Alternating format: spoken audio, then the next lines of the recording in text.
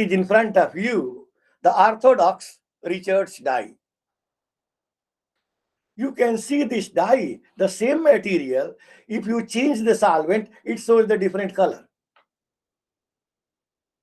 This material can be used like solvent vapor sensor. So, and why such things happen? In the different solvent, it shows different color because of multiple possible interaction. For example, it has a positive and negative deuterionic charge. It has pi conjugated backbone. So it has a ion dipole interaction, dipole interaction, ion solvent interaction, molecular aggregation. So these various phenomena, possibility of phenomena, the slight change in solvent polarity, they have a different interaction and you can see the different color. The discovery of this Richards dye opened the door and hope and possibility for designing a single probe for multiple material sensing or multiple target sensing. One example, I would like to tell you the research and development in my lab, which was an accidental discovery. One of my students, 4 years ago, she joined and 1 year ago she finished PhD. I asked her to synthesize this molecule shown on your screen. The idea was that the outside flanking the dye molecule, it will give the color in an IR region, and the central multi-glycol unit will be used for binding the ion. We wanted to make calcium or some cadmium ion sensor or lead ion sensor. Then student tried to make this material, and she made, as you can see, these three materials. But it doesn't show any sensitivity towards any metal. Now it is a time of information technology. Long back during my PhD, we used to take a TLC plate and just develop our compound during synthesis. But here, I asked her to send me the photograph. She sent me the TLC photograph and she separated the compound, what made in the medium is this blue color and this orange color, this half part, and blue color, these two parts. Then I asked her, okay, you separated this, what about this purple color? She said that, sir, I thought it is a byproduct. It is not my compound, so I thrown it. I asked her, now throw all other part, get this purple part. And when she separated the purple part, you can see using a different metal ion, it is showing a different color. That's why I call it as an accidental discovery. And when we find out the structure, in typical, I told the squarine dye, there is one squaric acid unit in the center. But when we found the structure and mass, it was the two squaric acid unit in the center. This structure has been never seen before. It was for the first time in the world that we discovered this new structure. And then she designed, modified the synthetic route and made this in a larger fraction, this purple color compound. And now this purple color compound, another beauty is, if you see in the different solvents she checked, it is showing the different color. So this was the beauty to design a new material which had been never seen before. And it shows the minute interaction of material with the solvent. As you can see there, it changes spectra from the visible region to an IR region when it is a different solvent. Such behavior, although previous Richard dye that patented I introduced you, it shows only in the visible region. But this new dye, it shows absorption in the NIR region from the visible region.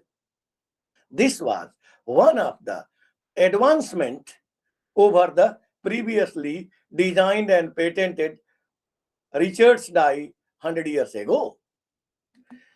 And this dye, you can see here, it has a very strong solvatochromism. You can see in methanol DMF almost transparent to colorless, in butanol cyan color, acetone green color, toluene ethyl acetate some purple and blue color. So this was strong. On the other hand, if you say the typical squarine dye, where squaric acid unit is single in between the two donor unit, it doesn't show any change in color. This suggests, and we named it as a double squarine dye or DSQ dye. We made 2 Japanese patents, 2 international patents on new material, which has never been shown before. And now, the very interesting is, if you see this material, when we took in this DMF and water solvent, the blank, most right is the blank compound of the blank, color of the blank compound. You can see the silver ion, copper ion. It is completely transparent in color. It means in the solvent, the compound interacts with the silver and copper ion. Although some color enhancement in aluminum and chromium ion was also there. With other ions, it doesn't show any effect. So it means it shows some selectivity towards a particular ion in a given solvent. And the most beautiful aspect is, see, when we change the solvent in DMF water as shown before, it shows with the silver and iron ion, sometimes copper ion, hyperchromaticity with the lead ion. But beautifully, in DMF and acetonitrile, it shows only with the copper ion, pink color. Means, by changing the solvent, using the same target, same probe, you can use for detection of different kind of metal ions. In this case, as you can see here, the spectra is also suggesting you using other metal ions, no change in spectra, while there is a blue shifted spectra with the copper ion. Interestingly, this color change was with the 50 micromolar. The dye concentration was 10 micromolar. The copper ion concentration was 50 micromolar. And in 50 micromolar copper ion, you can see clear change from blue to pink. If you see, this copper ion is third most abundant metal ion in human body, necessary for sustaining our biological function. And WHO says that up to 30 micromolar, if copper is there, that water we can drink. If the copper ion is more than 30 micromolar in a water, by WHO, we cannot drink that water. This very clearly shows that if water is non-drinkable, you use our material, which is blue in color, will change into pink in color. So this is very simple test. No need to go for laboratory, and by naked eye you can detect the danger of copper in a given environmental or water sample. Another you can see here that in DMF solution, it shows very nice NIR absorption at 720 nanometer. And when you use the lead ion, with increasing concentration, it keep on decreasing and developing absorption in the visible region. And when we calibrated with the different concentration with the peak absorption of this probe, you can see we can have a very sensitive detection of lead ion in a sample with the minimum detection limit of 4 femtomolar. Now coming towards the bioimage sensor. The idea of the bioimage sensor in my lab, because we are working on organic electronics also, to fuse the biosensing technology and detection technology. So using NIR photo detector and using NIR biosensor. So whatever the signal, fluorescence especially, is coming out from our sensor, in the bottom plane is our detector is there. So it is an integrated sensing and detection system. How this idea, we are designing system. Many of students who are listening, you might have, this is little bit Japanese things, so forget about that. I will explain this picture. So what we do, you might have heard about the FRET. FRET is fluorescence resonance energy transfer. What we do, we put a probe in the center, and the terminal of the center is an IR dye. As you know, for example, amino acid, proteins are made of amino acid. So in the center, we put some sequence of amino acid. And we select this central amino acid in such a manner that when any particular enzyme comes, and if it is compatible or matching with the sequence, it cleaves. In the normal condition, these two dye molecules, they are within the Forster radius. So means absorption, emission of one dye is absorbed by the another dye and compound is non-fluorescent. But when a particular target is coming, it cleaves. And these two dye molecules become out of farther than Forster radius and fluorescence appear, which you can do the imaging or sensing based on the fluorescence changes. So that's the idea of FRET. So the basic, to make a FRET system in biosensing, what you do, the condition is that the absorption of one dye should overlap with the emission of other dye. Otherwise, fluorescence will not quench. And second, their distance should be within Forster radius, that is less than 10 nanometer. Then only energy of one dye is transferred to another dye. So this is the minimum criteria for making a FRET. So for the FRET, you need two things. One, as a fluorescent moiety. Another is a quencher moiety.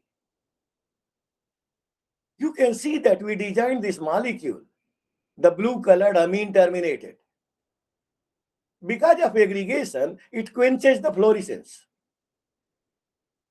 Then we changed little bit structure. In the both side of this amine group, we bind with the fluorescein molecule. We call FITC. FITC flanked dye. You can see this shows the fluorescence, enhancement 100 times. So it means the free amine we can use as a quencher, and the FITC tagged dye we can consider as a fluorescence moiety, and we can design it as a probe. Now coming to some example to make a biosensor. One example, as I can say that there are different enzymes in our body, like a trypsin, alkaline phosphatase, acid phosphatase, chymotrypsin, elastase. These enzymes are responsible for controlling the function of our body.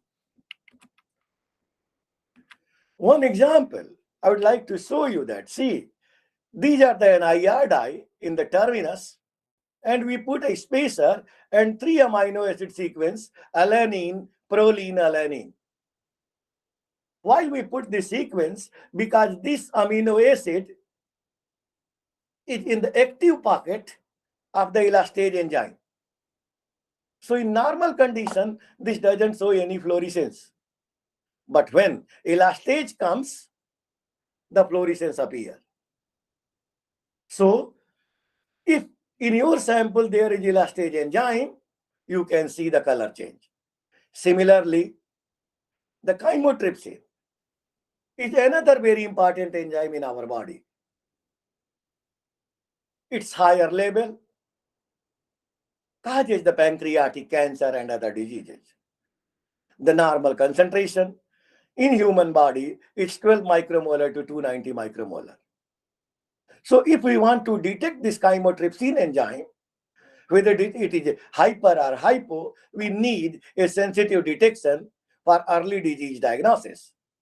For that, what we did, you can see the structure. We use our one NIR code SQ122, and we flanked with this spacer and amino acid sequence alanine, phenylalanine, alanine, and beta alanine as a spacer.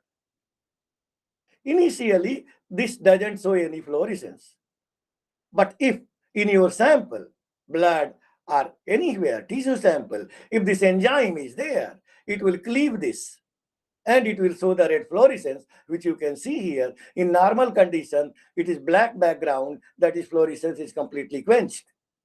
But when enzyme comes, you can see the red fluorescence.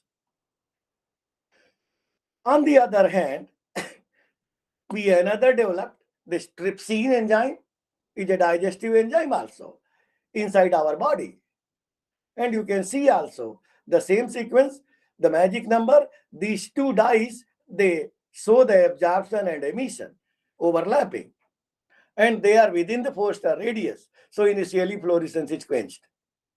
When this trypsin enzyme comes, for trypsin enzyme identification, we added, you can say GLN, arch, glue, glutamine, arginine, and glutamic acid.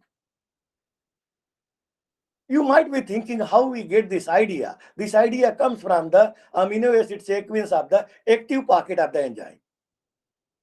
And from that, we designed this kind of new probe. And this probe was very specific to, you can say, the trypsin enzyme. With the other enzyme, you can see there was no change in fluorescence.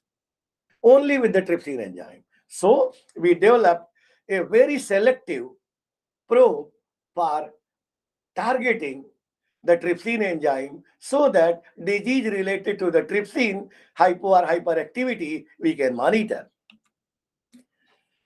Now coming to another thing, if you see that in coming 30-40 years, there is a lot of changes in the human lifestyle. And accordingly, the diseases, especially the chronic diseases, they are increasing year by year. As you can see, in 2010, 75%, 2020, 60 million, or 79%, 2030 expected to be 84%. So chronic diseases are increasing day by day. And when we say the chronic inflammation, in that case, what you can see there are many, like a chronic inflammation, immune-related, asthma, rheumatoid arthritis, Alzheimer, high blood pressure, cardiovascular disease, brain cancer, many diseases are there, inflammatory diseases. For inflammatory diseases, as you know, if we have going to get some infection, in our blood, neutrophils are there. This neutrophil comes to fight. And in this neutrophil, it is found neutrophil elastase enzyme. So if you can target the neutrophil elastase enzyme, you can target the inflammation. And when this neutrophil elastase enzyme comes out to fight with the diseases, in the tissues, it makes neutrophil extracellular trap, we call NET. This NET is a mixture of many, like DNA, histones, proteins, neutrophil elastase enzyme, cathepsin G, myeloperoxidase. This kind of materials are there in NETs, where neutrophil is one of the dominant factor, neutrophil elastase enzyme. Recently, in the COVID patient, the NETs has been detected, and that were responsible for the lung damage. So, it is very important to make a probe for neutrophil elastase enzyme and neutrophil extracellular trap to identify inflammatory diseases and, if possible, image them in the cells and tissues, which is highly demanded in the current time. For this purpose, one commercial probe is available. The name is IB-Sense Neutrophil Elastase 680 Fast. This is a commercial probe developed by Perkin-Elmer Company. I checked on their website. They don't give any information, no structural detail. Only they say it is 43,000 molecular weight compound. And you can see here example, in a rat, the left and right leg, the right leg is red fluorescence because it has an inflammation. You can see on the red left leg was normal. So they said that this compound is very effective to target the inflammation by targeting neutrophil elastase. But you can see this is very costly. One vial comes in 10 doses, charging 2,000 United States dollar. So one test needs to be $2,000. And another, this is good for in vitro and in vivo analysis, but not suitable for tissues and blood. Second option is available is antigen antibody conjugate, that is anti-neutrophil elastase antibody. In this case, this is also, you can see the cost of 89,000 per 100 microliter.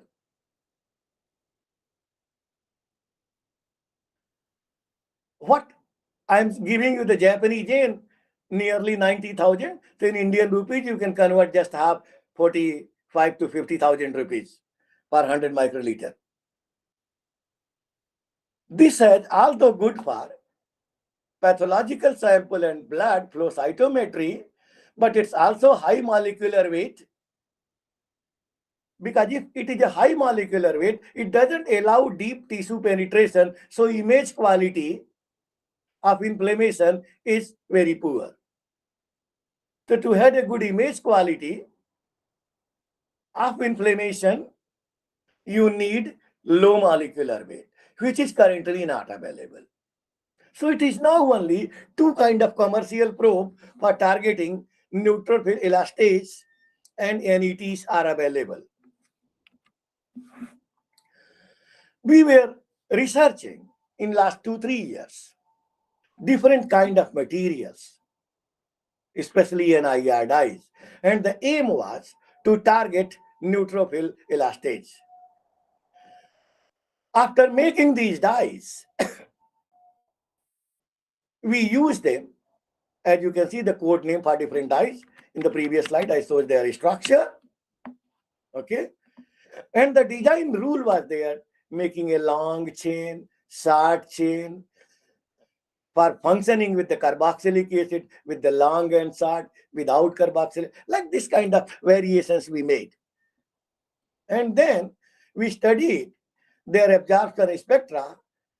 I will not go to much detail. If somebody is interested, they can read our paper. For their biocompatibility, we used very standard and stable protein, BSA, bovine serum albumin. Initially, our dye, because of aggregation, is in the fluorescence half state.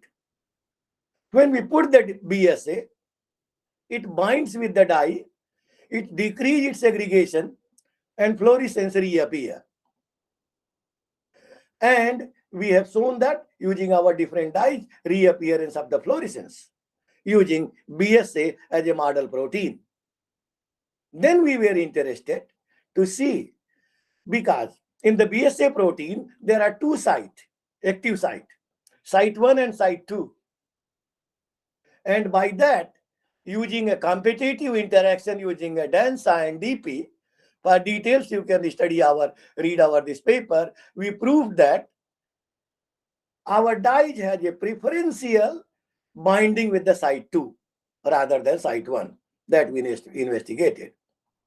Another, using different kind of, you can see the buffer and cells with the neutrophil elastage. The cells, we use the compatibility of our dye. And as you can see, the code 212 and 215. Just keep the structure in mind. This has a long, 212 has a long alkyl chain. 215 has a short alkyl chain. And if you see the fluorescence in different biological media or buffer media, the 215, you can see the unit, 15,000 and 1500, 10 times higher fluorescence was there. Then another very beautiful example, which I want to cite and give you people the example. Just see the slight change in structure. The long alkyl chain, you can see the background green color, because this cannot enter into the cell. It is outside the cell. So outside, you can see the fluorescence and background. Inside is black. On the other hand, if you see the 2015 with a smaller chain length, you can see the background is black, but inside the cell is the green fluorescence. This suggests that by molecular design, we can make them, whether we want them to go inside the cell or we want them to sit outside the cell. So that we demonstrated. And then we used rat sample and we introduced our material 212 and 215. You can see they are localized, and wherever they are going inside the rat body, you can see the red fluorescence. Another important is that we monitored for 30 days that whether my compound is toxic or not. Fortunately, it was non-toxic. And after 2 weeks, it was completely removed from the rat or mouse body by a urine. Now coming to make the probe for elastase enzyme neutrophil elastase using these dyes. The basic idea is to put a spacer, terminal dye, and inside these three circle you can see, this is neutrophil elastase sensing probe. And as you can see here, their absorption and emission is matching. Beta aligned list, we have a spacer, and alanine, proline, alanine, we put in the center. So this is our probe.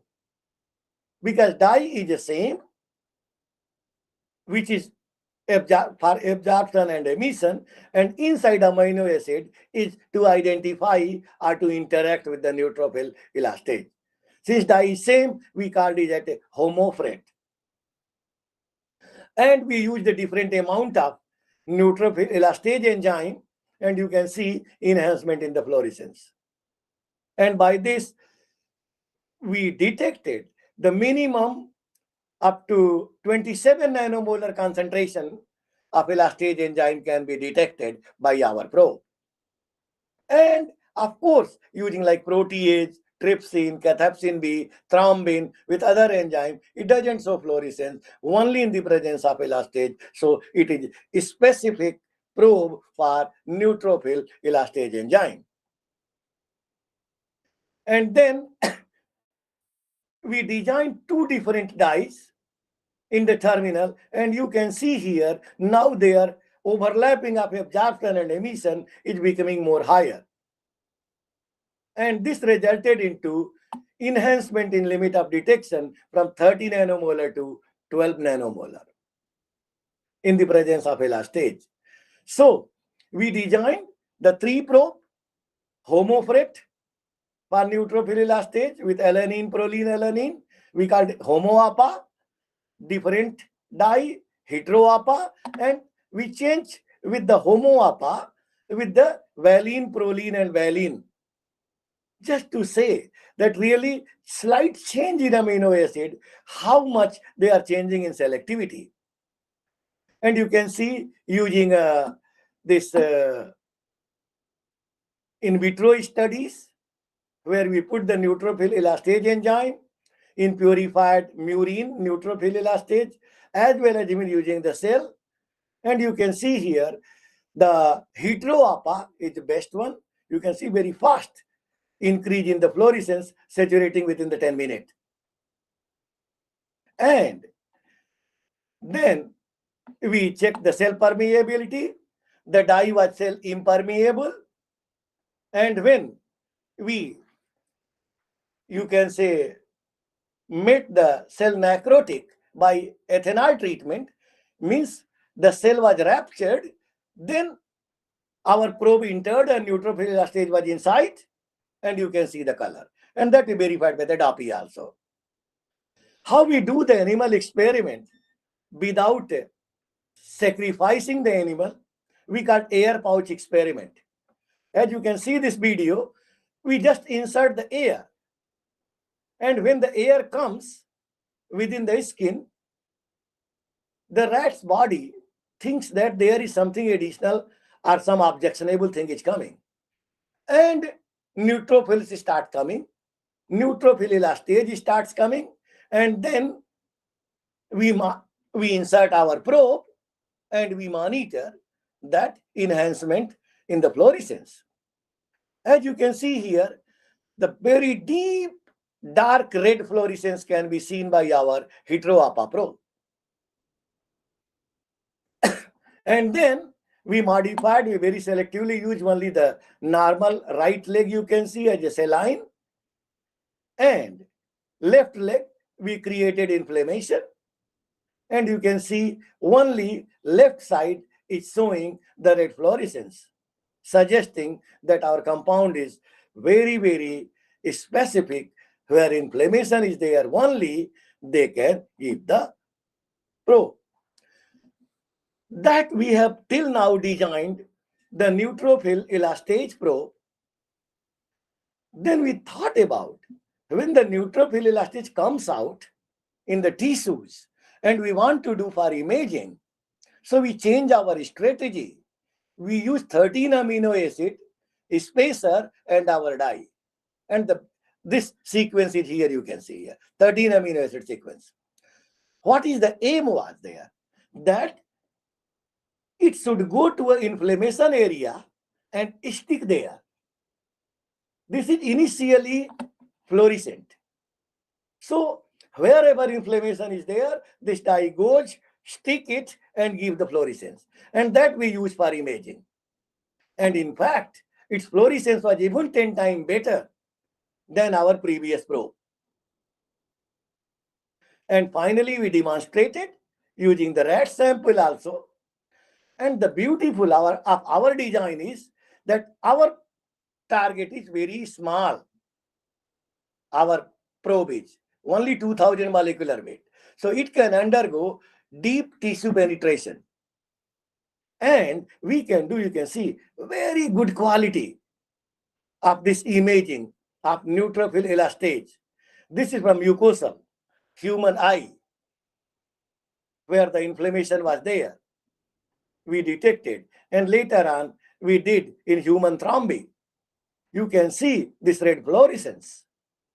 where it is detected. And the beauty is that till now the commercial dye, they have the image quality is 100 micron per pixel. Our is 1000 times more better contrast, 100 nanometer per pixel. And this is world's one of the best imaging material for inflammation. Then this is just a comparison. If you want to Perkin-Elmer technology, for one test, you need $2,000. 2,000 Japanese yen I can call. And this antibody product by American company, it costs 99,000 per 100 microliter this is. So one time it takes 1,000 Japanese yen. On the other hand, our compound is very stable because we don't use long molecular weight amino acid sequence, so that to denature under temperate condition. So our case is stable, as well as for 10,000 Japanese yen, 1,000 test. So nearly 10 yen per test, you can say, nearly Indian rupees, 5 rupees, you can do the one test for inflammation. In conclusion, we have successfully designed a new squarine dyes for sensing, biosensing, and bioimaging. We can control the cell permeability. We designed the FRET probe, and we designed the probe for very, very specialized and selective biosensing, as well as very high quality imaging. I would like to thank my collaborator of Romania who are doing this biological experiment, because in our institute, it is purely engineering institute. It is biological work because a biohazard is not allowed. So we develop the material, we do the in vitro test, and for in vivo and rat analysis, we send it to Romania. And would like to thank the past and present member of my laboratory and you people for your kind attention. Thank you very much. If any question or comment, I will be happy to take it. Thank you very much to Dr. Shyam S. Pandey for a very wonderful and informative presentation. क्या आप लोग में से कोई question पूछना चाहेंगे sir से? Any question? Any questions? Okay, sir. I'm having a couple of questions. Sure, sure. Can you please let us know how do you design an organic molecule as a sensors? Like you showed some structures of some organic compounds. So how do you design them and choose them for a particular analyte? Okay. You mean two questions. Whether you are talking about chemical sensor or a biosensor? Sir, chemical sensors. Sir. Chemical sensor. Now, let me go back to the chemical sensing. For designing, it will be too far. Let me go. In chemical section, sensing section, coming.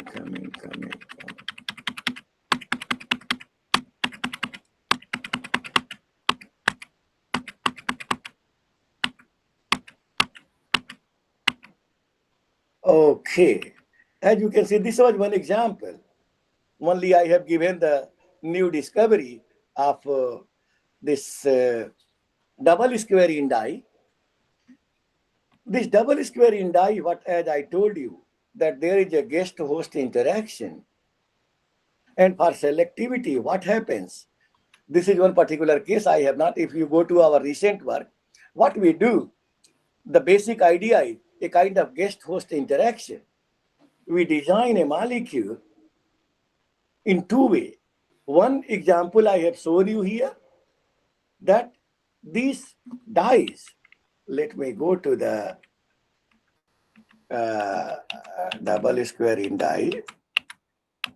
If you see, they have, if you see their three-dimensional structure, they have the bent part here, and this side is interaction for the, specifically what I told you, the copper ion or lead ion. This bending, depending on these changes, depending on the solvent. So, this conformation, and that we proved by, this is theoretical theoretically calculated image. So this size controls their specific interaction. This is one way in this case. Another case, what we do, which I have not shown here for designing a new molecule, this dye frame we use for only absorption and emission, and we add additional unit in one or both sides, which has particular interaction with the metal ion. And if you just see our website and go to the recent work, we designed a very specific, you can say, to make a kind of guest host interaction. For example, for copper ion, we use shift bases. So introduce shift base. Or another case, we use glycolic unit for calcium ion. So depending on the nature, the dye's main role is typically giving absorption and emission in given region.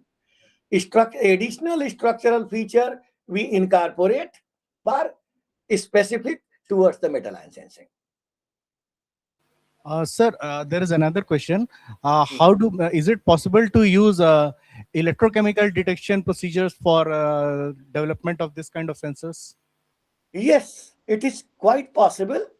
But the thing is that electrochemical procedure you need then a bulky machine always. In fact, one of two students in my group, they are working on electrochemical sensors.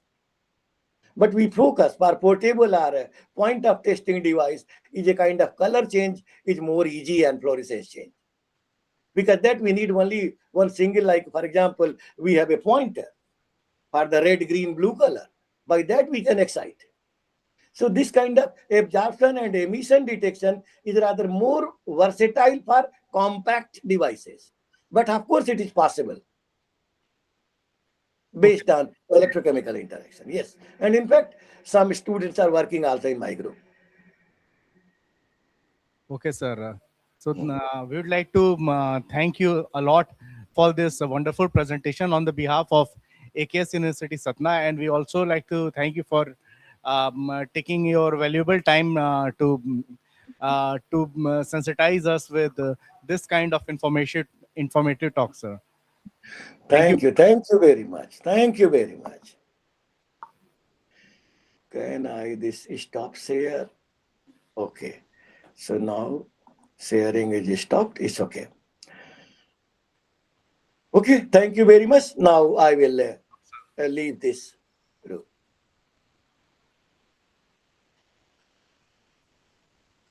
Our next speaker is Dr. Moses Monday Solomon.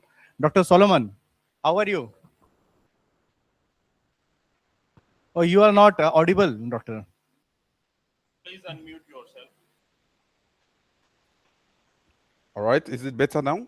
Yes. Yeah. We can hear you, doctor. How are you? I'm very good. And you? Good to see you. Yeah. Good to see you too. So after such a long time, doctor. Yeah. So my colleague, Dr. Rishi, will be introducing you briefly. Then you can please begin your talk. Good morning, Dr. Solomon. It's great to have you here. Okay, so Dr. Solomon is a seasoned material and corrosion scientist with internationally recognized teaching and research skills. His research is focused on organic synthesis, characterization, modifications, and extensive research on investigating material corrosion and corrosion inhibitor mechanisms on conventional polycrystalline as well as nanocrystalline surfaces. He has published more than 88 journal articles, 10 book chapters, and 10 conference papers. He has 4 patents in US and Turkey. To his credit, his research interests include electrochemical investigation of corrosion phenomena in different aqueous corrosive environments, development of environmentally friendly corrosion inhibitors for desalination, oil, gas, and construction industries. He has also worked on interface characterization, including absorption and bioabsorption studies, polymer synthesis, characterization, and additives in polymers, organic coatings, and development of scale corrosion inhibitors for carbonate reservoirs, steam flood wells. So this was just a brief introduction for you, doctor.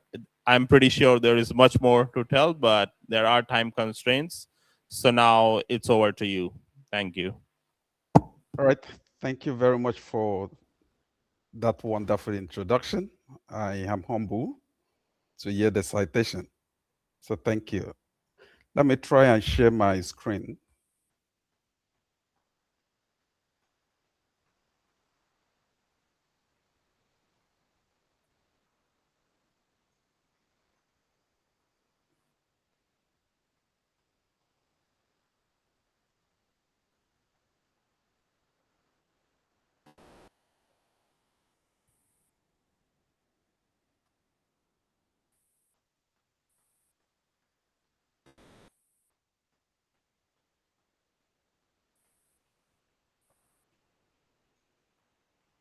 Doctor, I think on the in the center there at the bottom there will be a button to share screen just next to the icon of your camera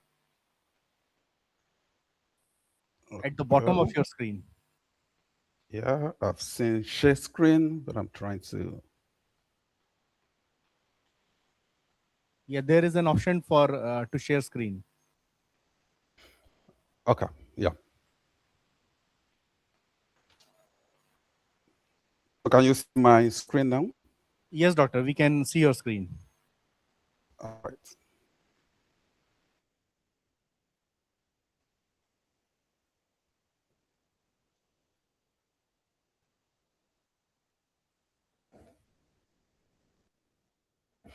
All right, I think it's better now.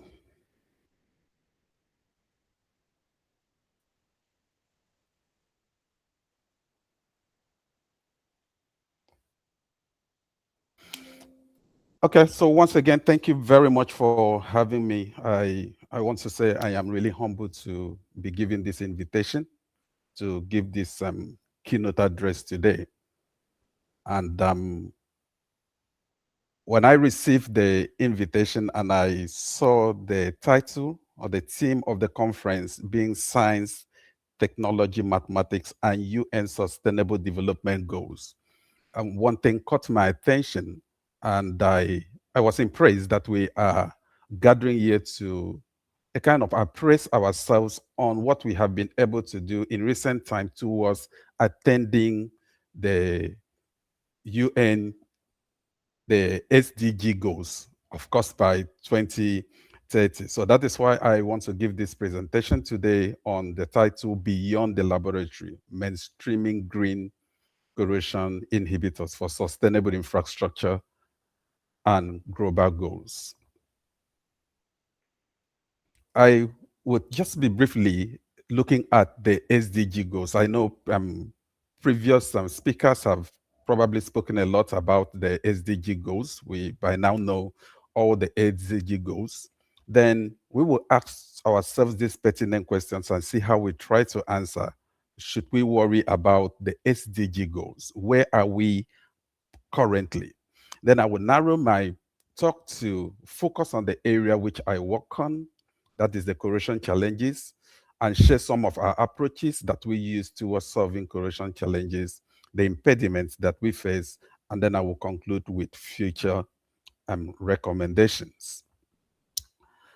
Before I just delve into my presentation, I want to share what we are doing in our research group, the Advanced Energy, Environmental Materials and Technology Research Group, in case any of you would want to collaborate with us.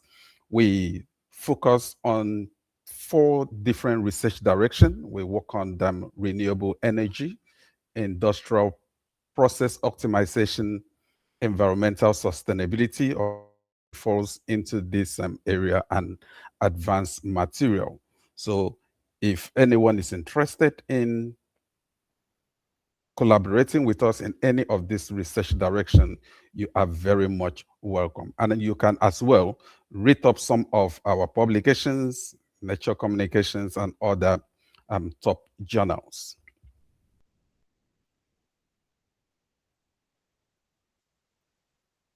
Okay, so let's now briefly look at the SDG goals, of course, to be accomplished by the year 2030. So when we say we want to accomplish the SDG goals by 2030, it means we are saying by 2030, there will be no more poverty, as SDG goals once talks about no poverty. And we are saying that by 2030, we are looking forward to reducing hunger, global hunger to zero. We should be expecting good health and well-being by 2030, quality education, gender equality, and up to the SDG goal 16 that talks about peace, justice, and strong institution. Unfortunately, as I speak, some bombs are dropping in countries like Iran, um, Israel, Ukraine, Russia, and I wonder if we are still on the right path towards achieving all these SDG goals by 2030. It will be interesting for us to also look at the timelines for these SDG goals, recalling that it was in 2015 that the adoption of the 2030 agenda and the SDG goals by all member states came up. And by 2016, the SDG goals took effect. We gave ourselves a timeline of 15 years to achieve all the 17 SDG goals. And interestingly, we are in 2026 now, 4 years down the line.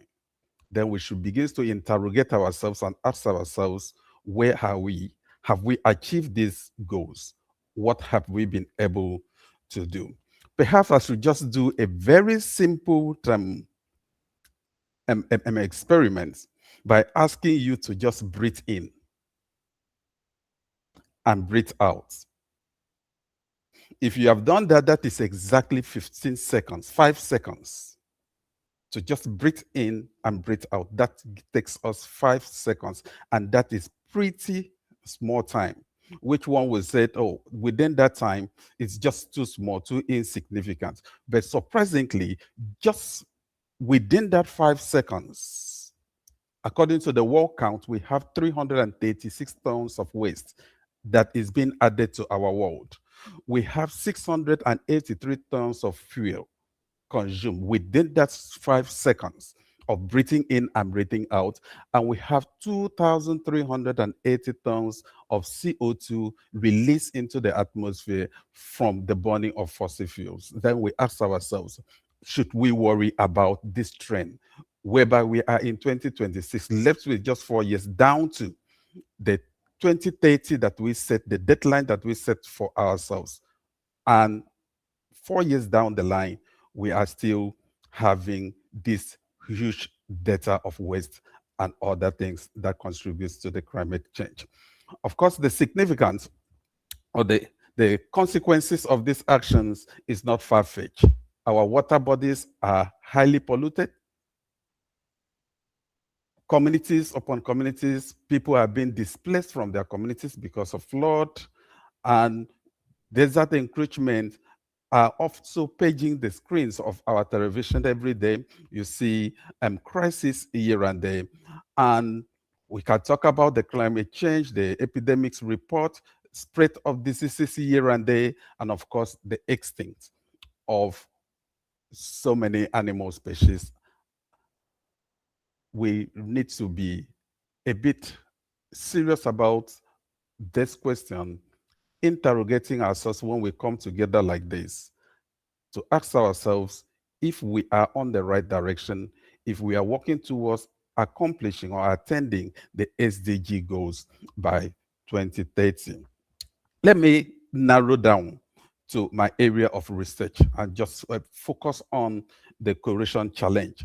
And for us, those of us that are working in this area, we were actually looking at attending by 2030 three critical SDG goals, the SDG goals 9, 12, and 17, particularly SDG goals 12 that talks about the use of sustainable and green chemicals.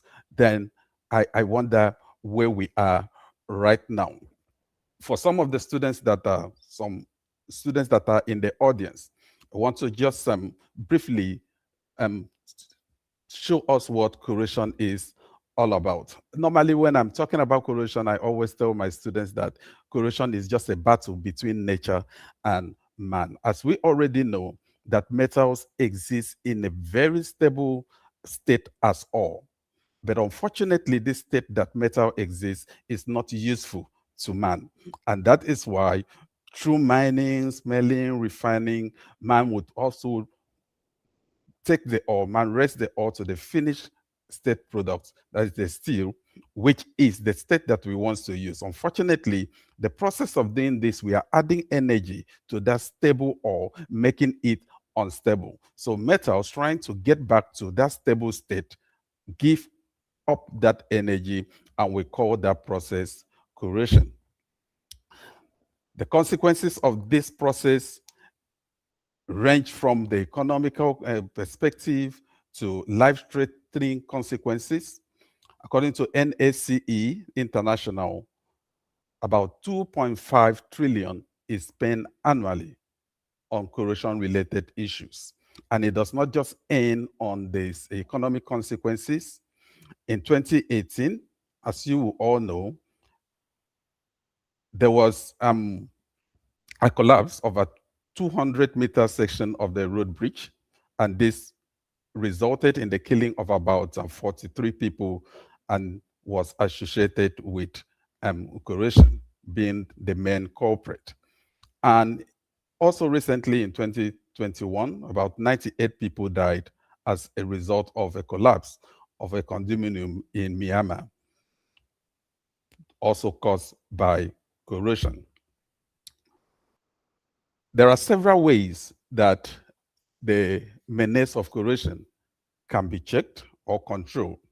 And this range from the use of coatings, material design, potential change, plating, and the modification of the environment where metals are being used. And this is where our work focuses most, the use of corrosion inhibitors to modify the environment that metals are being deployed for application.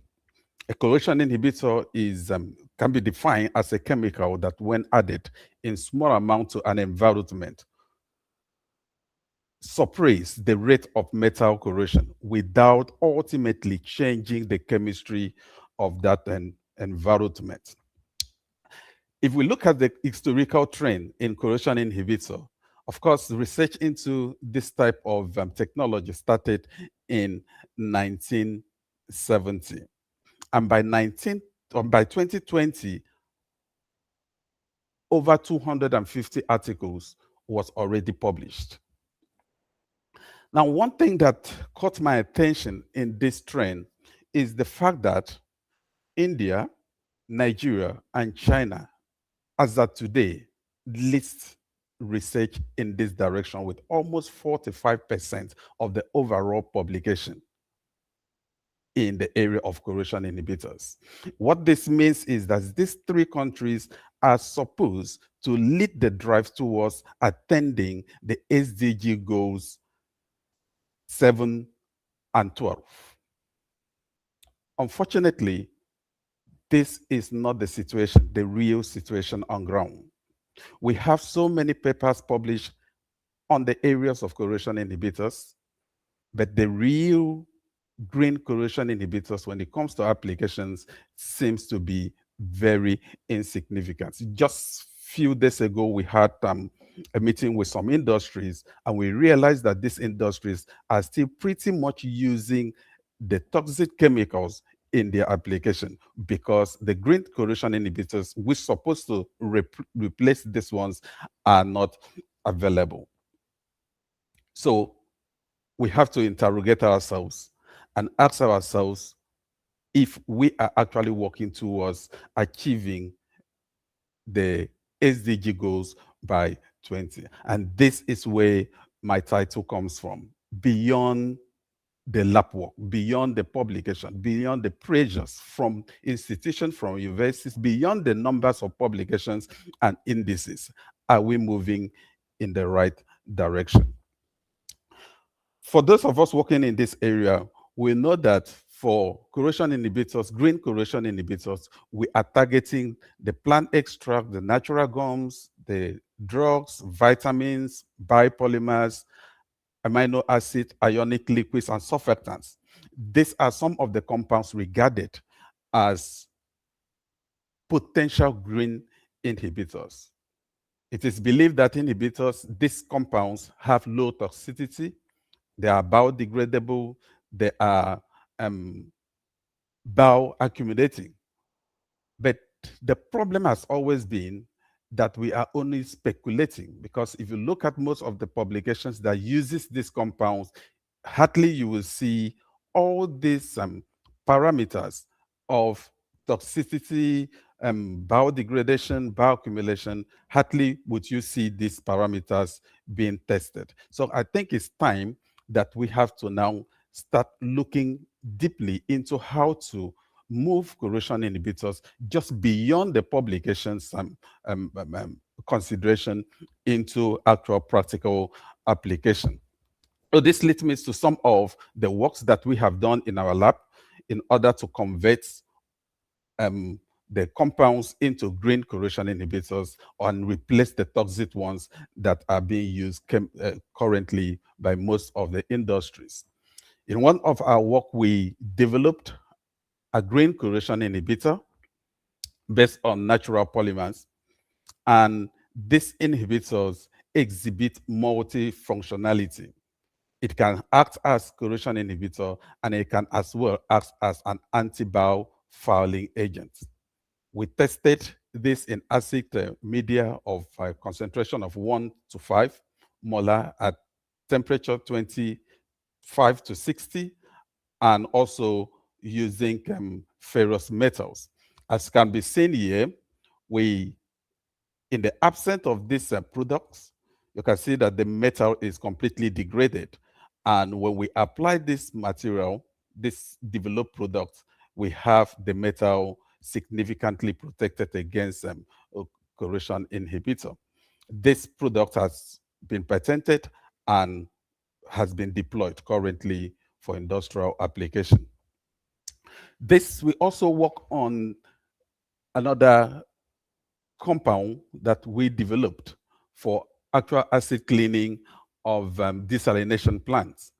And as we know, in desalination plants, there are different components using different metallurgies. So our objective was to develop a corrosion inhibitor that can protect different metallurgies instead of the conventional method of developing corrosion inhibitor for a singular metal. So we're able to develop inhibitors that can be used to protect stainless steel, nickel resist, carbon steel, doing acid cleaning.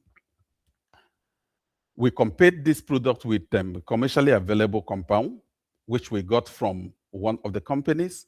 And as can be seen in this result, we say that the developed compound compare considerably with the commercial inhibitor.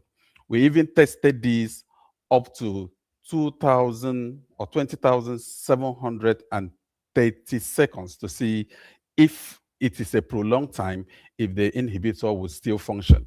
And as can be seen, we obtain a corrosion rate of 0.5 after a very long duration of testing.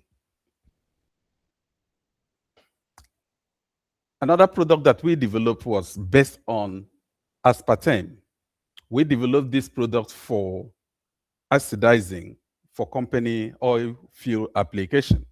We use a simple molecule of aspartame, and we developed this to work at a very high temperature. I should mention that for oil field application, especially for acidizing, the problem currently has been how to develop corrosion inhibitor that can withstand very high temperature. Because of the depleted nature of wells now, the current corrosion inhibitors are failing. So we need inhibitors that can work at temperature as high as 200 to 300 degrees Celsius. Unfortunately, the products that are currently being used cannot withstand such high temperature. So we developed this product and also compare with the commercially available products. And as can be seen in this, we're able to achieve a significant breakthrough, recording up to 98% inhibition efficiency at 6 hours. And we also tested in 28% acid concentration, as well as a 15% acid concentration, which is being used for the acidizing operations. So if you look at here, you see in the absence of the inhibitor, this metal is highly corroded with several pittings that can be visibly seen. But when we added just 2 to 3 volume of this, of the developed inhibitor, the metal, as can be seen, was highly protected. And the beauty of this inhibitor is also the fact that it's developed from a very simple molecule, and it is green, biodegradable, and non-accumulating. So we also subjected this inhibitor to testing at 150 degrees Celsius in 15% HCl. And we also compared with the commercial inhibitor, and we obtained a very good performance of the inhibitor as compared to the commercial inhibitor. Now, the challenge now has been how to upscale this such that they can perform also in a very high temperature of 300 degrees Celsius. As I mentioned, the current challenge requires inhibitors that can work at very high temperature, like 300 degrees and above. So we recently acquired a specialized autoclave from LBBC to see how to subject this corrosion inhibitor to high temperature variation of up to 300 degrees Celsius.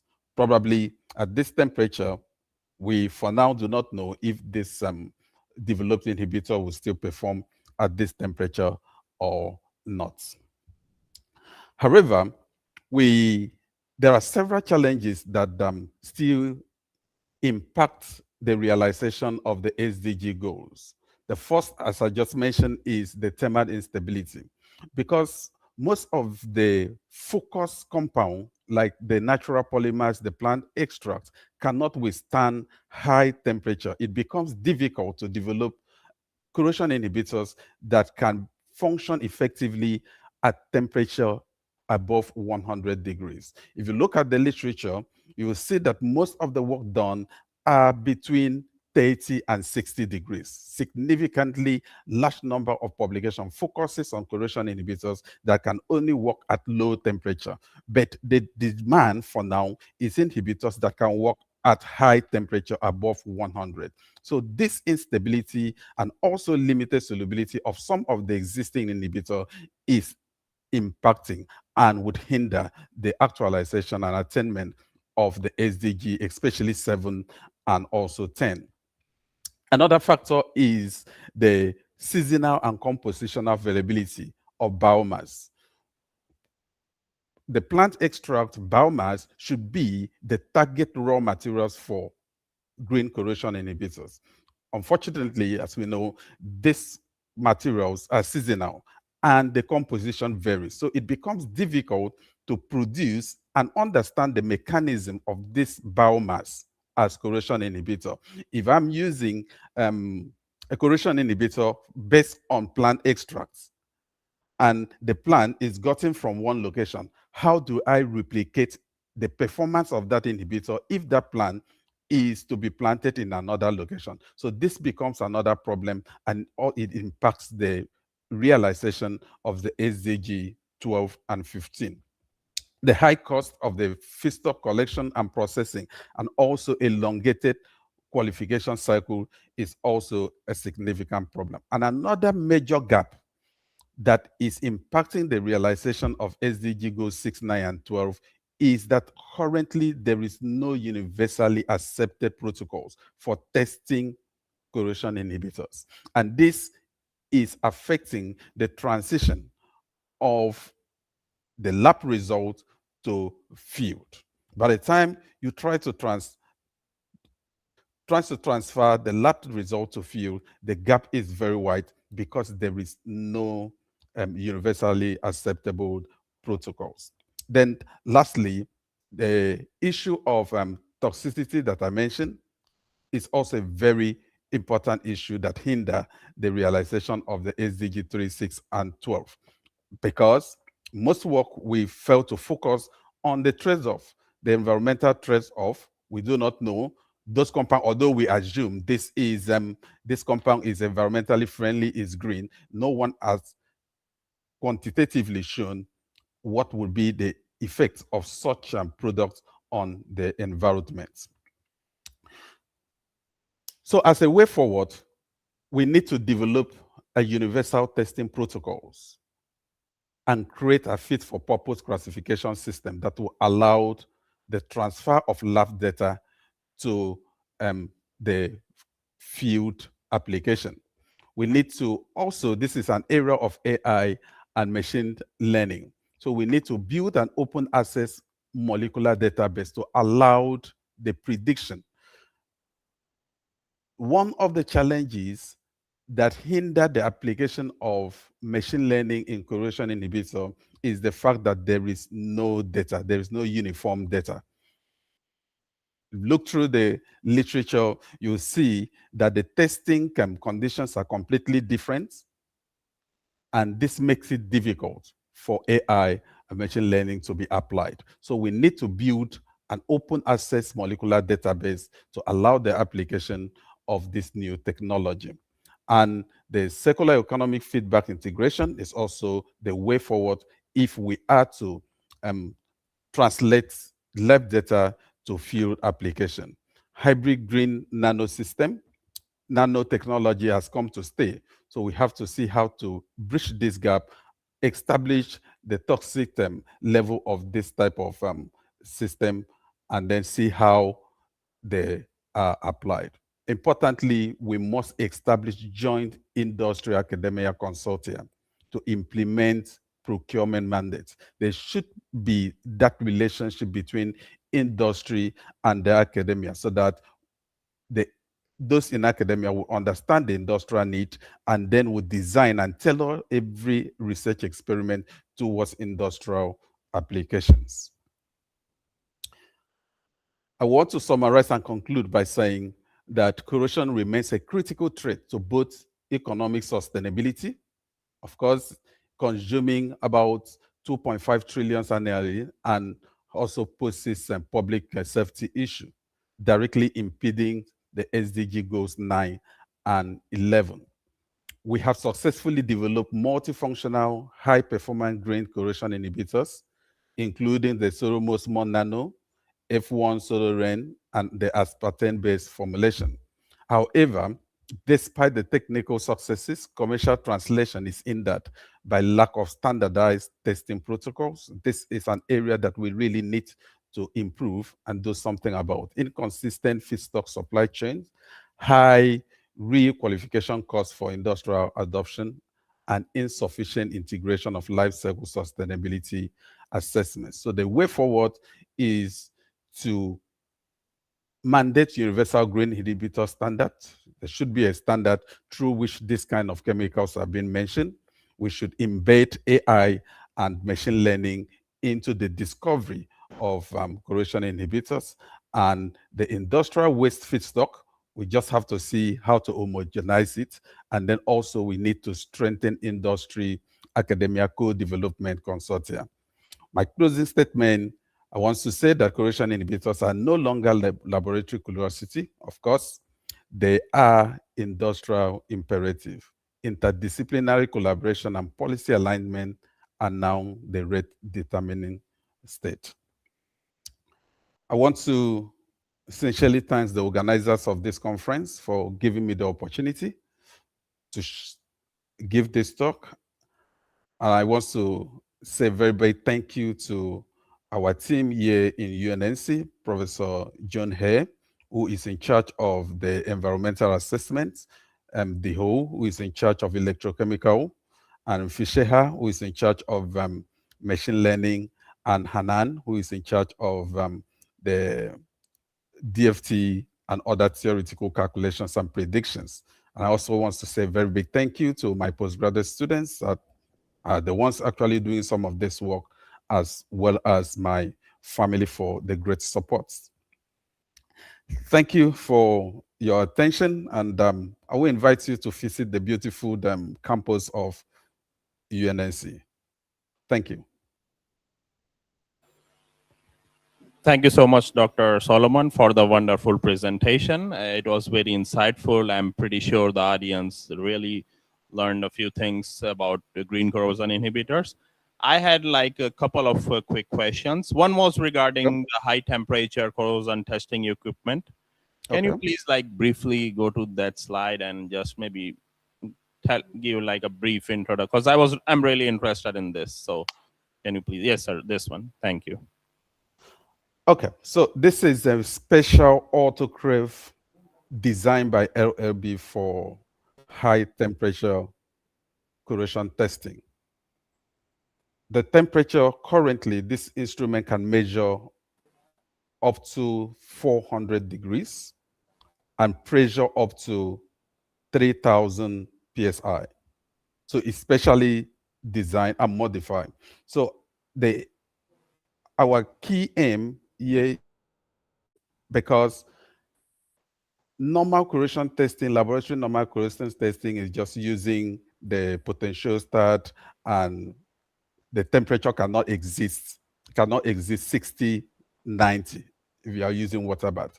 So how do we simulate field condition like oil wells that the temperature is up to 200, up to 300? We need a special autoclave just like this. So we just acquired this one from the LLC. The procedure and the operation remains the same as what is done in the potentiostat. It has the reference electrode, the counter electrode, and the working electrode will be the material. So everything is being incorporated into this simple machine. Thank you, Dr. Solomon. That is pretty intriguing, and yeah, that is really like interesting. I had like one quick question. Like, what about the cost effectiveness and also like the durability of the, because these two are the most important things in the industry. Yeah. Cost effectiveness and the durability of the kind of. Let me start with the durability. The durability, because it's we discuss with the company our needs. So special metals is used for the fabrication of these instruments. And because they are using special corrosion resistance, because since it's going to be applied or used at a very high temperature, we expect very high corrosion and deterioration. So this makes the cost of this equipment a bit very expensive. Yeah. But I think it will meet our requirements, and it will meet the application requirements.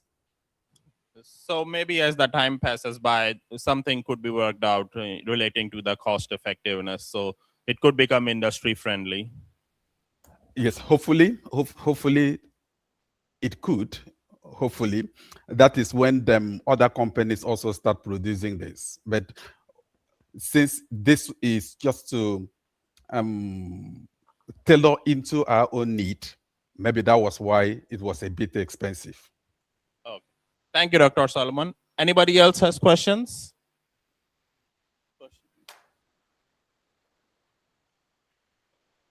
Okay. So I don't think the audience has any questions. So I really thank you so much. And we hope to be in contact with you, and maybe we can participate in the future conferences. Thank you so much, Dr. Solomon. Thank you very much for having me, and I look forward to collaborating with your groups. Yes, sir. Thank you.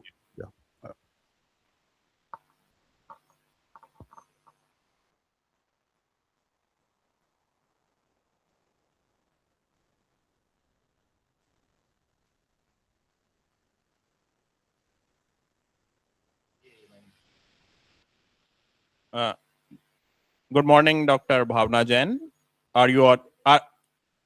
Can you hear me? Yes. Yes. So good morning, and I welcome to the CONIAPS 32 conference. Thank you. Yes. So you can. My colleague, Dr. Dheeraj Singh Chauhan, is going to introduce you to the audience. Dr. Bhavna Jain is the director of Siddhachalam Laboratory, Siddhachalam Envirotech LLP in Center of Chhattisgarh at Raipur. She has developed an exclusive place for students with scientific background that are interested in advancing the science and technology. They have a sophisticated laboratory which is well equipped with the most advanced instruments that allow us to offer our customers or researchers with the most accurate quality services and analysis as per international standards. Her firm is a competent chemical analytical laboratory with best facilities such as nanomaterials research and development with best water testing lab in Chhattisgarh.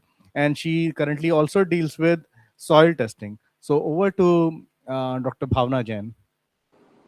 Thank you so much, sir. Shall I start? Yes, ma'am. Please share the screen.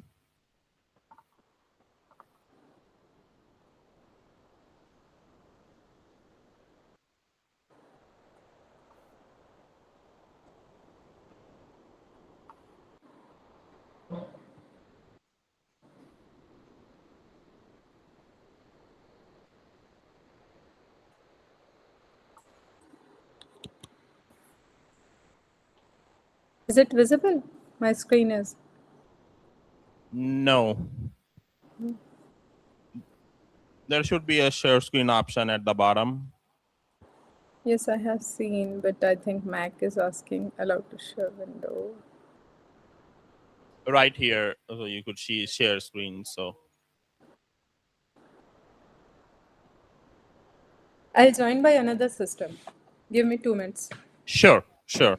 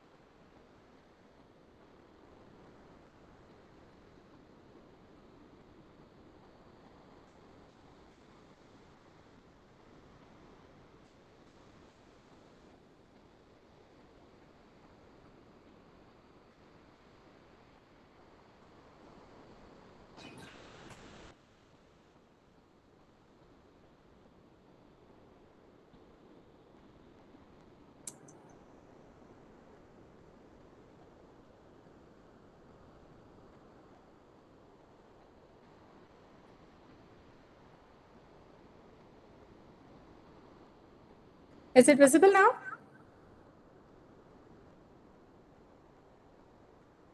Is it visible now? Yes, I can see the screen. Okay, so shall I start?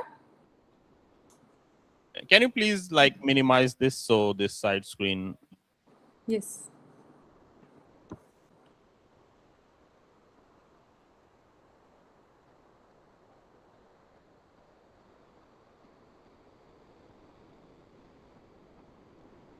Now is it okay?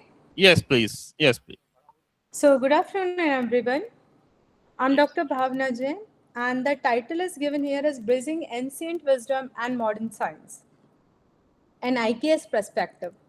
So from the title, it is very clear that I just want to connect our ancient wisdom with present modern science. Definitely, we are rich now and previously. So we're just trying to connect through the IKS. So firstly, I want to explain what is Indian knowledge system, why we need Indian knowledge system, and how it will help our nation to grow. So for this, firstly, I'll explain Indian knowledge system. Indian knowledge system basically made up of 3 words. The first one is a Indian, second is a knowledge, and the third is a system. Indian means Akhand Bharat. It includes Nepal, Pakistan, Bangladesh, because before 1947, these all are the part of India, and somehow our Indian knowledge system is also related to that part.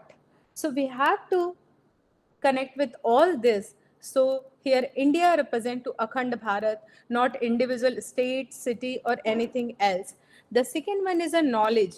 The knowledge which originate in India. It doesn't mean whether you belongs to India or not. For example, Mother Teresa.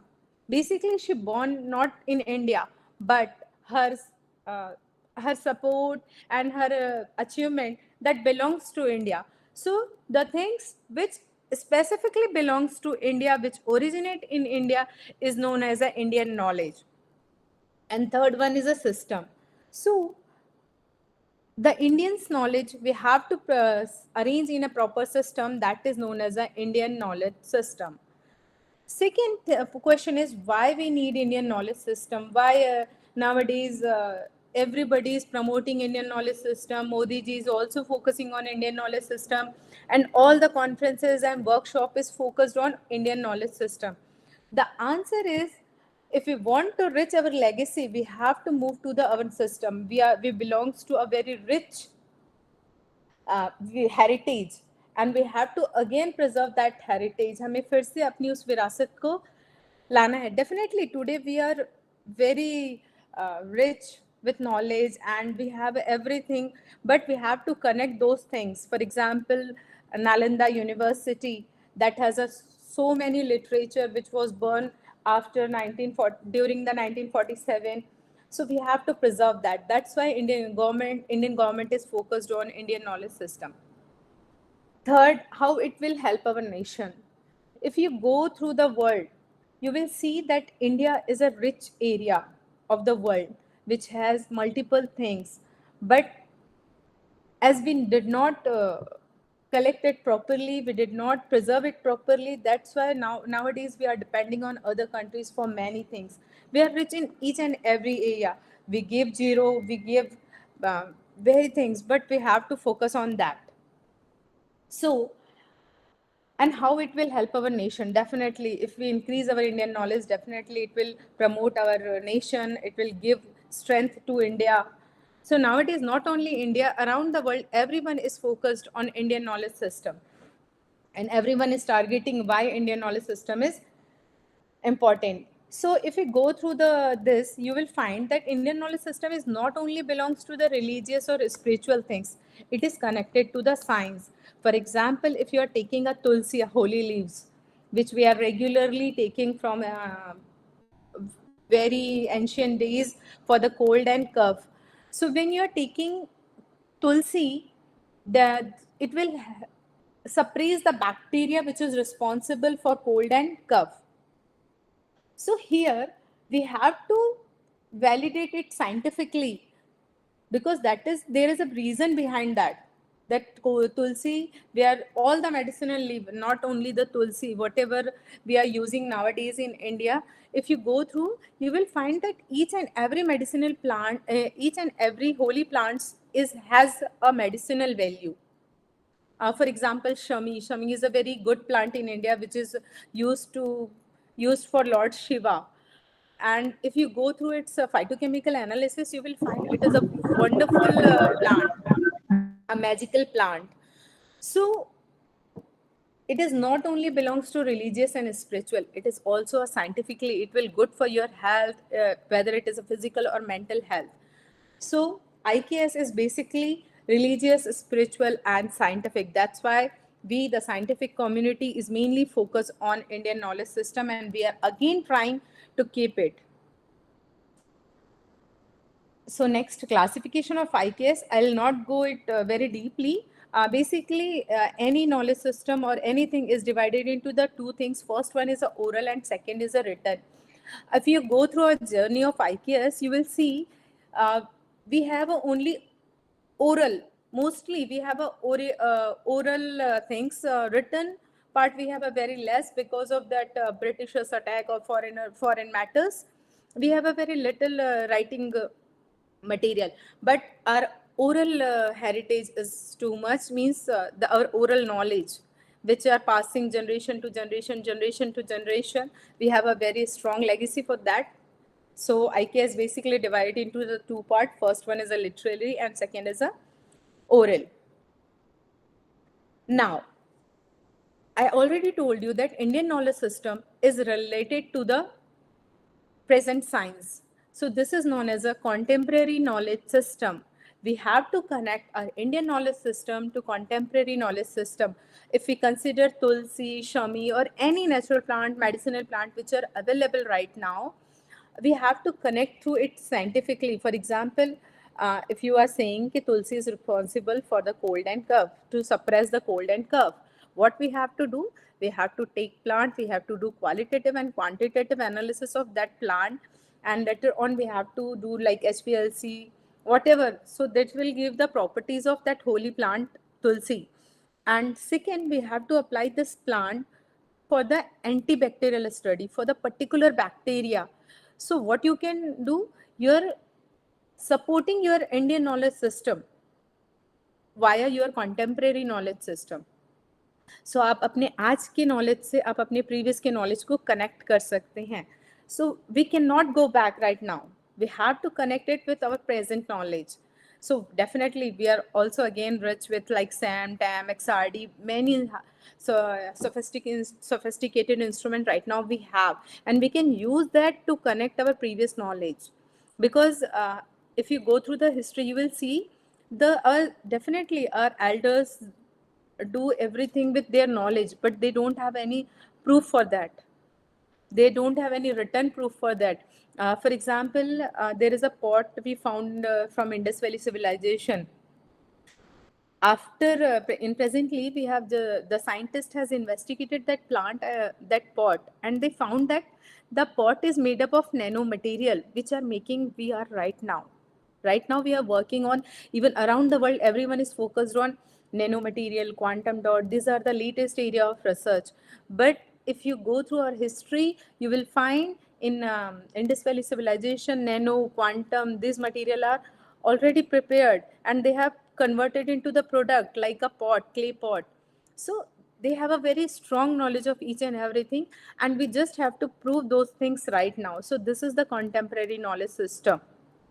We have to connect IKS to the CKS. So if you go for psychology from Sankhya Darshan or management principle from Bhagavad Gita, which is our holy book, Bhagavad Gita, with modern field like artificial intelligence, accounting, marketing, these all things are connected. So we are very rich. I already told you that IKS have to relate with CKS. Means we have to, Indian knowledge system, we have to approach with modern science. For firstly, Ayurveda. So all the herbal drugs, all the herbal plant, we have to scientifically prove that. Yoga, that is used for mental health treatment. Our Rishi Muni, they are using Om chanting and other things. Definitely that we are doing right now, that's those things, and we are giving name that yoga, meditation, like this word. And in modern time, we are every day doing this. And if we go through the history, the Rishi Muni, they are also doing the same thing. So we just have to connect to both of these things. Third is a Vedic maths. Right now there is a abacus, Vedic maths. The students are doing this type of calculation using their fingertips. And these things are already present in our history. So like this, the last one is a Panini grammar. The Panini grammar is a Sanskrit grammar book. If you go through this book, you will see there is a very wonderful grammar, and each and every grammar is so systematically. And right now, the people are using AI code, and that is quite related to that book. So I just want to say that we have a very rich legacy, and we just have to connect with our present knowledge. So we will again a very superpower. We will be again a superpower among the world. This is the example which I have given just now, that during the Indus Valley civilization, there is a pot, black pot, some part of pot that is found in 6th century BC pottery from Tamil Nadu. Okay? And after, when scientists analyzed it, and they found that this black particle is a carbon nanoparticle, carbon nanotube. Okay, so because of this carbon nanotube, this pottery can store food grains for a year. So it is antibacterial, it removes the moisture.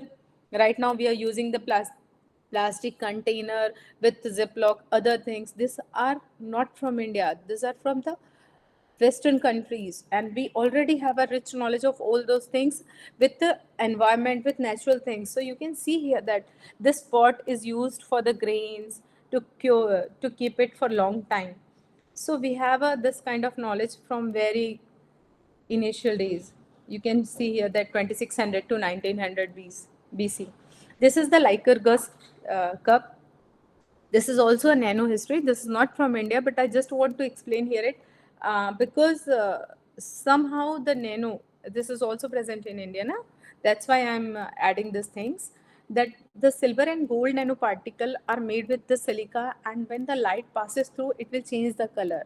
The time is the 4th century AD. Can you believe it? Right now we are working on like making copper oxide nanoparticle, silver oxide nanoparticle, making composite or other things, trying to use in different application for corrosion protection, just like sir is saying in previous slide, or for the wastewater treatment, this kind of things. But if you go through the history, these things are already done. We are working again with those things. So this thing is 4th century. There is a nano material. When the light passes through it, the color will change. And the next one is a Maya blue color. This color is also nano color. This is a synthetic dye. And here you can see that this dye is a uh, uh, this dye is a very capable or resistance. It has a great resistance for the moisture, dust, air, like these things.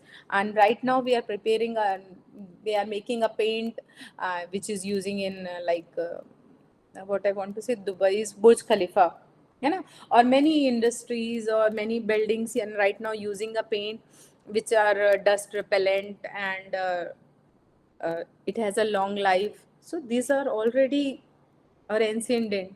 And this third one is a Damascus steel sword.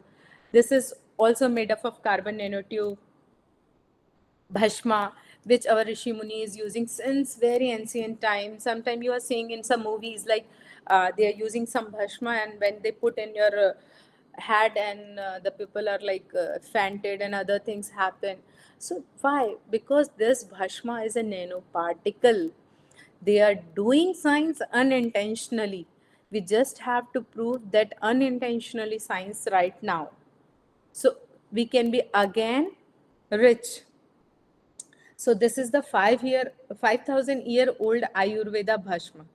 Here you can see, and after analysis, we have found that these are all nanomaterial. These are in nano size. Similarly, there are some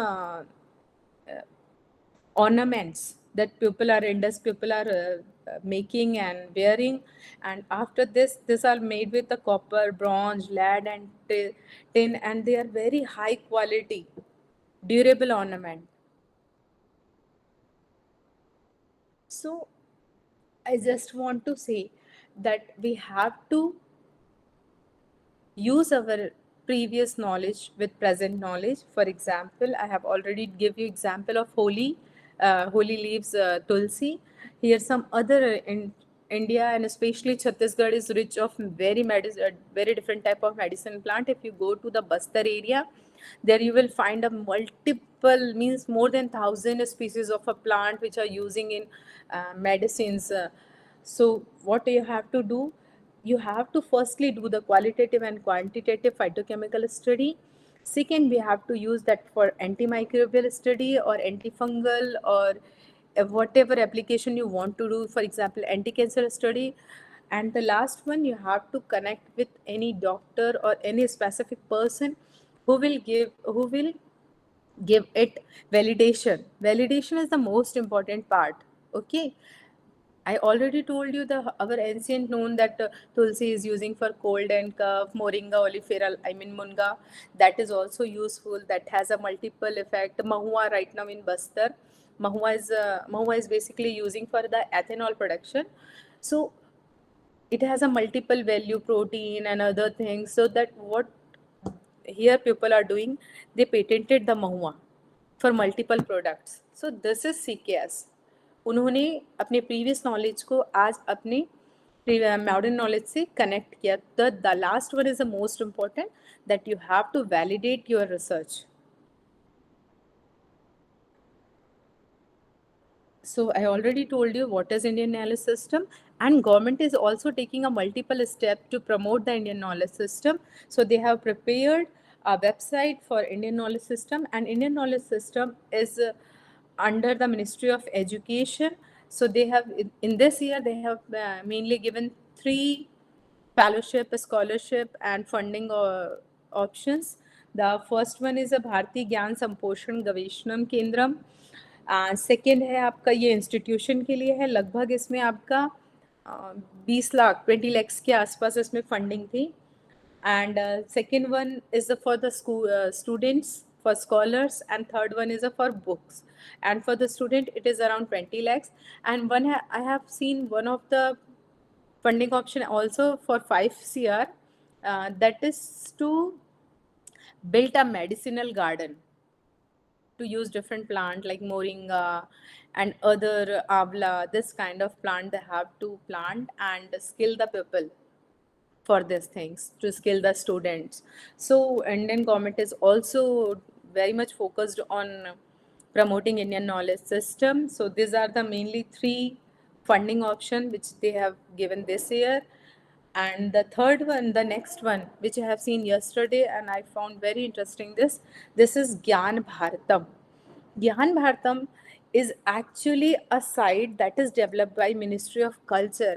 And when you go through this website, you will find it is very beautifully designed, and it touch your heart and soul, because they preserve all your books, whatever, not only books, paintings, anything, whichever available from our ancient, they have just preserved and kept in the website. For example, here you can see the manuscript of the month, that is Bhagavad Purana. It is a 17th century Sanskrit manuscript attributed to the Vyas, depicting the life of Lord Krishna and the incarnation of Lord Vishnu, richly illustrated in the Rajput painting tradition. Here you can see this is the painting. So they have preserved all the timeless knowledge in the digital time. So they are trying to connect with each and everyone, because this is the time of mobile. I'll show you one slide of my mobile. Similarly, this that was the month of the manuscript, and these are some other manuscript I have seen there, that is Ramayana in Persian, Gilgit manuscript, Mysore Secret of Statecraft. So these are very important books which we are trying to find, and if we go to the library, librarian are not allowed to give us this book if we are interested. So this is the wonderful site for study our ancient history and to love our country. As I already told you, this is the digital age, and we have to keep these things digitally, because with the time the pages are like written and everything. So this is the need of human being. In previous time, in ancient time, the need of human being is roti, kapda, and makan. There is a famous movie in Indian.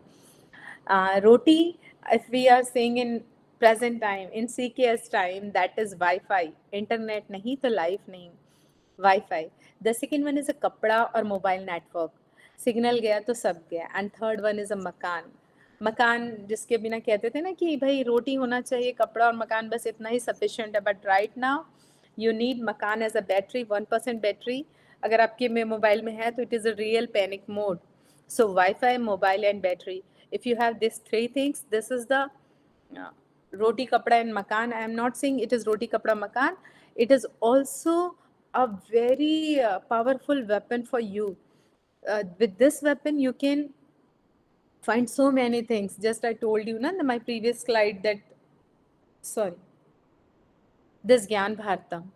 This is because of mobile.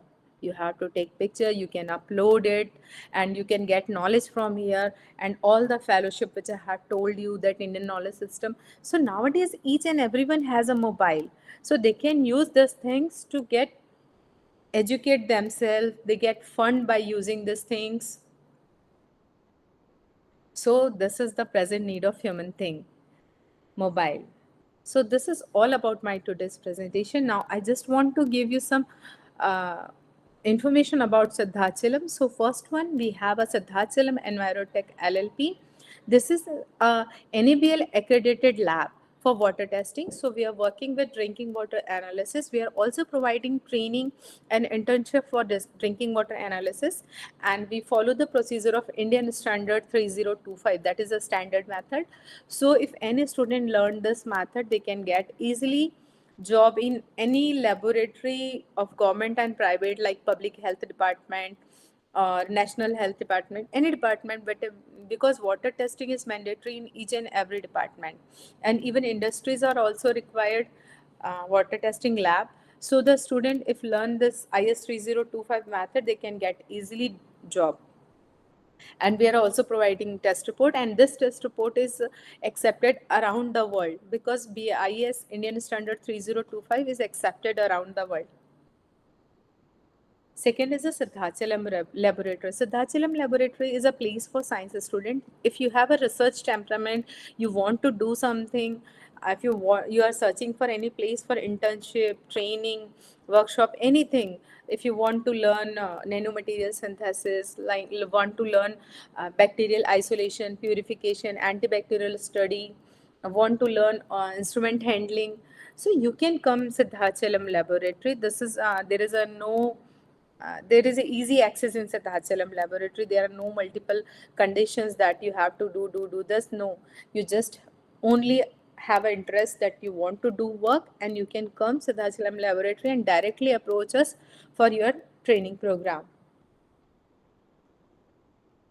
So what we have in Siddhachalam laboratory, basically we have 3 labs. The first one is a chemical or physical science lab. There we are doing drinking water analysis, nanomaterial synthesis. Secondary, we have a botany and microbiology lab. There we are doing phytochemical analysis of the plants, and bacterial and fungal isolation, antimicrobial studies, and as well as we are also doing degradation studies for the water treatment.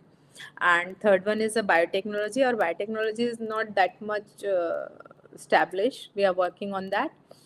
And we are also giving training on hands-on training on each and every instrument. And the last one is a scientific writing training program, like how to write synopsis, proposal, thesis, how to submit your article, and this kind of things. We are also providing training on this.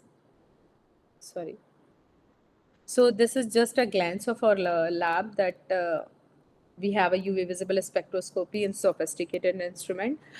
Rest all, we have a very basic instrument, but I think basic instrument is very mandatory for the student, because most of the college doesn't have the basic facility.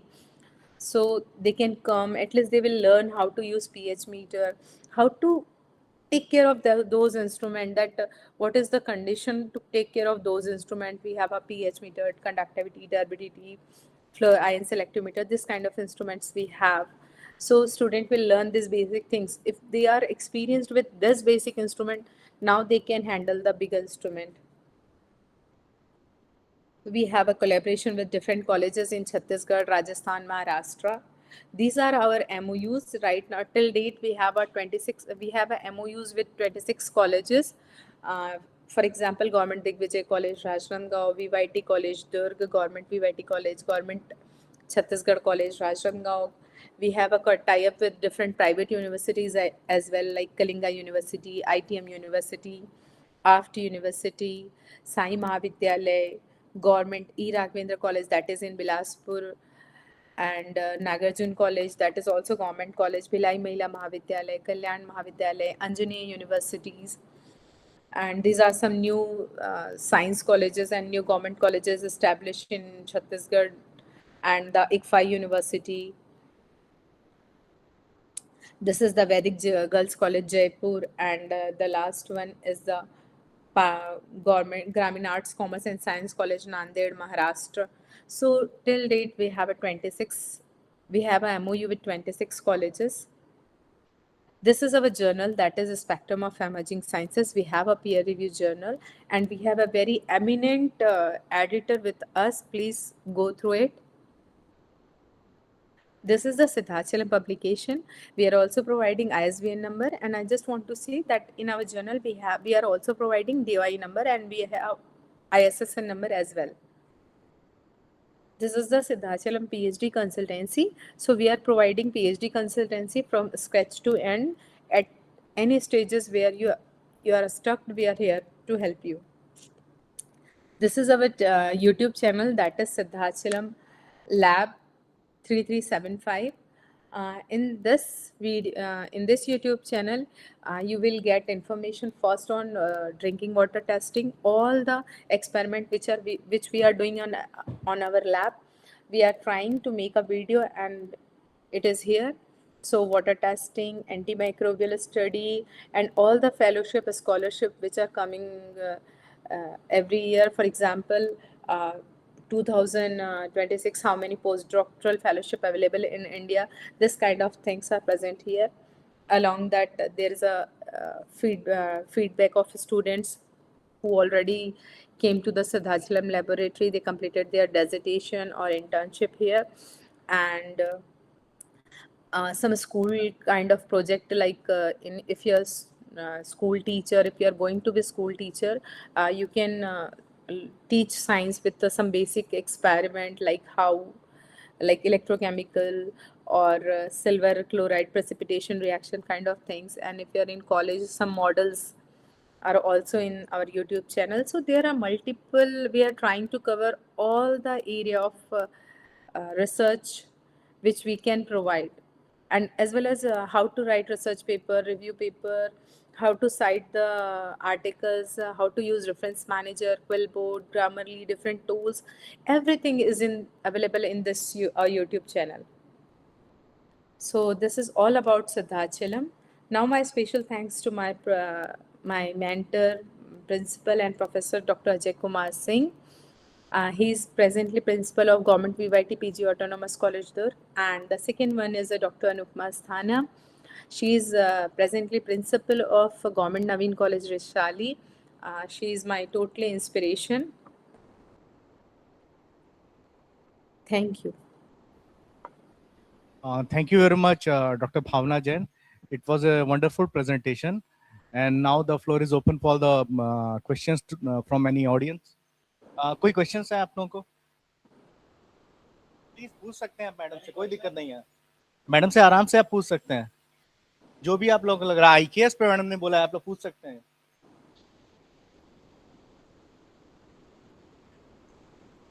Okay, madam, I have a question. Yes, sir. You mentioned some of the modern techniques for analysis, like spectroscopic techniques and material characterization techniques also. So Yes, sir. how can we connect such modern techniques with IKS? Sir, I have already told you, जैसे कि आपको मैंने तुलसी बताया था, तो तुलसी की इन्होंने initial study अपने लैब में बच्चों ने कर लिया. फॉर एग्जांपल फाइटोकेमिकल एनालिसिस कर लिया बच्चों ने, और एचपीएलसी और ये सब एचपीएलसी जीसीएमएस ये हम करवाए, तो ये मॉडर्न टेक्निक हो गया हमारा. एंड इसके साथ साथ हम इसका वैलिडेशन कर दिए एंटी माइक्रोबियल स्टडी के थ्रू, तो ये कंप्लीट वैलिडेशन हो गया. तो this is the modern science, validation करना. ओके मैडम, और एक और आपका लास्ट टॉक मैंने अटेंड किया था, उसमें अपने क्वांटम डॉट्स जो आप लोग अपने लेबोरेटरी में डेवलप कर रहे हैं उसके बारे में बताया था, तो उसको कुछ आप बताएंगे क्या उसके बारे में? Sir, you want to know how to synthesize carbon quantum dot, or is there any specific question, or just I have to generalize it? No, just general things, significance and actually sir ने जो मेरा last session attend किया था, मैं mainly workshop provide करती हूँ nano material quantum dot synthesis का. तो उसमें हमने कार्बन क्वांटम डॉट प्रिपेयर किया था, बहुत ही सिंपल और इजी तरीके से किया था. जितना भी वेस्ट है, अगर आप सोचें तो जो कार्बन होता है वो नेचर में हर जगह पे अवेलेबल होता है, you just have to focus. तो हमने क्या किया था, एक प्लांट वेस्ट लिया था, और उस प्लांट वेस्ट को आप जब हाई टेम्परेचर पे डालते हैं तो वो कहीं ना कहीं कार्बन क्वांटम डॉट में कन्वर्ट हो जाता है, और आपको कलर चेंज से वो चीज़ें विजिबल हो जाती है.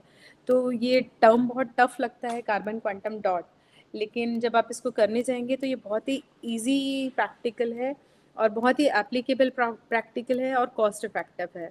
इसमें आप प्लांट यूज़ कर सकते हैं, आपके यहाँ के जितने भी सब्जियों के जो पिल ऑफ करके हम निकालते हैं वो सारा पिल ऑफ किया हुआ भी आप यूज़ कर सकते हैं. फंगस जो घर पे इकट्ठा हो जाता है आप उससे भी बना सकते हैं. आप सिर्फ उसको कॉनिकल में लेके एक पर्टिकुलर रेशो में डाल के आप हाइड्रोथर्मल प्रोसेस से, अगर आपके पास कोई सोफेस्टिकेटेड इंस्ट्रूमेंट नहीं है, लाइक ऑटोक्लेव भी नहीं है, तो you can use pressure cooker. आपको जैसे ही कलर चेंज होगा आपको समझ में आ जाएगा कि कार्बन डॉट प्रिपेयर हुआ है। And for the confirmation present time के लिए आपको उसको यूवी लाइट में रखना है। जैसे ही आप यूवी लाइट में रखेंगे there is a fluorescent light, fluorescent आपको एक इफेक्ट दिखेगा आपके उस सॉल्यूशन में, कार्बन क्वांटम डॉट के सॉल्यूशन में। अगर वो फ्लोरोसेंट इफेक्ट आ रहा है, इट मीन्स ये कंफर्म होता है कि आपका कार्बन क्वांटम डॉट बन गया है। फर्स्ट, अगर आपके पास यूवी चैम्बर भी नहीं है तो व्हाट यू कैन यूज़, आपके मोबाइल का जो टॉर्च होता है ना, आप अपने सॉल्यूशन को उस टॉर्च के ऊपर रख दीजिए कुछ इस तरह से। ये आपका मोबाइल है, यहाँ पे ये टॉर्च है, आप उसके ऊपर अपना सॉल्यूशन रख देंगे तो it will show fluorescence property. तो आपके पास अगर सुविधाएं नहीं भी है, पर अगर आप करना चाहते हैं तो बहुत सारे ऑप्शन होते हैं और प्रैक्टिकल हो जाता है। तो मेरा मेन मोटो उस वर्कशॉप में यही था कि अगर आपके पास सुविधा नहीं है तो भी आप सब कुछ बना सकते हैं। Okay madam, thank you very much. हमारे colleague doctor Rishi Bharadwaj from ji sir. Department, उनको भी कुछ क्वेरी है आपसे, तो मैं उनको दे रहा हूँ। जी जी sir. Good morning, Dr. Jain, and thank you for the wonderful presentation. I thoroughly enjoyed it. I Thank have like one quick question, since you mentioned about nanoparticles. So have you looked into the realm of viral functions? Because like viruses, they are the size of nanoparticles. So have you ever looked into that? Thank you. No, sir, we haven't looked at, because my organization is basically working on training and internship for the student.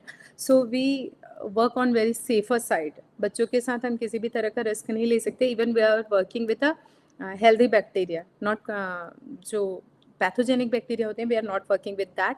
We are trying to take all the safety measurements. So we are not going for the viral infection.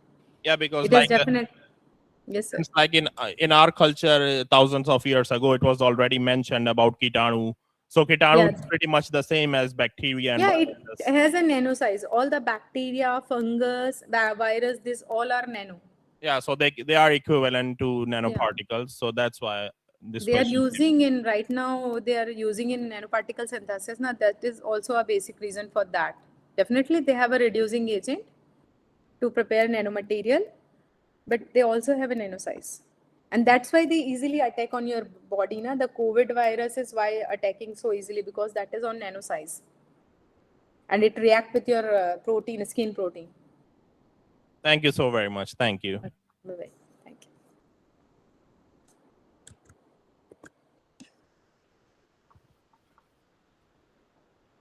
So thank you very much to Dr. Bhavna Jain. And our next speaker is Dr. Kalpana Sharma.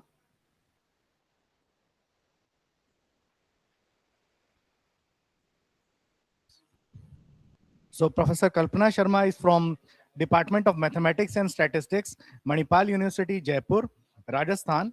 And the topic of her presentation is integrating machine learning to explore Soret and Dufer effects in MHD flow of Gaussian nanofluid over a vertical cone. So thank you, Dr. Sharma, for joining us. Please, you can start sharing your screen. Thank you very much, sir, for giving me this opportunity to present my work here. Just give me 2 minutes. I'll just try to share my screen. Okay, madam.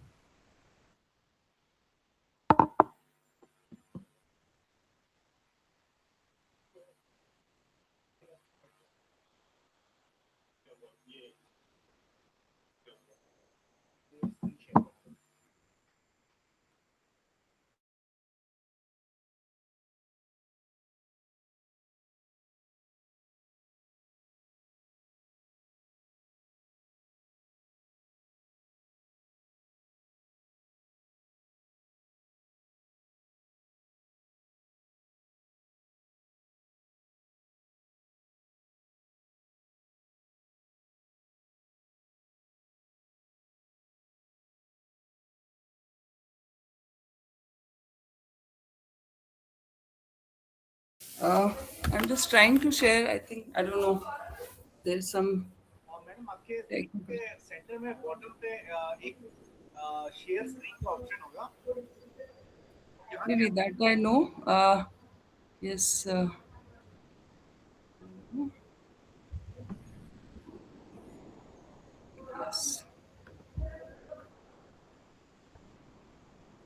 Is it visible? Yes, madam. Now we can see your screen. Okay, yeah. So once again, I thank the organizer for providing this opportunity to me to present my work here. Thanks to all the executive members of IAPS for this wonderful conference. So, for my today's talk, the topic is integrating machine learning to explore Soret and Duffer effects in MHD flow of Caisson nanofluid over a vertical cone. So these are the contents of my topic. I'll be just sharing the abstract and then brief introduction about the topic. Then the methodologies which we have used and the results which we have received from this and conclusion references and acknowledgement.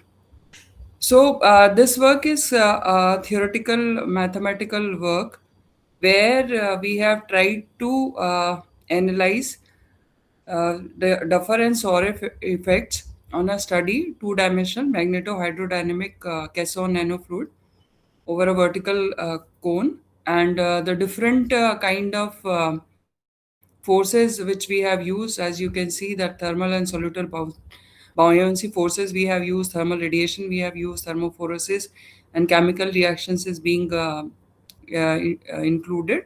And we have taken the convective boundary conditions for the equation, and for this kind of problem we are generally having the mathematical model which is having the equations of continuity, momentum, energy, and concentration according to the boundary conditions due to the geometry and rest of the things. Now this problem, when I'll be coming to this, it is being solved by two different kind of mathematical methods. We have used a numerical method, and then we have used statistics for some of the things where we have used the machine learning approach for statistical methods. So since it's quite mathematical, I'll be just dividing my talk why we need all these kind of things, and what are the things uh, as a layman we can understand here. So as I just mentioned that we are considering a geometry which is a vertical porous cone. So what is a porous means, as a layman we all understand that if you are having something where we are having small kind of pores. So we have taken a vertical cone like this, and that cone was having some pores into around that geometry. And here we are considering the fluid flow. So these kind of shapes we generally find when we are talking about filtration, and we talk about heat and mass transfer kind of things. And the when you are having filters in many machineries, or in some other dust collectors or gas filtrations. So there they generally use this cone kind of shape for these filters, because cones are having this improves flow distribution, and this prevents also clogging, and suctions can be done easily with the help of the porous walls. And these kind of things are also being used in when we are having this polymer and plastic processing. Sometimes we need certain kind of polymer sheets. So for those kind of things, actually, the Caisson fluid is being used. When you are having certain kind of fluids in nature, so they are being categorized mathematically in different kind of fluids. So polymers and plastic processing, they are being generally, when we want to model such kind of thing mathematically, then we use Caisson fluids. Caisson fluid is also being taken for blood flow and all those kind of things. So these kind of study is also used for biomedical purposes. So in this study, we have used nano fluid. So when you were listening the previous lecture, so on Indian knowledge system, madam was also talking about nanofluid. So I just want to give again this introduction here. So this was a term which is basically in literature nowadays is being mentioned, that this term was being first coined by Dr. Choi in his lab situated in United States. So what is the meaning of a nanofluid? Nanofluid is a fluid that contains nano-size particles, and the size of the particle should be between 1 nanometer to 100 nanometer. It cannot go generally beyond that. So when we are mixing nanoparticles in a fluid, then that kind of fluid is being called as a nanofluid. So just for the simplification of all these things, because sometimes you are not able to understand what does it mean to have a nanoparticle between 1 to 100 nanometer size. So here I have taken this example that football is generally of 22 centimeter of the size, whereas the household fleas are of 1 millimeter size. And red blood cells which we are having in our bloods, they are of 7 micrometer size, and viruses are generally of 150 nanometer size, and diameter of a human hair is of 80 micrometer size. And the titanium oxide which is generally being found in our sunscreens, this is having a 35 nanometer size. And buckyballs, again, it's an example of a scientific compound. It is of 0.8 nanometer size, and strands of thickness of the strands of DNA, it's 2 nanometer size. So uh, now I hope you can understand that whenever we are having any fluid, we are trying to mix the particles of uh, titanium oxide size which we are using in sunscreen, or the DNA thickness size. So if we want to see it with the naked eye, it will not be practically possible. In fact, will not be able to feel it also. So sunscreen, generally we are having this titanium oxide, we cannot feel it that we are having such kind of this thing separately in that mixed sunscreen. So that kind of particles are being mixed in the fluid to make the nano fluid. So, how we make nano particles? So, mathematically, we don't go for the synthesization of the nanoparticles, but in the study, we use the nanoparticles, either they are of certain kind of metals, oxides, carbides, or nanotube. And base fluid we generally consider as water, ethylene glycol, and oil, since they are not actually reacting with each other. So these kind of things are being considered to prepare nanofluid. Now, because of this thing, when we are mixing actually nanoparticles in the fluid, thermophysical property of the fluid is being changed, and that is the main use of mixing nanoparticles in the fluid.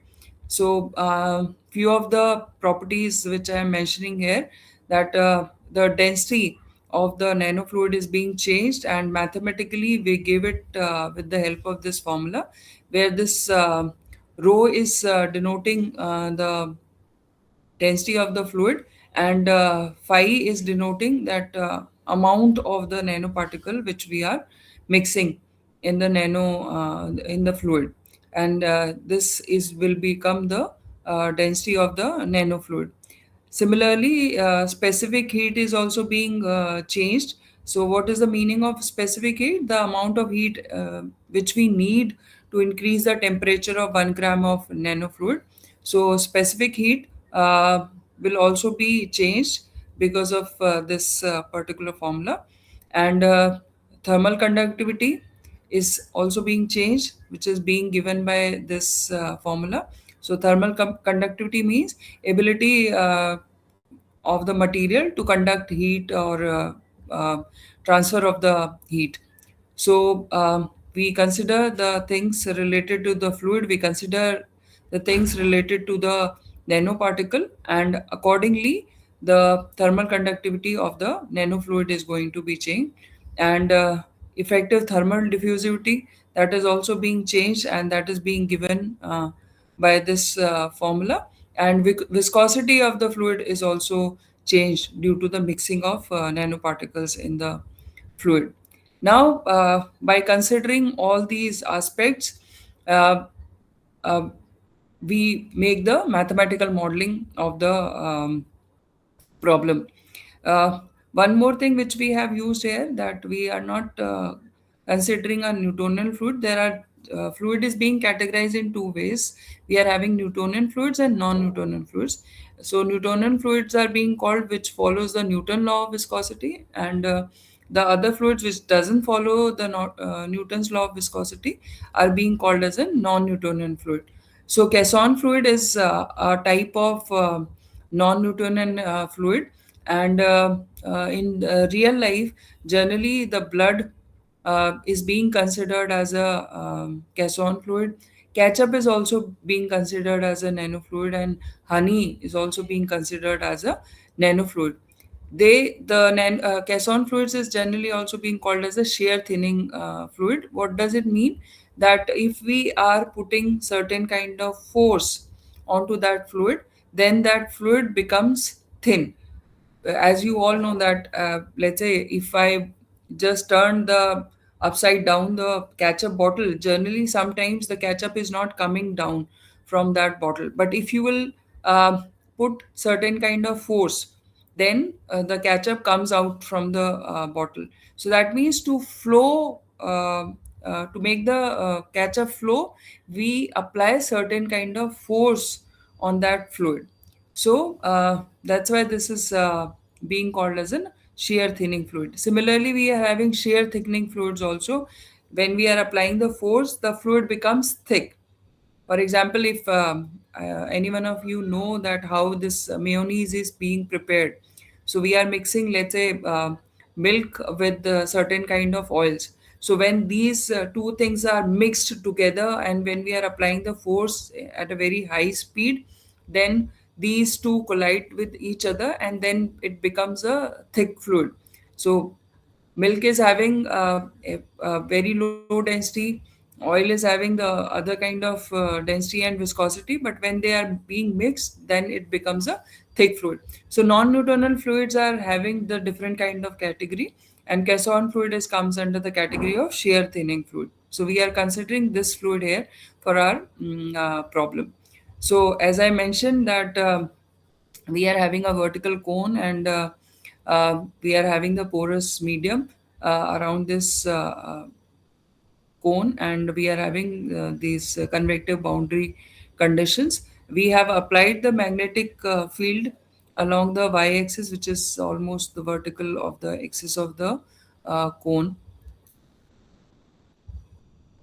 And when we are making the mathematical model of these kind of problem, so it looks like this. The first equation is equation of continuity. Then we are having this velocity equation, then energy equation, and then concentration equation. And according to the boundary condition which we are using, uh, now when we are having these kind of problems, then, as you can see, these equations are partial differential equations, and they are also coupled in nature. What does it mean? That, let's say, you can see in temperature equation, we are having the terms of concentration. In the equation of velocity also, we are having the equation of the terms of temperature as well as concentration. So solving these kind of equations analytically is a challenge, and we cannot solve these kind of equations directly by any of the analytical method. So we need to use certain kind of methodology, other methodology, numerical methodology, so that we can solve these equations. So here what we did, we have used certain other kind of transformation, and that varies from problems to problems. these are not something which is fixed and we can apply in all the kind of problems. So depending upon the different kind of problems, these similarity transformations are being changed. So we have used these similarity transformation and we have converted our partial differential equation into ordinary differential equations, and then we have done the non-dimensionalization also of these equation, and accordingly we are getting these equations. Again, these equations are coupled in nature, but not partial. They are ordinary differential equations. So solving them is also a challenge, but not so difficult as we are having the previous partial differential equations. So we have used software Mathematica, and we have used BVP4C method, which is a finite difference method for solving these equations. And these are the non-dimensional parameters which we have used in this mathematical model. And we are also finding certain engineering quantities related to problem. This is a skin friction problem. This is a Nusselt parameter and Sherwood number we have calculated. So, as I mentioned, these partial differential equations, we have used the similarity transformation and non-dimensionalization, and which gives us the ordinary differential equation. And then we have solved these ordinary differential equation with the help of MATLAB software. Specifically here, we sometimes use Mathematica, sometimes Maple or MATLAB. Any of the software we generally use for solving these kind of equations. And here we have used the BVP4C solver, which is an inbuilt software in MATLAB. And then we have tried to make the velocity, temperature, and concentration profile for the different parameters which are coming in our way for this problem. And I have included some of the results of this problem here for this presentation. So you can see that this particular graph is for f dash eta. So f dash eta is here the velocity of the fluid. So m represents the magnetic parameter which we have used in this problem. As I mentioned in the starting, that we are using the magnetic effect almost in the perpendicular direction of the cone. So when we are actually applying the magnetic field on Excuse the me. vertical axis of the cone, so then it produces a other force which is being called as a Lorentz force, which is actually um, stopping the fluid to flow. So the fluid velocity decreases when we increase the magnetic parameter. So this you can see it is very clear from this particular graph. And when we are increasing the radiation parameter, so as we all understand that radiation, if we are increasing the temperature of the fluid, is going to increase, which is evident from this particular graph. And here we have used the Soret and Duffer effects also. So a Duffer effect is if the concentration gradient is being changed, and if it is being increasing, that effect on the temperature of the fluid. And that is also a well-known fact which we can see from this particular graph. And Soret is the opposite effect. So temperature, if temperature gradient is increasing, then concentration is also increasing. Now, these study we have done with the help of BVP4C method, and the other parameters also we have analyzed with the help of BVP4C method. Then we have tried to see that our result, how much it is can be validated with the help of machine learning approach. So instead of using the BVP4C method for screen friction and Nusselt number and Sherwood number, simultaneously we have used the machine learning approach also to establish those kind of things. So what we did, the things which we have received from BVP4C method, so from that we have taken around 5,000 data, and then we have tried to fit it into a line with the help of multiple regression method, and from that we try to calculate what will be the equation for the Nusselt number. So I am here only presenting one of the equation, uh, only of the Nusselt number, not of the skin friction and the Sherwood number. So this equation we are getting from the MLR approach, and then we have tried to compare the results.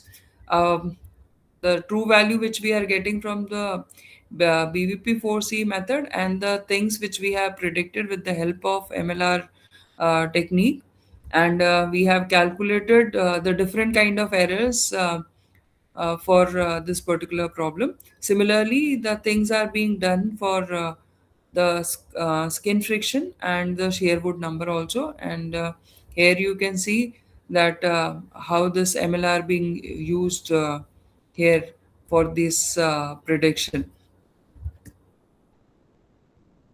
And based on that we calculated the skin friction, different values of skin friction parameter, because of two different parameters, beta and m. Beta is the Casson parameter.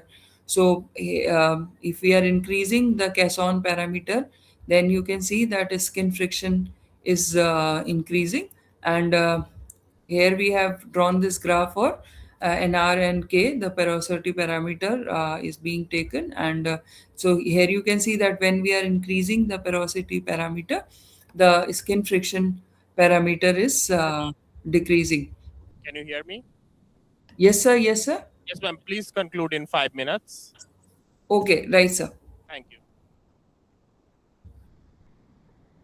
So these are the conclusions that strong magnetic field induce Lorentz force, which reduce the velocity, which I have shown in the graph. And radiation parameter, as it increases, the more thermal energy is absorbed by the fluid through radiation, and that's why there is a rise in the temperature and rising the Duffer number, which is again uh, gradient difference in the concentration that increases the temperature that we have seen, and Soret number boosts the thermophoresis motion and that increase the concentration which we have seen. And then MLR model that predicts the Nusselt number with high accuracy. We have calculated R square as well as MAPE, and which shows the reliable generalization of the for the practical use. And these are the references which we have used, some of the references which we have used for this problem. So thank you very much for giving me this opportunity to present my work. I'll be happy if there is any questions related to the work. Madam, I'm having a question. Can you please hear me? Yeah, can you be please little louder? Madam,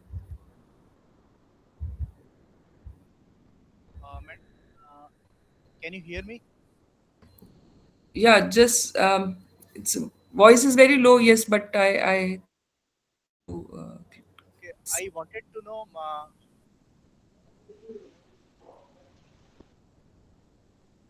what was the size of your data set in the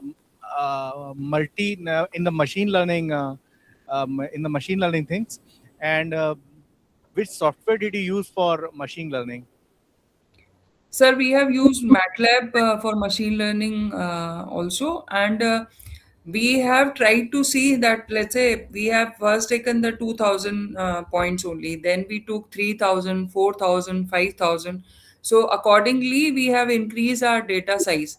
And a certain point, we have observed that there is no variation in the values if we are increasing the data size. So, accordingly, we stopped the procedure. So, according to different problems, we pick the data size according to when we are not having much of the difference. So for example, in some of the cases we are getting the results similar if we are taking the 5000 5,000 data points or 2,000 data points. So how did you generate that size of data from experimentation or some calculations? Sir, from calculation itself, as I mentioned that the problems which we were having, that was being solved with the help of finite difference method. BVP4C is nothing but a finite difference tool in the MATLAB. It's an inbuilt tool. So we calculated the velocity and rest of the things with the help of that. And Nusselt number and skin friction, these are the derivatives along with the some parameters. So from that we took the data points and then we tried to see that Nusselt number if we are directly calculating from the BVP4C method, or if we are collecting the data and then if we are trying to find out the Nusselt number skin friction, is there any difference? And then we have calculated the different kind of errors to see how much they are similar, the true value and the predicted value with the help of machine learning. Okay, madam. Thank you. And now my colleague, Dr. Rishi Bhardwaj, will ask you.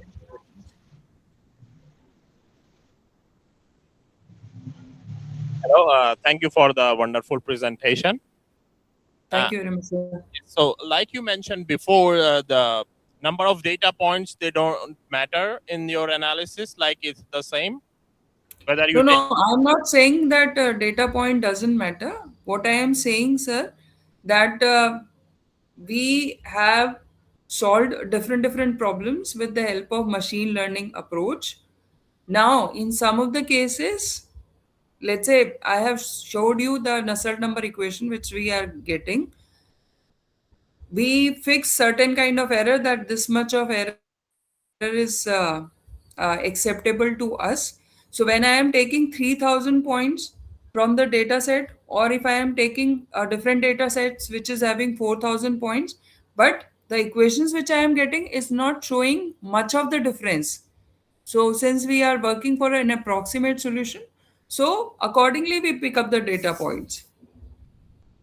Okay, so like, have you calculated percentage error for different data points? Yes. And what is the limit like you are taking, if I may ask? So generally we take the limit that up to 3 decimal places or 4 decimal places, the value should be coming as same. So that means 0.1%? Yeah. In some of the cases, yes, it is like that only. So that is really very impressive. So like, have you like tested it empirically? Like, have you analyzed with like 1,000 data points, 2,000, 3,000, and compared the results? Yes, sir. That what I shared that let's say in some of the cases we took only 2,000 data points and then we have calculated the result. Then we try to see that if I am increasing the data set, is there a significance difference? If it is not coming the significance difference, so we can pick up only 2,000 data point and that will be sufficient for our study. Oh, okay, so like you mentioned that it is same up to 3 decimal points if it's like whether 1,000 data points, 2,000, 3,000. So that is really pretty impressive because that is in the realm of 0.1 percentage. So I congratulate you on this research. Thank you. Thank you. Thank you very much, sir. Okay,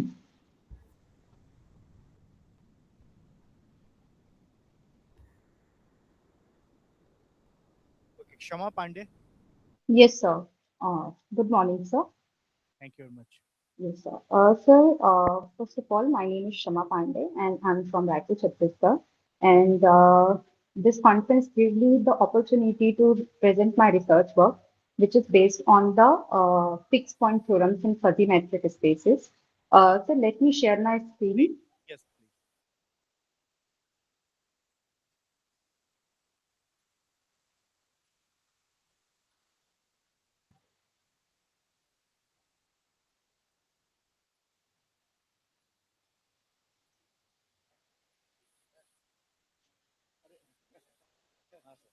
sir आप मिले खाना से?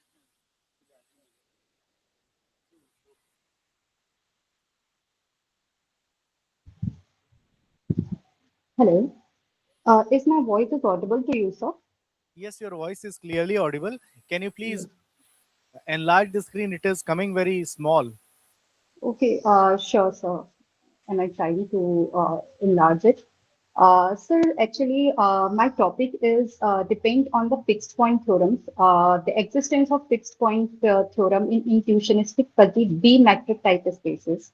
So here, my research work is surrounded by the fixed point theorem within this space and extend the classical results from fuzzy B metric spaces. I have extended the theorems from the different space to the different space where we combine the degree of nearness as well as the degree of non-nearness. Can you hear me? Yes, sir. Madam, can you please use the share screen button at the bottom of your screen because your screen is coming very small. Actually, sir, I have shared my screen already. Please, can you zoom? Madam आप phone पे हैं क्या? Yes, sir. Actually, I'm using the phone. तब फिर okay, please then you can continue. Okay, sure, sir.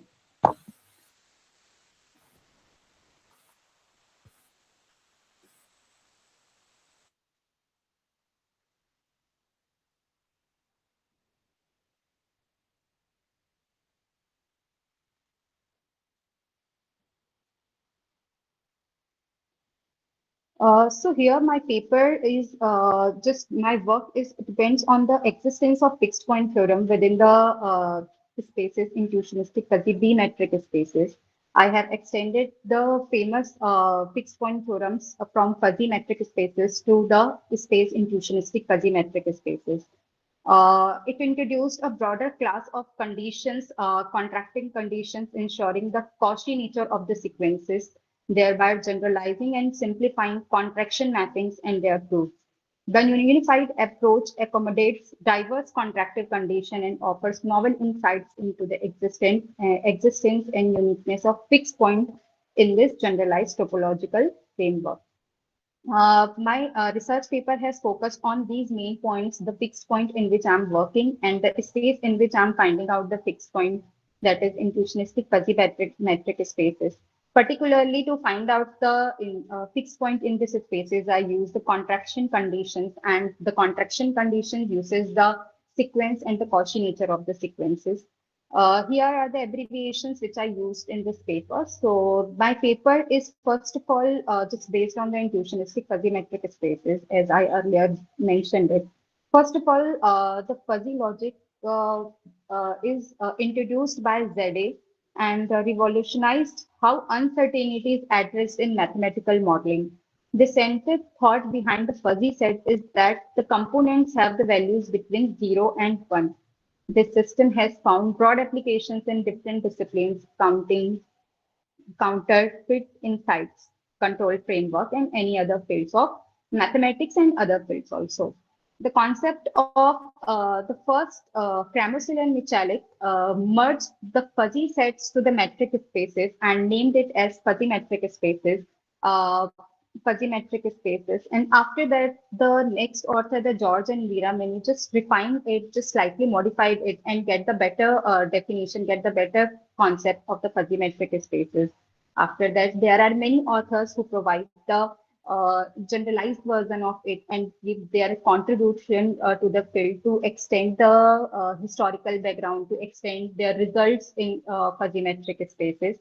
Here, the first one, the part is just introduce the concept of intuitionistic fuzzy sets. And after that, there are so many authors who just contributed in this field and extend the results from this field. So the further generalization is to emerge to B metric spaces, which initially introduced by Buckton and Scissor-Wick. These spaces modify the triangular inequality, facilitating the analysis of more complex structures. Research has examined in correlation between B metric spaces and fuzzy metric spaces, which led to the introduction of FBMS, IFBMS that integrate properties, IFMS, and B metric spaces, offer a rich framework for investigating fixed point theory. My research work explored the nearness of fixed point inside for intuitionistic fuzzy B metric spaces, extending earlier work, especially in fixed point hypothesis in fuzzy B metric spaces created by Dusan Zoran. This research work broadens and refines these discoveries to system of intuitionistic fuzzy D-metric spaces. This work refines the fixed point theorems in fuzzy metric spaces established by the previous author, adapting it to the framework in intuitionistic fuzzy metric spaces by incorporating both the degree of nearness and the degree of non-nearness. The resulting advancement yields novel contribution to the field of fixed point theory in the context of particular this space. This study examines fixed points of mappings to adhere generalized contraction conditions. So these are the basics and the introduction of my research work. Here are some specific definitions, a specific lemma, a specific formula I have to use to find the existence of fixed point in this interval. So these are the preliminary section there, which contains the definition section, lemmas, and the important formulas which I use. So here's the T norm, the basic of the T norm, and it is a kind of binary operation. Here's the proposition in which the sequence Gn is be a sequence of numbers from 0 to 1, such that limit n tends to infinity. That means that sequence has their limit point. Limit n tends to infinity, Gn is equals to 1. And here I take the T norm of H type. So here's the definition of the proposition which I use in my theorem. So here's the Ms. Shama, yes, sir. please conclude in 2 minutes. Okay, sure, sir. So first of all, sir, this is the preliminary of my sections, which is already, the well-known formula, the well-known proposition, which I use to prove my theorem, which I use to give my result. So here's the preliminary sections, and this is my main result, which I developed in my paper. So in this paper, I introduce intuitionistic fuzzy metric spaces. So this metric spaces has the degree of nearness as well as the degree of non-nearness. Here, the degree of nearness is always greater than is equals to 0. That means it should be positive. In fuzzy metric spaces, the condition, the value should be between 0 and 1. So I classified the degree of nearness as in above IFDMF. That means the axiom from 1 to 5. And here the degree of non-nearness from 7 to 11. Here, the mapping from the degree of nearness and non-nearness should be continuous, and these are the main axioms. If the condition satisfied for the particular space, then it comes under the intuitionistic fuzzy B-metric spaces, which is my result I have introduced in this topic. So in these sections, first of all, we use the concept of the sequence and the Cauchy sequence. So these are the condition in which if the sequence in the particular intuitionistic fuzzy metric spaces satisfy this condition, it is known as the Cauchy sequences, and the Cauchy sequences if it is convergent.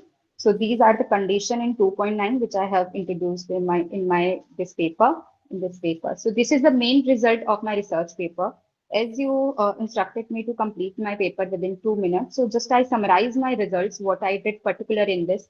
I just provide a lemma which is based on the sequence should be Cauchy, which I used in my theorem. So first of all, I just take the space and get and I assume a sequence in this interval. If this satisfies these conditions, then it should be the sequence in Cauchy sequences. And through this repeated procedure, I just conclude that the sequence should be Cauchy sequence. After that, there is the corollary and the lemma I use to provide in my theorem. Here's the main result. These all are the main result of my theorem. So this is the theorem 3-point theorem in which I'm just finding out the existence of fixed point. The existence of fixed point in intuitionistic fuzzy metric spaces, the equation number 3.5 and 3.5b. All these are the contraction condition. If any space satisfies this contraction condition, if the point satisfies this contraction condition, then the point will be fixed point in this particular interval. The methodology, I'm not just explaining my proof because of lack of time. I'm just summarize the proof with the methodology I use in this proof. I just take a sequence, and for the sequence, I just use the monotonicity of the sequence and prove that the sequence is convergent on the basis of the previous lemma I provide in this before this theorem. These are sufficient to prove that the convergent sequence is Cauchy sequence. And by this, we just end up with the conclusion that the sequence is convergent and we get the fixed point in this particular interval. These are the numerical and the example in support of my theorem, that my theorem is right. And by following this contraction condition, there will be a fixed point. So these are the numericals and the examples in support of my results. So this is the conclusion. This study successfully extend the fixed point in intuitionistic fuzzy B metric spaces, providing novel insights into fixed point theory. The study successfully formulated set of generalized contraction conditions. So these results have far-reaching applications in fuzzy logic, soft computing, and any other mathematical and pure mathematics. So this is the conclusion of my research paper. Thank you, sir. Thank you, Shama. So Yes, anybody has questions in the audience? Any questions? Any questions? No? Okay, so Shama, like I had one question. So what are the essential conditions? Can you briefly summarize them? Fuzzy conditions to be a strong B space matrix? Sir, there is a triangular inequality. We have to define the triangular inequality condition as the basic triangular inequality. That means the two sides of the triangle is all the addition of two sides of the triangle inequality is always less than x equals to the third part. That means the third side of the triangular inequality. So in fuzzy B metric spaces, we have to just refine, we have to modify the triangular B inequality by introducing a constant value there. But the condition remains same by whenever we implement that constant. Okay, and are there any bounded conditions? Yes, sir, because there is a sequence, so there is a bounded condition because we follow the monotonicity of a function and the bounded condition, then we will reach to the point there's the sequence is convergent and the Cauchy sequence. And the third one should be convergence, right? Yes, sir. So, so your methodology, it includes all these three conditions, and yes, sir. It satisfies them. Yes, sir. Okay. Thank you so much. Thank you, sir. Thank you for your time. So the next speaker is Ms. Disha Mishra.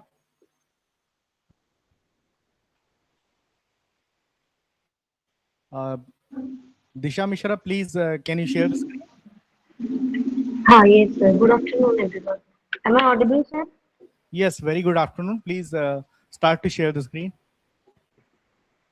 Okay, sir. You have 10 minutes for the talk, right? Yes, sir. Yes, sir. Thank you.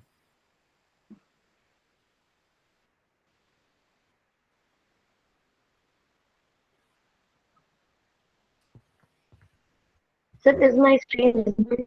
No, we cannot see your screen. Okay.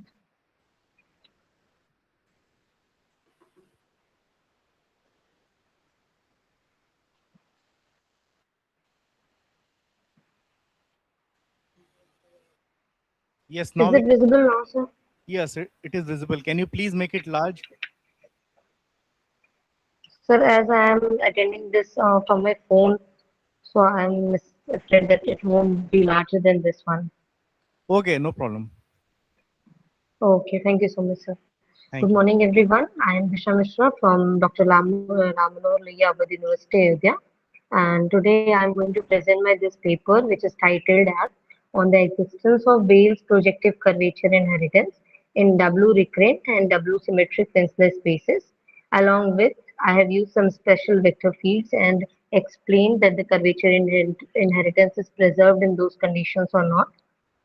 This paper is a part of Finsler geometry. Finsler geometry is a natural generalization of the Riemannian geometry in which the metric depends on both the position and the direction vector. The curvature symmetries I have used in such curvature symmetries are basically such spaces which play a very important role in understanding the geometrical properties of the curvature. So in this, the concept of curvature inheritance has been used, which has been explained by many of the writers, including Singh, Mishra, Lodi, and many others. Further, they have developed curvature inheritance in recurrent Finsler spaces, which I have also taken in my paper. We have in this paper tried to explore the Wales curvature inheritance in the Finsler space and have tried to study the curvature inheritance property in W recurrent Finsler spaces, also known as Wales recurrent Finsler spaces and Wales symmetric Finsler spaces. In the last two sections of this paper, we'll study about the relation between the special vector fields and the curvature inheritance property using a space where the projective curvature tensor is recurrent as well as symmetric. So in the starting of the paper, the fundamental geometric tensor has been defined, Gij, which is in the space, symmetric space, and the indices are I and J.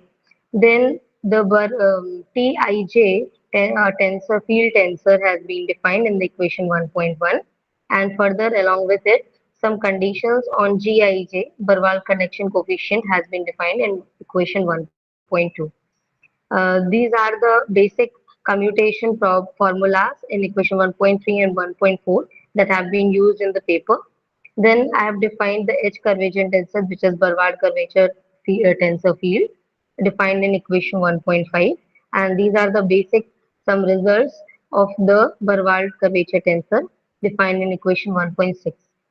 From in equation 1.7, I have defined the Wales projective curvature tensor, which I have taken in my paper, that is Wijk, having two direction coefficients x and x dot. Also, the torsion curvature tensor, which is Wij, and the deviation tensor Wij is given in the equation 1.8 and 1.9.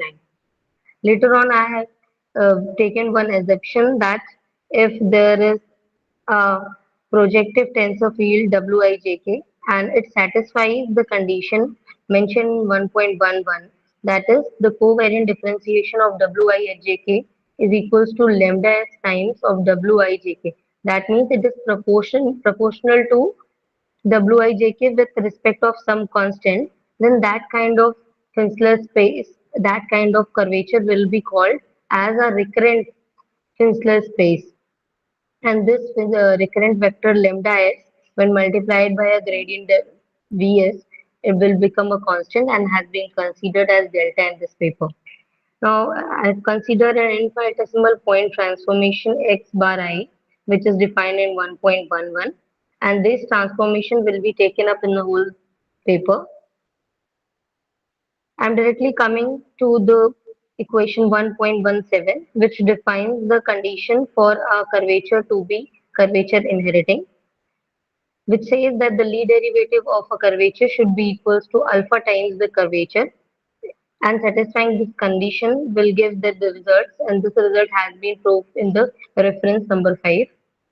A Finsler space Fn will also be called a W symmetric or also called as WSFN, which has been characterized in the reference 8 if the covariant differentiation of the curvature will be equals to 0.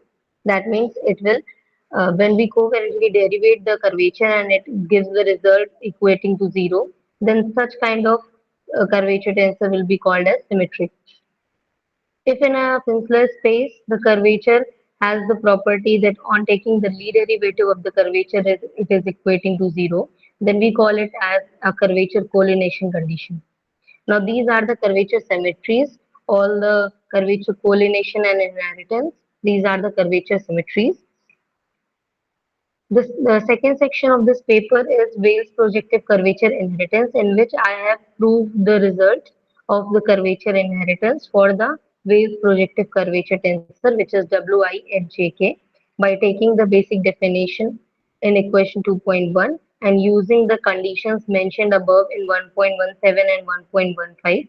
I have reached with the result d derivative of Wijk will be equals to alpha times of Wijk. That means it is proportional to Wij with the relation alpha, and this is stated in equation 2.3.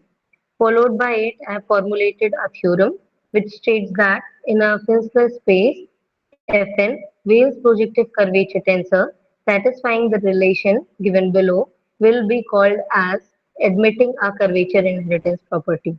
Now, if we apply the direction contraction with the direction vector x dot h and x dot k, we get two corollaries. based on the for the torsion curvature tensor and the deviation curvature tensor. Then I have derived a definition based on the above result I have obtained, that an infinite transformation is said to be W curvature inheritance, or also known as WCI, if the Lie derivative of Wav's projective curvature tensor of Finsler space will be satisfying this condition mentioned in equation 2.4. Now coming to the third part of the paper, W curvature inheritance in WRFN, that is W recurrent Finsler space, with some special vector fields. So in the formulation of K. Takano, the reference 16 has been given in the paper. In his paper, he has derived some vector fields of a Finsler space, which are defined in equation 3.1. Each vector field will be used in the upcoming theorems, and I have obtained some results based on them. A W recurrent Finsler space Fn with contra vector field Vi will be admitting W curvature inheritance. This has been proved as below. By using the condition of equation 3.1 and 3.2 and substituting the values of the vector fields, I have reached to the result of 3.4, which shows that a W recurrent Finsler space with a contra vector field admits W curvature inheritance. So all the A, B, C three vector fields mentioned in equation 3.1 are contra vector field, concurrent vector field, and a special concircular vector field respectively. Now, theorem 3.2 states that a W recurrent Finsler space with concurrent vector field also admits W curvature inheritance. In this, the condition has again been used from the equation 3.1 and has been substituted in the definition in 3.2. And I have reached with the result that the derivative of Wi at jk is equals to lambda plus 2c times Wi at jk, which has where it can be written as Lie derivative of Wi at jk is equals to alpha times, where alpha is equals to delta plus 2c, which is a constant term. And this shows that the W recurrent Finsler space with concurrent vector field also admits W curvature inheritance. Now, theorem 3.3 states that a W recurrent Finsler space with a special concircular field defined in equation 3.1 also admits W curvature inheritance. Again, using equation 3.1 and the definition of concircular field from there, I have. Excuse me, Ms. Disha, Yes, sir. please conclude in 2 minutes. Yes, sir. Yes, sir. Yes, sir. Okay, sir. So the same result has been obtained. The similar result has been obtained for equation 3.3 also. The last section of this paper is on curvature inheritance in W symmetric Finsler spaces with the special vector field. Now the theorem 4.1 has applied a concurrent vector field on the same curvature Wi at jk and has been reached to the result that a W symmetric Finsler space with concurrent vector field admits W curvature inheritance. Similarly, if we apply concurrent vector field in the other symmetric fields Wij and substitute the value of it from 3.1, we reach to a result that in this case it does not admit the curvature inheritance, but it does admit the curvature collination, which says that if the Lie derivative of any of the curvature field is equating to 0, then that condition is of curvature collination. So this is one of the theorems in which the result is different from the others. In the last theorem, a W symmetric Finsler space with a special concircular vector field admits curvature inheritance. Using the special concircular vector field definition, we have deduced an equation which shows that Lie derivative of Wi at jk is equals to 2 beta times of Wi at jk, where the alpha is equals to 2 beta, concluding to the result that W symmetric Finsler space with a special concircular vector field admits W curvature inheritance. So this was all of the theorems that has been derived. The references used in the paper have been mentioned here. And this paper has an importance in understanding and explaining the intrinsic properties, as the curvature tensor help us to describe the intrinsic properties, as well as the W curvature projective curvature tensor that I have taken help to describe the projective properties and explains how the transformation under some transformation, infinitesimal transformation, the curvature tensors are not changing. So here I conclude my paper. Thank you so much for giving me time, sir.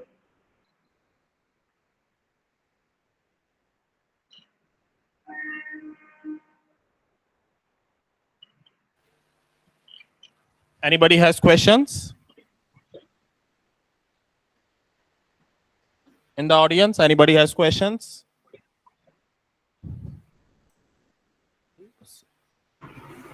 Sir. Hello, Disha. Yes, sir. Okay, so in which the curvature inheritance is better, in the recurrent or the symmetric? Sir, for the vector fields I have used, it is working better in the recurrent Finsler spaces, because in symmetric I have received one of the result in which it was not curvature inheriting. We have got a result of curvature collination. So it works better in recurrent field. In the symmetric, it replicates itself, correct? Yes, sir. I think it should be much better in the symmetric rather than recurrent. Okay, sir. So have you looked into that? Sir, I think maybe I have skipped that part. I'll definitely look into it. Okay, yeah, please, yeah, you can look into that, because like I'm not an expert in this field, but according to my opinion, it replicates there in the symmetrics. Okay, sir. Thank you so much for this feedback, sir. I'll definitely look into it. Sure, thank you. Thank you, sir.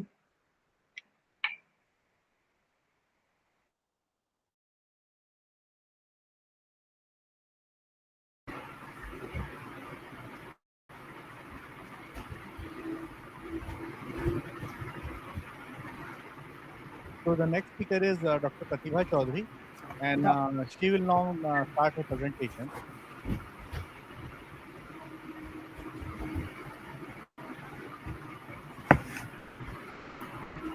Can you see this screen, sir? Am I audible? Yes, ma'am, you are audible, and we can also see your screen.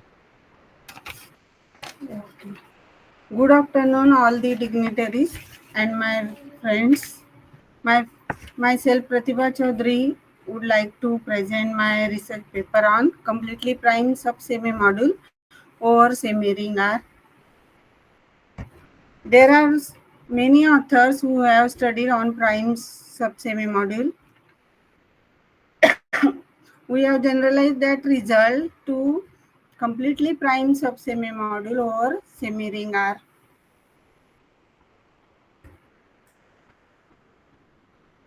In this paper, there are definitions, theorems, some results, lemma, and references.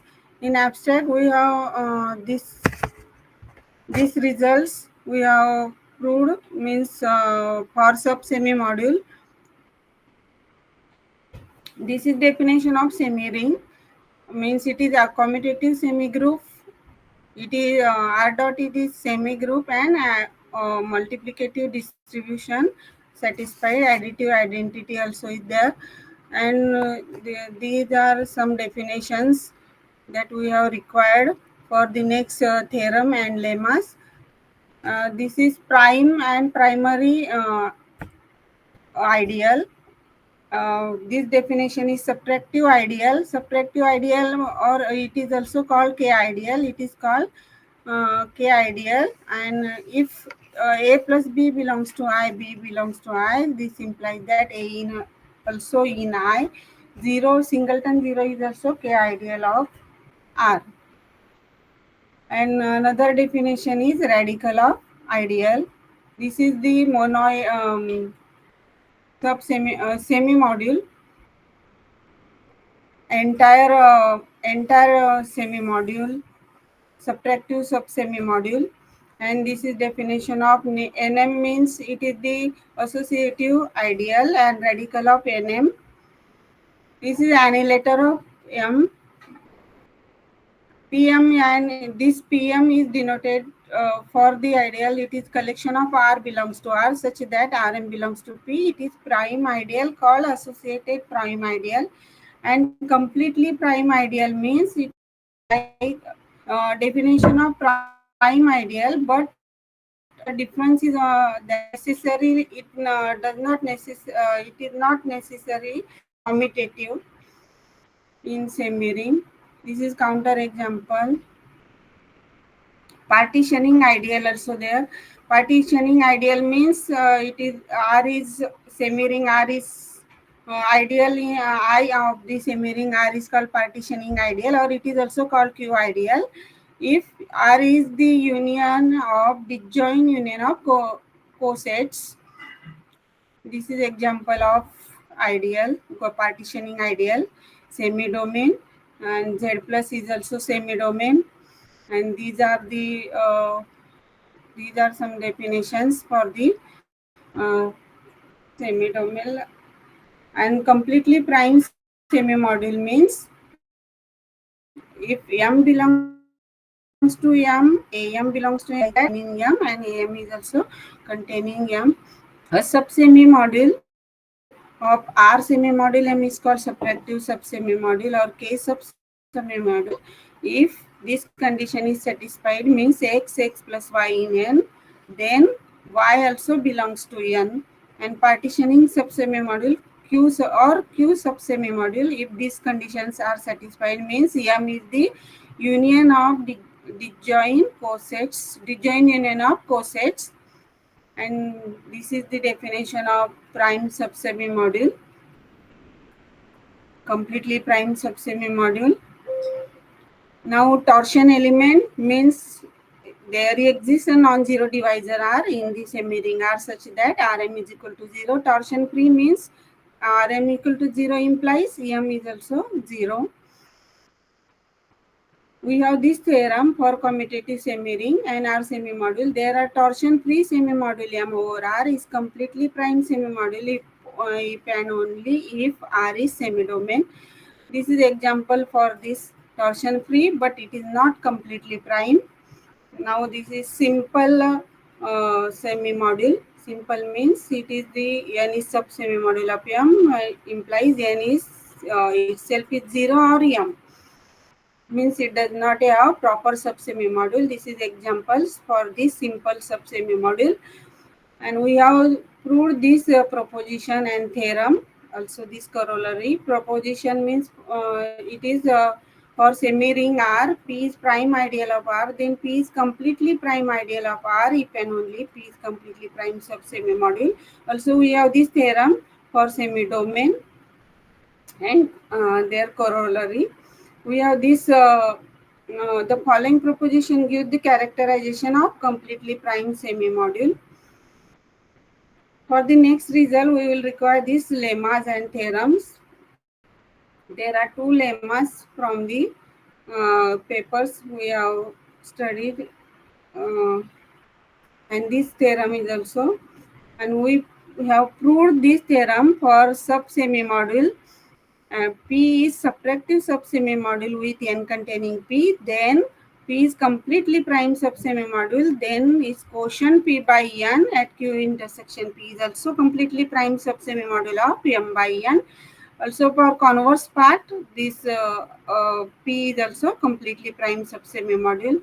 We also proved this theorem for N being Q subsemi-module, means it is partitioning Q subsemi-module. P is subtractive subsemi-module with N containing P. Then we have these two equivalent conditions.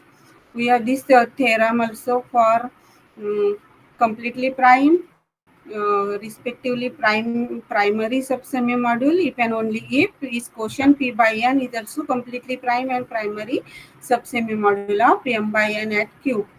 And for this we have the corollary, and this definition is for completely semi-prime semi-module.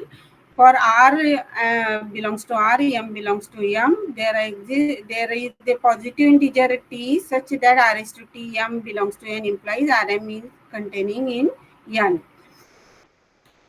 According to the definition of completely semi-prime subsemi-module, we can Define this proposed ideal I of R completely semi-prime ideal if this condition is satisfied. Also for K subsemi-module and Q subsemi-module. This is example of completely semi-prime subsemi-module. And we generalize the result given by this, we have mentioned in 12, Trevelli and Masood for completely prime subsemi-module. We have proved this proposition for semi-ring R and M R semi-module. N is completely prime subsemi-module of M, then N is completely semi-prime subsemi-module of M. And these are references that we have used in this work. Thank you.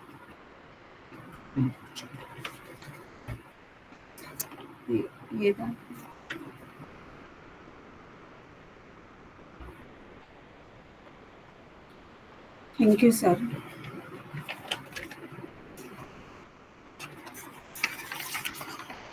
Thank you, Ms. Pratibha Chaudhary, for the wonderful presentations. It was really insightful and productive.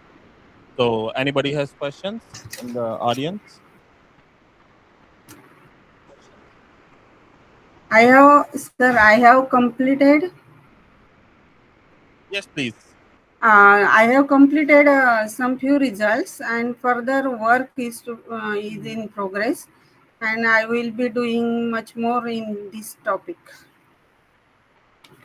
Okay. Okay. Okay. So, like, just like a small question, like Yes. one of the conditions is like P should be a subsemi module, but not an entire subsemi module. So, why is that? I was just curious. Entire means it is like that zero divisor. If AB belongs AB equal to 0, then A 0 or B is equal to 0. This condition is important for that. Okay, so it should not be 0, correct? Yes, sir. Then it satisfies the condition of being partially subsemi module. Yes, sir. Okay. Thank you so much. Thank you. Thank you, sir. Thank you so much. Any other questions, sir? No, ma'am, I think we are good. So thank you so much. Thank you, sir. Now I would like to introduce my colleague, Dr. Kana Singh Tiwari, to give the vote of thanks. Very cheerful. Good afternoon to all of you. I feel honored and privileged to propose vote of thanks on this occasion. On behalf of organizing committee, I express my sincere gratitude to all the honorable delegates who graced this conference with their presence and contributed to making this event meaningful. I would like to extend my thanks to all the member of program advisory committee and invited speaker for their constant guidance and valuable insights. I am also take this opportunity to convey our deep appreciation to our esteemed keynote speakers, Dr. Syam S. Pandey, Dr. M. Solomon, Dr. Bhavna Jain, and Dr. Kalpana Sharma. The research scholars Chama Pandey, Disha Mishra, and Pratibha Chaudhary for their enlightening and informative lectures. Their presentation greatly enriched our understanding and highlighted the importance of modern sustainable approaches and innovative techniques to achieve the sustainable development goals. My sincere thanks to all the faculty members and non-teaching staff for their dedication, support, and encouragement throughout the organization of this event. Finally, I would like to thank each and every one of you present here for taking the time to be with us and contributing to the great success of this conference. Thanks a lot. Over to Dr. Rishi, sir. Thank you, Kana sir, for the vote of thanks. So this concludes the session first of day second. We're going to have a short break and then we will commence the presentations from 2 p.m. So please be with us. Thank you.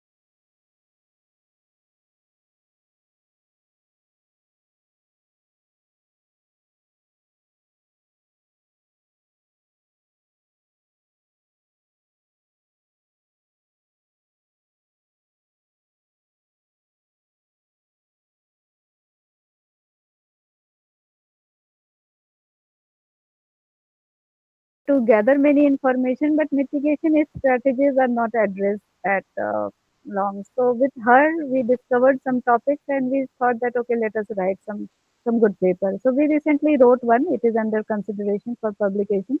We submitted the revision.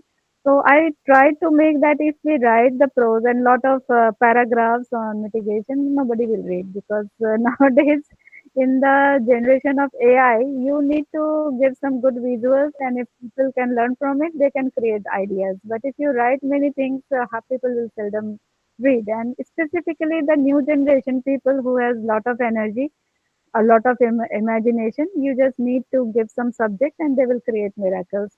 So I created some good pictures using some AI tools, and I thought that for this talk, because it is about the UN SDG, so rather than discussing my field, because several hundred thousand of people are working in the same field and a lot of study materials are there, I thought to actually make a lecture, make a talk on the same topic as this conference is all about.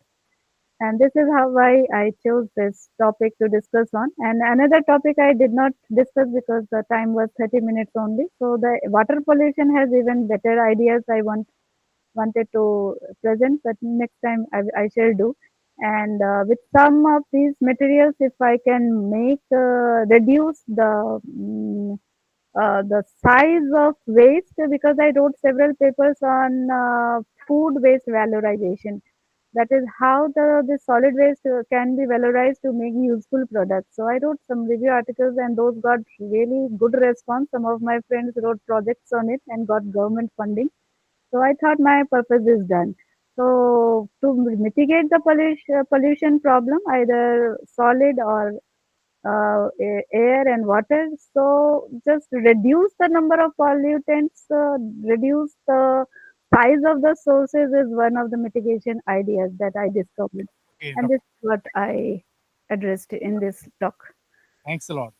Very nice. Thank you. Thank you so much. Thank you. Thank you. Thank you, Dr. Mahato. Thank you, sir. Any other question? No. Any other questions from the audience? Thank you so much, ma'am. I think that's going to be it. Okay. Thank you so much. Okay, so now we would like to invite Dr. Krishna Verma. Sir, please, can you hear us? Dr. Krishna Verma? Yes, I'm here. Yes. Please, can you start to share the screen? Okay, thank you.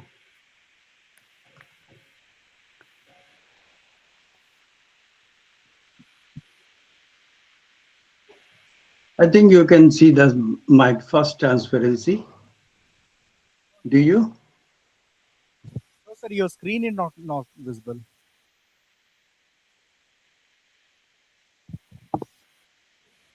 Please share the screen, sir.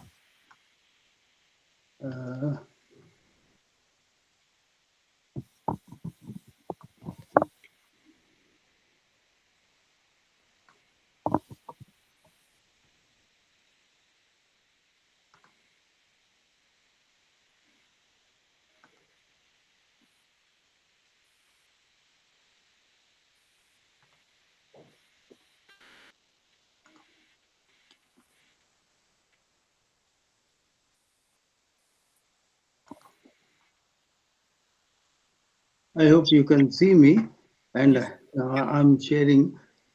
Actually, your previous lecture helped me a lot because I'm going to talk about the pollutants in atmosphere, and the lady speaker talked about air pollution, where different technique is needed, and this time I'm interested in water pollution. Actually, before we proceed for the prevention of pollutants coming into the atmosphere, whether it is air or water, we have to apply a proper method so that a certain targeted material can be removed, and the method should also take care of the concentration of the material which are there. So if it is in very trace quantities, the level of pollutant removal will be different compared to when they are present in higher amounts. So first of all, we need to know what kind of pollutants are there. It may be the diesel combustion product, for example, aromatic polycyclic hydrocarbons, which are stubborn examples, and they are very difficult to remove compared to the pollutants like organophosphorus pollutants or DDT like that. So a large number of pollutants are used for different purposes in house cleaning or in agriculture, preservation of the materials. So my attempt in our lecture is how can we know the pollutants which are present in aqueous medium, not in air pollutants, because the technique would be very different. In my previous lecture in AKS University, I talked about air pollutants, but here my attention is on the water pollution. So how this can be done? I just share my first transparency. Can you see the transparency, first transparency? No, sir, we cannot see your screen. Uh,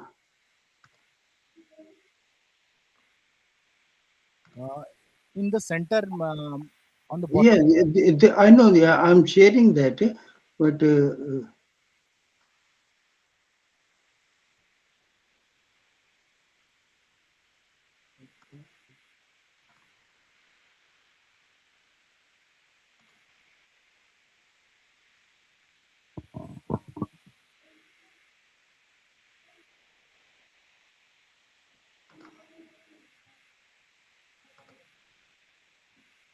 is this? Can you see it here? No, sir, we cannot see your screen.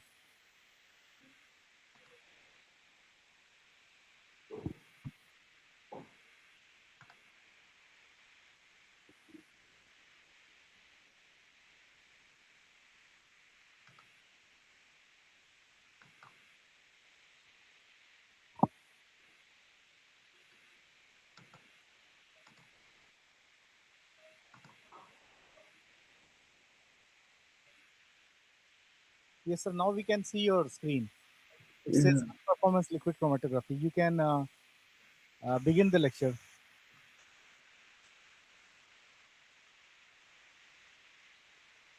I wish to make it a full screen. Yes, sir. It is now full screen at our side. Yeah, it is given full screen.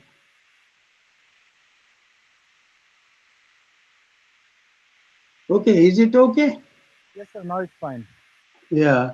So for water pollutants, we need to have high performance liquid chromatography. Here our sample is in the liquid form, and it is a technique, as the name is high performance, means it can handle large number of compounds for their analysis.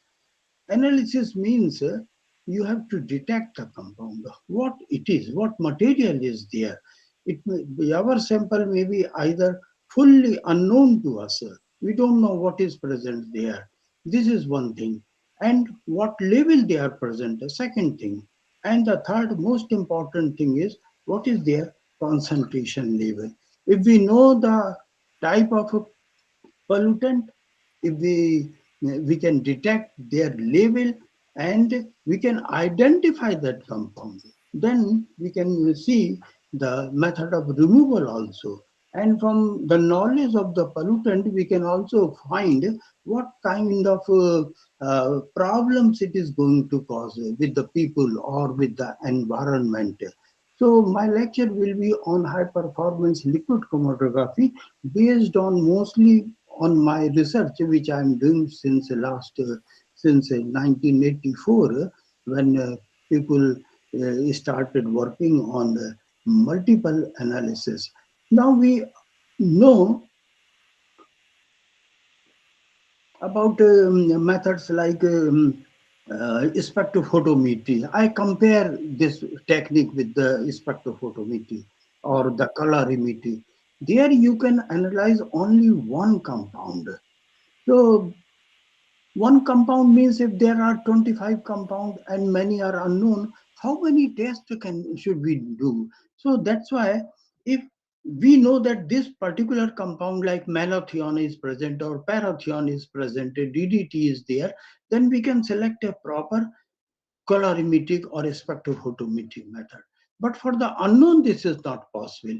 Here we need a method where we can analyze the sample for indefinite number of materials there.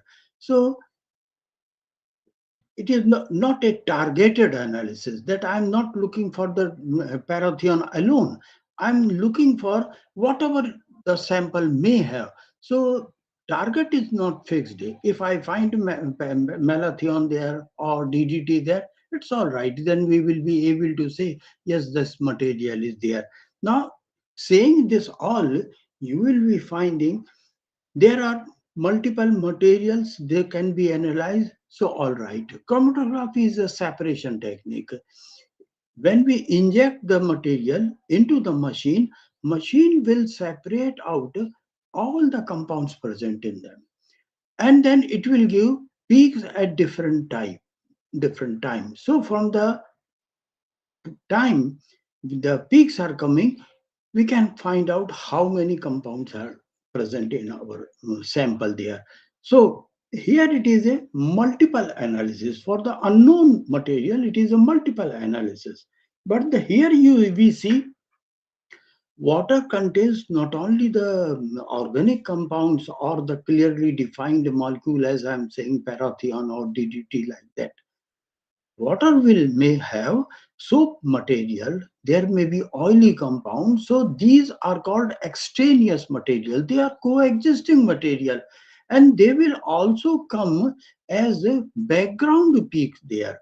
Or sometimes our baseline may not be, means the baseline means if we run a chromatographic technique from the point when we inject the sample and we examine the effluents of the machine there, then there may be many peaks coming out, and they are due to the coexisting substances. We don't want information from them. So these coexisting substances, either of my chromatographic method should handle, or I do something so that these extraneous material can be removed from my substances of choice there. So some methods should be used. This here I'm showing a picture where we find there are number of peaks, and these number of peaks which are numbered, they are called they are due to the certain substances. And these, for example, if you go for the peak number 1, and here you will see the peak number 1 is phenol molecule. Phenol is a very common water soluble material, and this is usually present due to different of industrial activities there, because phenol is a raw material for that.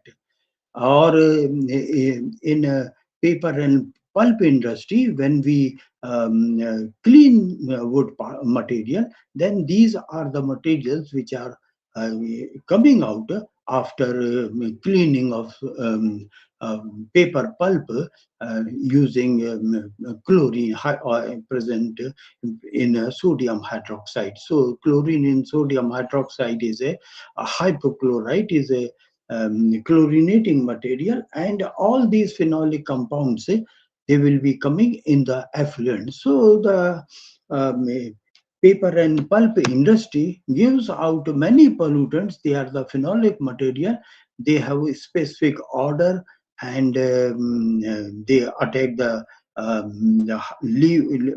lungs like that, and they are very small quantities can only be tolerated. So we can find out them. So here, this first peak, you see the IS is written, it is internal standard. With the concentration of the standard, internal standard, we have a method of calculation. We know in what ratio internally standard and the compound number 1, 2, 3, 4, the weight by weight relationship we know. So then it becomes very easy to find out the concentration of the other compound. So this picture here, it is called a chromatogram. By chromatography, we obtain these peaks coming out, taking the sample from, as this is from the paper and pulp industry. Second is to identify the compound. And here for that, we know that the sensitivity that is required is 0.1 microgram. Remember, 1 gram has 1000 milligram. Each milligram has again 1000 microgram. So in gram terms, I will say 10 to power minus 6 is the microgram. So number of milligram per liter will be the part per million, and microgram means part per billion per liter. So it is a very small concentration. 0.1 microgram per liter is the tolerable amount that will not affect our health. So our method is expected to be so sensitive so that it can detect 0.1 microgram of the material there. Then we would like to know the compound identification also. If I say that this material is naphthalene, then larger quantity can be tolerated. Naphthalene is used as a moth killer also. There's a naphthalene balls we use for keeping the winter clothes there. So naphthalene, you will not say it is a seriously dangerous compound, but other compound which are also polycyclic aromatic hydrocarbon, they are pyrene, for example. It is a very carcinogenic material, very similar to naphthalene, but it is a carcinogenic material, and here its amount should not increase, go above the 0.1 microgram per liter there. As I am giving the name of the compound, how do I know that what materials are how the materials are identified? Actually, for identification purpose, we have to have a part in our machine that is going to identify this particular transparency being presented. You will see there are many peaks. In the left side one, you see the many are the numbered peaks, and there are still large number of peaks which I have not numbered. They are not marked. Actually, these are the material which I have been saying as extraneous material. They are the coexisting material, tarry material, or oily matter. They are all present. So in presence of large garbage, we have to look for the small amount of our material. As you go down or the concentration level, then your material which is targeted, its peak will be large. At the same time, you will find the baseline peaks, the noisy materials, they will also be coming there. So here they have to be distinguished. And another one, the right side also, you will find similar situation, but I have given more information at the baseline. Means the peaks are coming from a line which is parallel to the timeline. You can see 6 minute, 8 minute, that one, this line, that is the x-axis. Here you see the baseline there, and on the baseline there are many peaks. Here I have numbered them, and this is an example of a gas chromatography mass spectrometry. The sample was actually injected in there, aqueous sample, and you see the phenol, again the same type of compound. A large number of material, including them is the number 13, which I have shown in red, 2-hydroxybiphenyl. It is a very toxic material.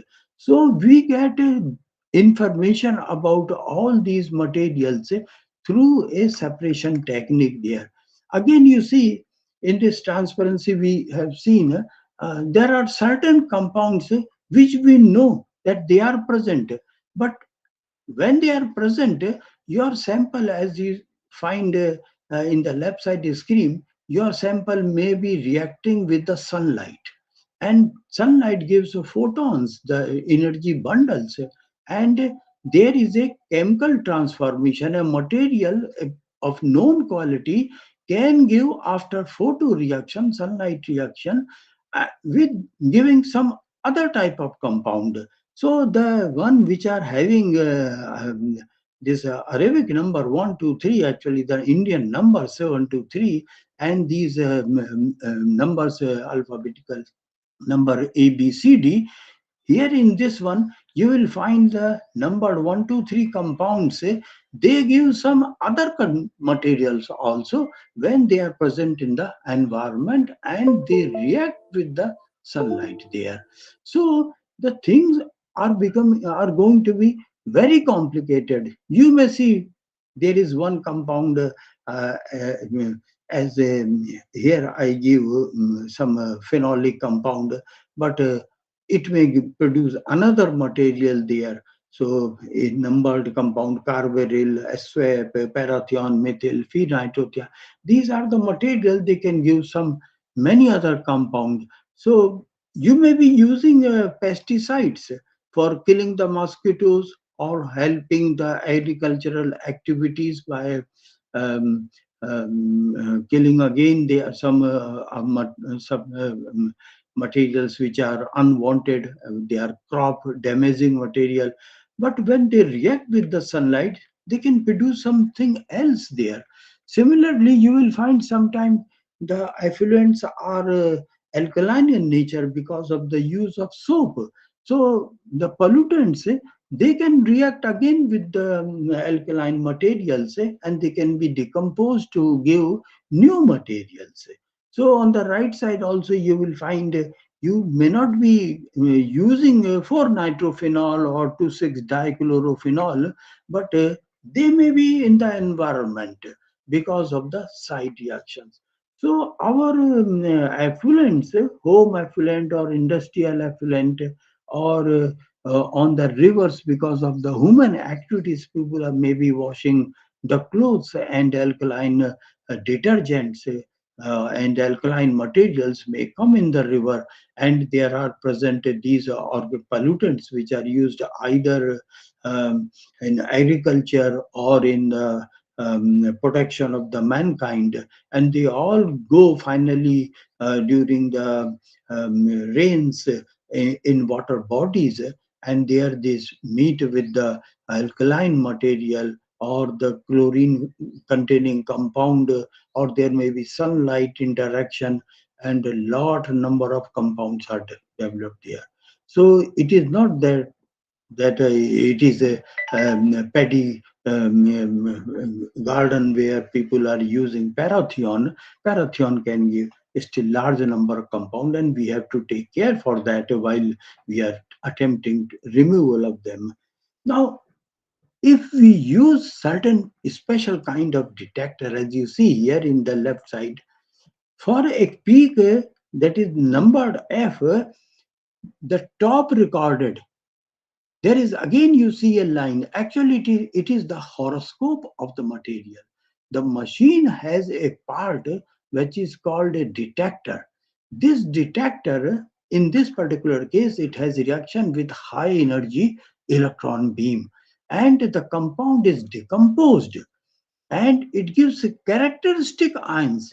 The peaks which you see here in the left side chromatogram on the top trace there, these peaks are matching with our library there. The spectrum is for the parathion there, compound number F. The top scanning, that is our machine giving after electron beam interaction of the peak coming out at that 18 point something as in F you see, and then we compare the recorded this spectrum with the library spectrum, and library knows what kind of matching is there. It will see that the two peaks, they are identical. The number, the highest mass peak are identical. So the two are very much identical, and immediately it will print out, gentlemen, your compound is parathion. Similarly, each peak will be identified by the machine there. See now in the right side spectrum, again for the peak number 4, what this is, the machine itself will record the top pattern there. It is called mass spectrum, because on electron beam interaction, ions of different masses are produced. And when we write on the mass scale and the intensity scale, it is called mass spectrum, and it is matched with the library, and the matching will say what this compound is. Number 4 is the 4-nitrophenol, something like that. Or so this is how we find out. We characterize what the compound is. So decomposition of a pesticide, which we have used in our purpose, either the agricultural purpose or as an spray reagent into the field, so that a mosquito and other pest, they can be removed, either themselves or their decomposition product, all will exist in the environment.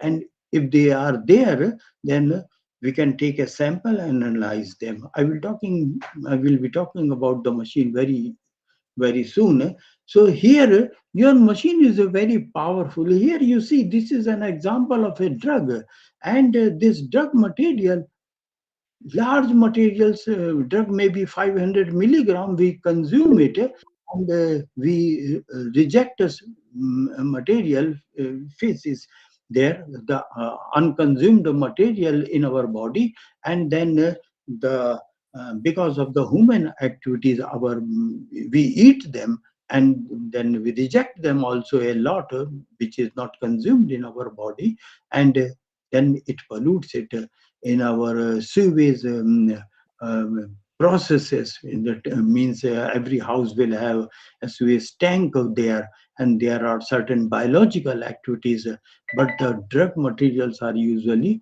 not decomposed. If the particular kind of a bioreaction is going on in the cleaning sewage treatment there, then these drugs will be coming in the environment. So drugs are also an active field, not only the pesticide, which you have to take care of. Now, as I said, it is 0.1 microgram, 0.1 ppb I have to catch whether it is present in the environment. So this is one technique here. Here you will find I'm making solid dots as hello. Here are Yeah, Dr. Bhatnagar, can you please mute yourself? Oh, no problem. So these are the cartridges. Here you find, I will take my sample, maybe 1 ml or 2 ml, and pass through this. In the bottom of the cartridge, you see there is a material which can retain the my analyte and the contaminant. I want my analyte to be given out. So water can be passed through this cartridge, and there is a packing here at the bottom, you see, and everything, the material and the contaminants are retained there. Then I wash it. Some thing which is water soluble can be removed, and then I remove there from my targeted material. So I may load 5 ml of my compound, I mean this test sample, and I can elute by maybe 100 microliter. So this is a method of pre-concentration. So 0.1 microgram per liter I am looking, I may preconcern that I can make the material to be subjected to analysis by high performance liquid chromatography, and that becomes 10 times, 100 times more concentrated, so that I will be able to differentiate background peak against my analyte peak, is my peaks of interest. So this is solid phase extraction is one trick by which I can clean up my sample before submitting it for an analysis. There are some other techniques also. Here you see in the left side, at the bottom, as the in this one, you see the packing material is in the in the cartridge. You see that holds the your compounds of interest. Now I have this a part which is a um, used for solid phase micro extraction. Actually, here you coated a solid phase micro extraction fused silica fiber. It is not the whole pen type of device. It is the fiber at the bottom, which is very fragile. It is exposed to the water sample, and then all the interested materials will be collected on the fused silica there. Then I will put this silica into the machine so that it can diffuse.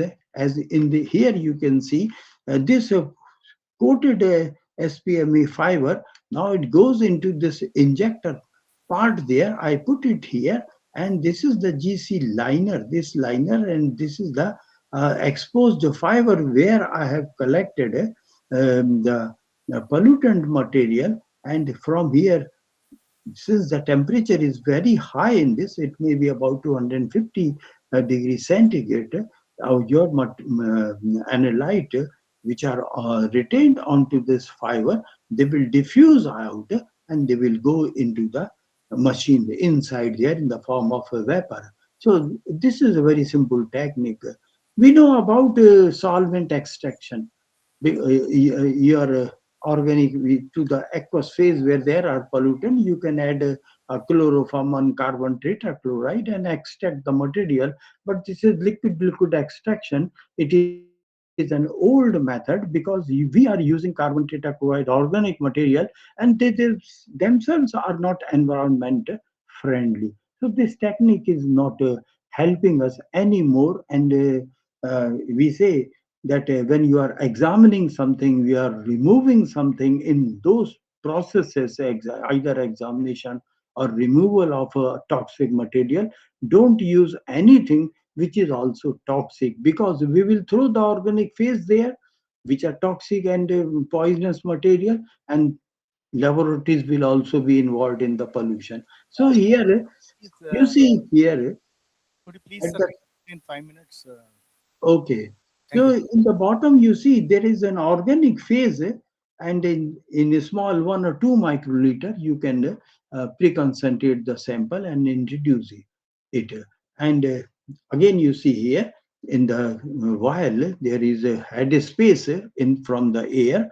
The sample may be heated, and yes, the material which you can separate. Food material can be also having some toxic material. They can also be analyzed. If you can read Urdu or the Arabic, I have taken an example of kebab, where from you heat it on fire, and some organic material can give compounds which are toxic there. So, how good is your method? That also can be examined. These are the tricks by which a greenness of a sample preparation can be determined, and you can get the number like 0.48. One is the maximum award marks one can have. So different tricks are there by which the greenness of any method can be detected. So you are evaluating the environment, what material is there, what concentration is there, what is the identity of the compound, the method you are using, how safe is that one, how green is that method, so you are assured about that. I will go in passing there. These are the things which you find out in the chromatography. All the peaks you can see, and this is the theory I will not touch here. So actually, it was given by the two Nobel laureate, APJ Martin and the Sinjo. They were the British worker. 1952 Nobel Prize was given, because this is the trick by which you can find trace quantities of the material. That's why, which is not possible there. Now here, how this is the machine which you are using. You can see there are many things, and you will maybe finding it, the machine is very complicated. The heart of the machine is um, a column where you have a solvent material which separates the compound. It is the nature. Silica particles are inside. They have different structures there. and at the top you are using leak proof joints there in that, and this is the whole column is shown there, and this is the solvent which will be moving, and finally it will go into the waste. You collect the waste also, and then the to propel the solvent you need a pump. You have an injector to inject your water sample, and finally you have a detector. You can have two solvent also, pump A, pump B. uh, you can hook up there, and you can do the chromatography, and a mixing chamber is there, and there should be no noise there. So a pulse dampener is there, and there are many special functioning there.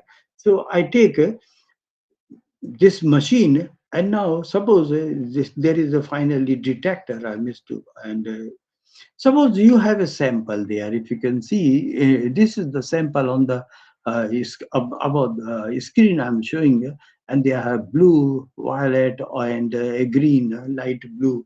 These are the particles. It means they are representing three types of sample there. Then machine here, you can see on the screen there is a line coming. It is the base line. Then I inject the sample there in the injector, and then the compound is injected. Here the compounds, they go to the other end of the column there, and when they go, the constituents are separated. You see, in the sample all the particles are randomly distributed, and here you see the violet are moving faster because they have less interaction with the column materials, and blue are lagging behind because they are retained by the column. This is the theory. And here you see the red are fully separated, and finally this part goes into the detector and will be recorded. So one by one all the peaks will be coming, and this is the whole story. With this machine you can separate it. It is called high performance liquid chromatography, and since the time is short, many other things I cannot discuss here. Some other time you have peaks there, and if there is some peak which are coming very late, you can have gradient program, so you can speed up your this one here. And there are many types of detector, UV visual detector, and you can have the LC mass spectrometry, because I have shown you the potential of mass spectrometry for the analysis here of your compound. So the column effluent, they go to the ionization chamber. There they make 70 electron volt energy. Then they are all separated, and finally they go to the detector. All ions are detected, and you get a chromatogram there. And then other things are also there which we have. So different type of detectors are there, and each compound can be identified. So believe me, whether it is a air sample, if you can collect the air, and you have liquid that is absorbing the air pollutant, in that liquid form you can inject to the machine there. It is called HPLC, high performance liquid chromatography machine there. There is a point where you inject, there is a separation part, and in the detector you will see the number of peaks. You can identify the peaks, and with the help of library you can have distinction of the compound and its concentration also. Thank you very much. I will be happy to answer the question if there are some. Thank you very much, sir.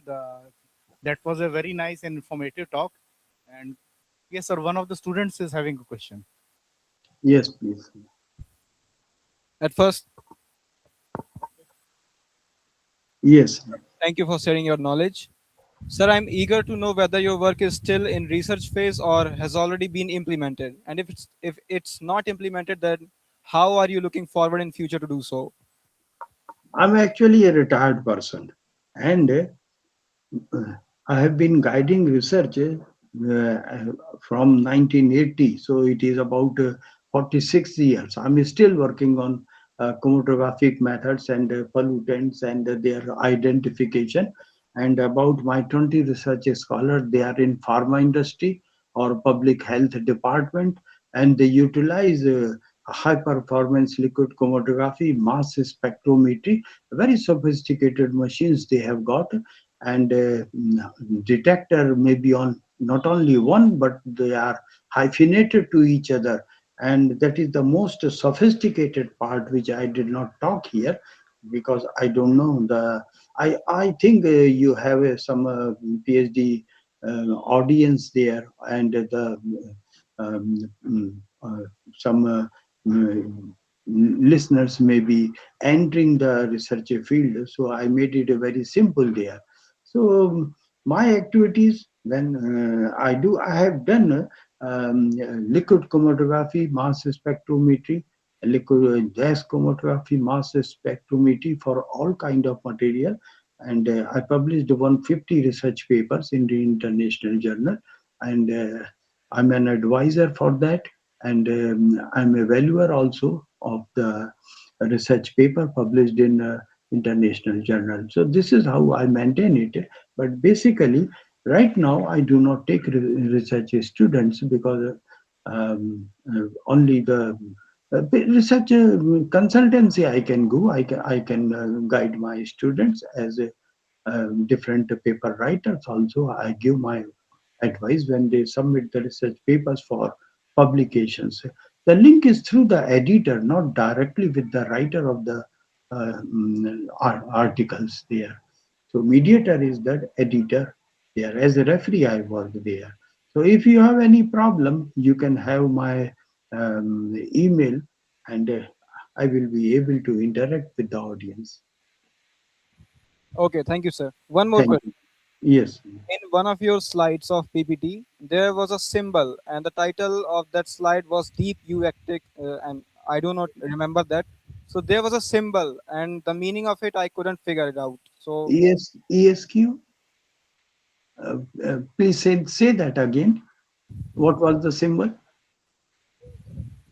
I do not know the meaning of symbol. So deep Uectic, that something, the title of that slide. DQ. What is it? How to I may be mispronouncing that. DQ. No, no. Deep Uectic, deep.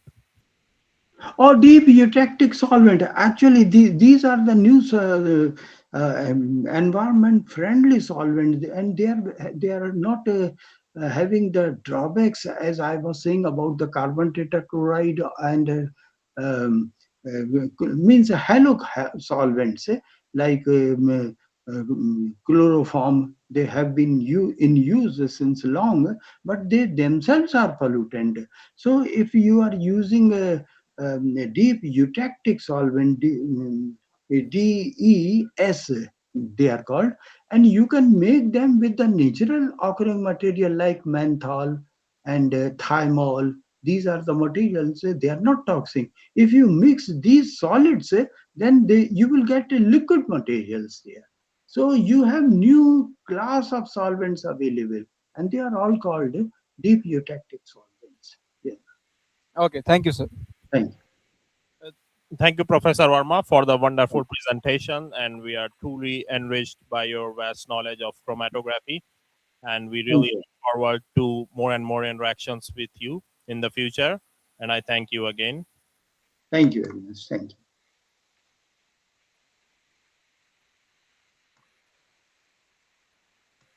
Dr. Sonali Bhatnagar, can you please start the talk?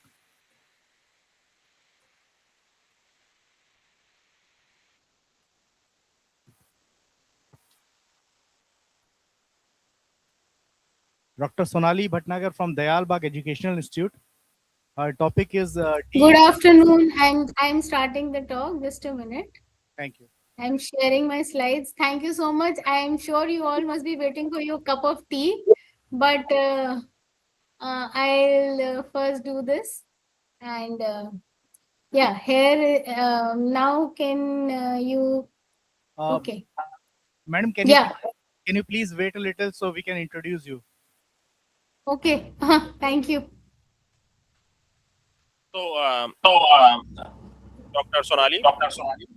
So, Dr. Sonali Bhatnagar is an academic academician and researcher at Dayal Educational Institute, Agra.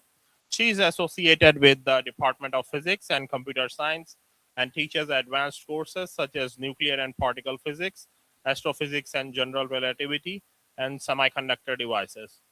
Her research interests include particle physics, astrophysics, cosmic ray studies, and detector applications in medical physics. Dr. Bhatnagar has contributed to research publications and conference proceedings related to cosmic radiation and particle detection techniques. She actively participates in scientific conferences and collaborates with researchers in experimental and theoretical physics, contributing to the advancement of the modern physics research and education. So I'm really interested in this research topic, and we look forward to your talk. So over to you, Dr. Bhatnagar.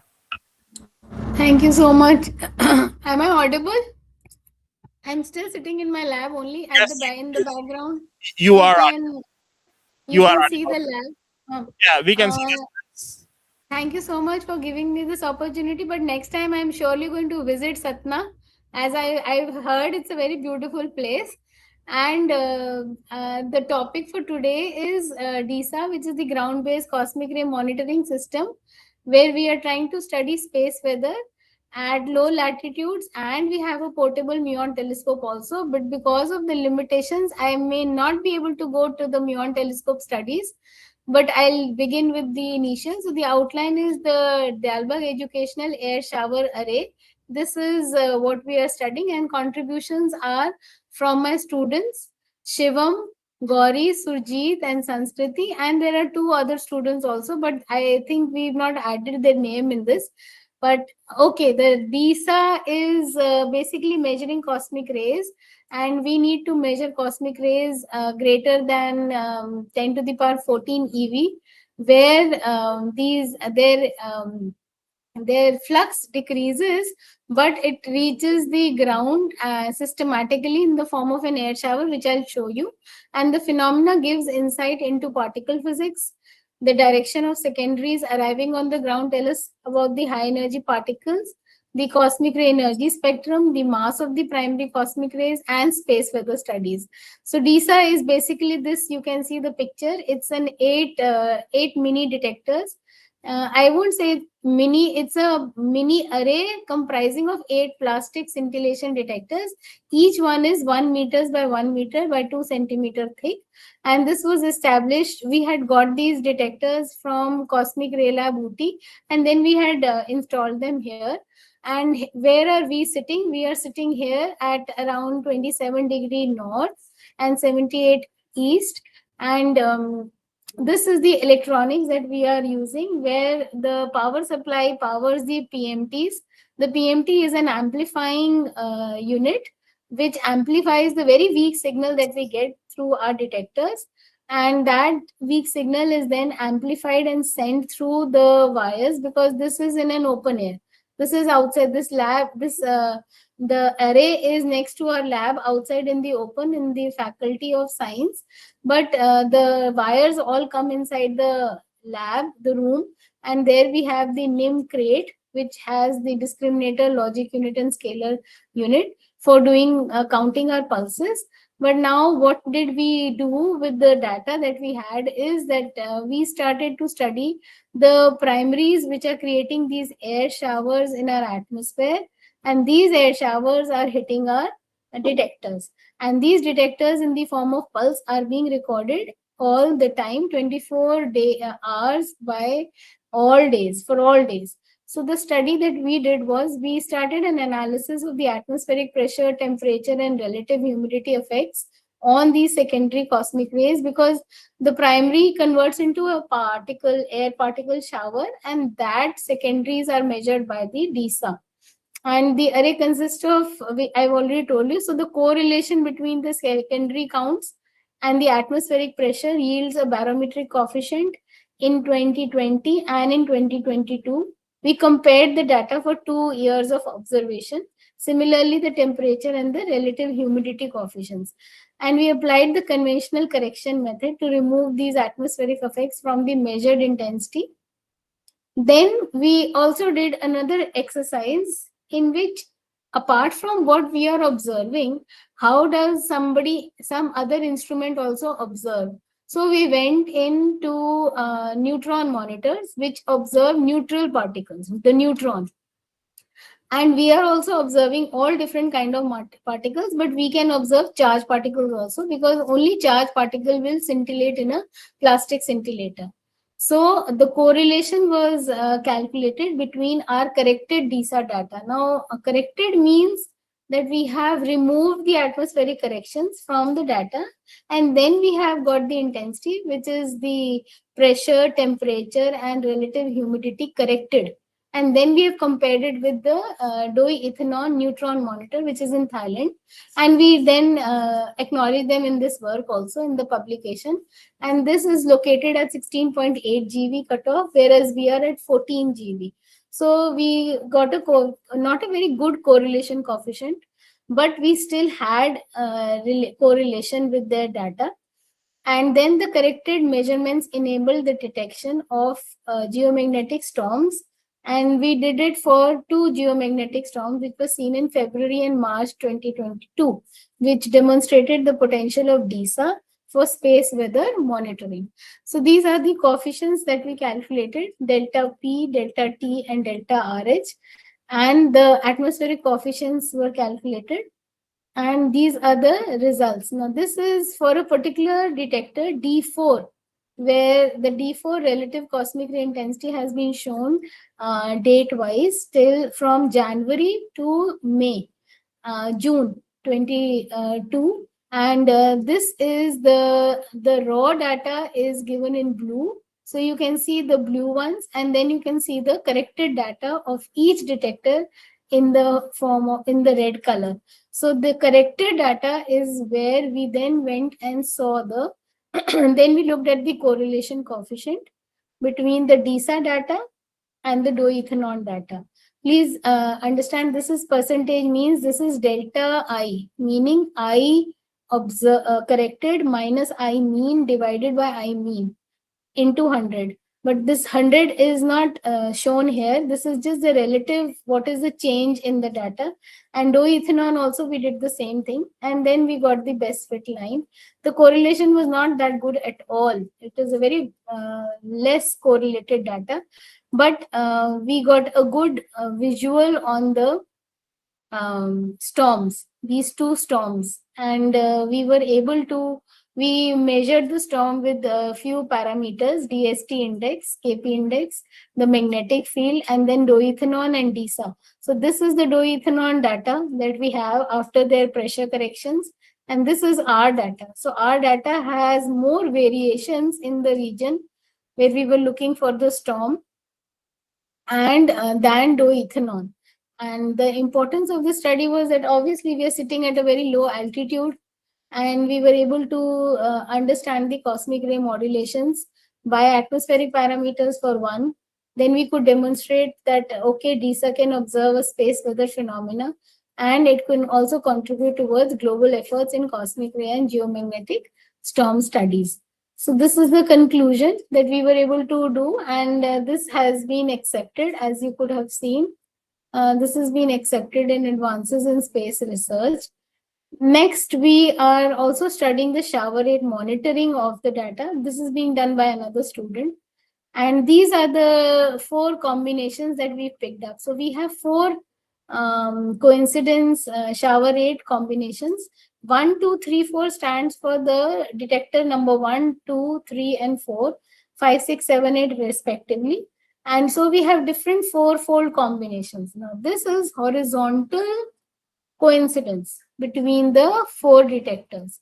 And we are looking at the shower rates in March to June. We have shower rates now coming for every month now. And we are observing them, and we are also trying to study them in detail. So this I'm not analyzing here, but we are just studying pressure effects and these things. But this is the Muon telescope that we have in our lab. There are 3 detectors that we have, and 2 of them have been shown in this. This is a light guide, and this is a detector 2. These are all high energy particle physics detectors based on plastic scintillations. Like Verma sir talked about liquid chromatography. These are, we also have liquid detectors, but we are working with plastic scintillation detectors, meaning organic detectors.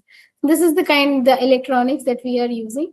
So we have these two detectors that we are studying here, and these have, again, we've done the atmospheric effects of these on the cosmic ray counts, and our results, our barometric coefficients are like, not this one is because of the rigidity, also the rigidity values are the same, but because of the period, they took it for a year or so, and this is for 5-year data, but we just have it for 6 months. So now we're going to add and maybe get better coefficients, barometric coefficients for the muon flux. Muon detector works on a different coincidence. This works on vertical coincidence. So if you have two detectors lying one above the other, and within a coincidence window of 100 nanoseconds, if you're able to see signals in both the detectors, then that counts to being a muon approximately 99% times. There can be accidental coincidences also. So this is the DY is given here. This is from a published work. And these values are now being studied. We are still working on this. But that this muon detector has been published already. And then this is another study which we are doing with the portable muon telescope. We say portable, why? Because we can pick it up and take it outside the lab also and get it inside the lab also. So both time we can do it. So the student also did muon calculations. She looked into pressure, temperature, and humidity corrections, and these were the results, where she did get some good results. As sunspot number was increasing, when the sunspot number increases, the muon flux intensity is very small. And so similarly, sunspot number means the sun is very active. This is a very interesting phenomena, that the sun is very active and the sunspot number increases on the surface of the sun. And correspondingly, after our corrected data, we could see a drop in the intensity, because when the sunspot number is large, there is a huge flux of charged particles coming towards the earth also in the form of a solar wind. So that solar phenomena gives rise to a phenomena which is called Forbush decrease, which means that the wind takes away very energetic particles, and very less energetic particles enter the Earth's atmosphere. So this is the kind of work that we are studying and doing in our lab. And these are, again, she's showing it for 2 years that we did it. These are our team members. This is myself, another faculty, a student, PhD student, and these are 2 UG students. And thank you. These are the references. These are all the references that I have included in it, in the work. Thank you so much. I hurried my presentation because your tea time has been crossed, I believe, and you still have one more presentation. Yes, thank you, madam. Very nice presentation. Can you please provide more details about that muon telescope? This has the publication also. This publication is here. These are all DA symposium publications, and we have another in Pramana, which is on this muon telescope. So all of these research facilities that you mentioned are at your institute? Yeah, they are right here. I am rotating the lab, and you can see there is a student working. There's a student working on the oscilloscope and another one sitting. And this is our lab.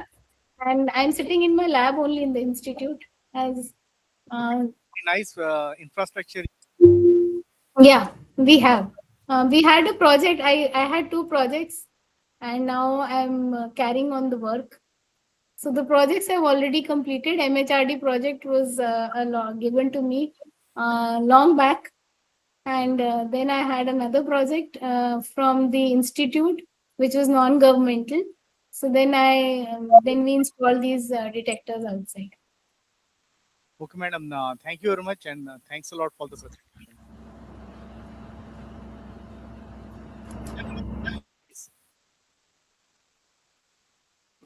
Good afternoon, ma'am. Thanks for the wonderful session. My question is, the detector you mentioned in your presentation, so does it detect only neutron particle or any other particles? Uh, um, the respective question is that these plastic scintillation detectors are for charged particles, and these charged particles, when they are very energetic, which is the threshold of the detector, when they pass through the detector, they actually transfer their energy to the electrons in the organic scintillator. These electrons, they go to the excited states and come back and emit a photon. Now, generally, the plastic scintillator that we are working in, which is including Cosmic Ray Lab Ooty, which is a field station of TIFR Mumbai, their plastic scintillators have UV radiation coming out. So these are based on charged particles, not for neutron. Neutron monitors are different. They are based for their detectors for neutral particles.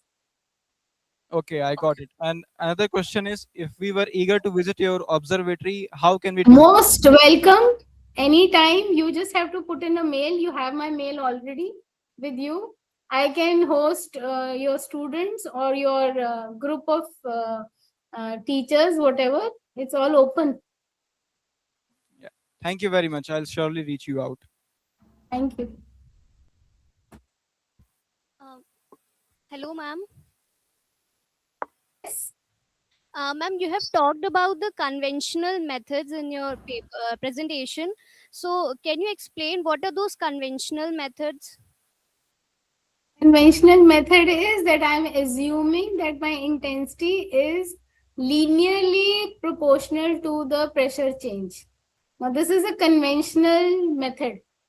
If I have to go to different things, then the dependence changes. My dependence can be different non-linear relations also. So we've just taken a linear dependence, but then we did multivariable analysis also. This is a linear regression method. Conventional method is linear regression method, where you fit the data to a linear equation by the regression method. Am I audible? Oh, yes, ma'am. Yes, ma'am. You're audible. Yeah, so this is the conventional method, but we've now done it with fast Fourier transform as well as multivariable coefficient method also, which Ma'am, is, huh. my next question is, as my work is on GM, so is your that telescope, the instrument can be used to detect GM? GM is Geiger-Muller counter. No, ma'am, geomagnetic storm I'm talking about. Yeah, your work is on that. Good. So yes, we've just detected, and I gave you the publication also. So we've detected a geomagnetic storm only with this instrument. Okay, ma'am. Thank you, ma'am. Thank you so much. Yeah.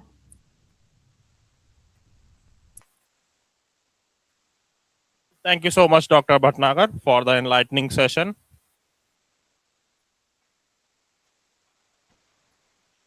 Now I would like to call upon the next speaker, Ms. Preeti Singh. Yes, sir. Dr. Preeti Singh, am I audible? Yeah. Am I audible, sir? So, Dr. Preeti Singh is a faculty member at Patna Science College, Patna University, and it is one of the oldest and most prestigious scientific institutions in Eastern India. He has been actively engaged in teaching and research in the physical and mathematical sciences. Her academic work focuses on strengthening scientific understanding among students and engaging research-oriented learning. Dr. Singh has participated in multiple seminars, conferences, and academic workshops where she has presented research findings and interacted with scholars from various institutions. With teaching and mentorship, she motivates to pursue scientific careers and contributes to the advancement of scientific education.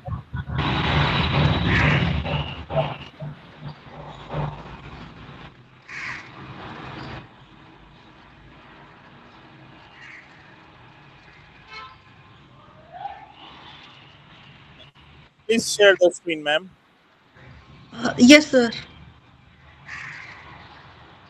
Just a minute.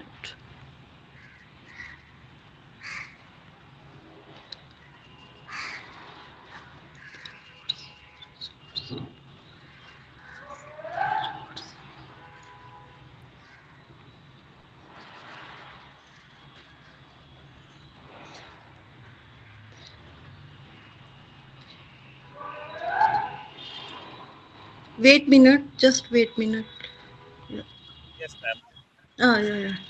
Yeah, screen is visible? No, ma'am. No. Wait a minute.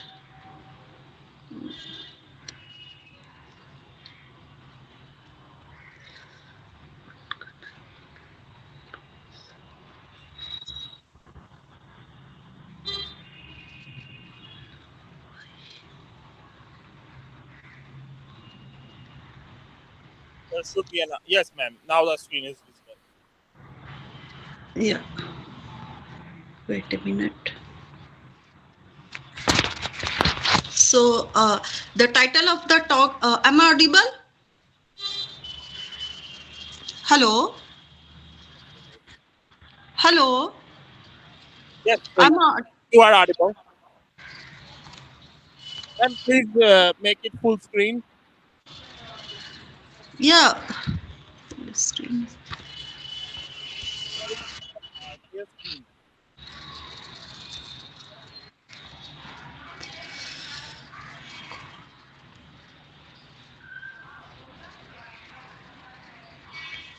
Yeah, full screen is visible? Yes, ma'am. Yeah, the title of the talk is Properties of the Joint Reductions of the Ideals. So, outline of this presentation is first introduce the abstract, second one is introductions, third is Rees algebra of an ideals, defining equations of the Rees algebra, filtrations of ideals in multi-Rees algebra, and after that the joint reductions and some results related to the reductions theory. So in this presentation, we introduce the joint reductions of ideals, and there are lot of examples in this theory. So joint reductions is the generalizations of the reductions of the ideals. So now we come to the introductions.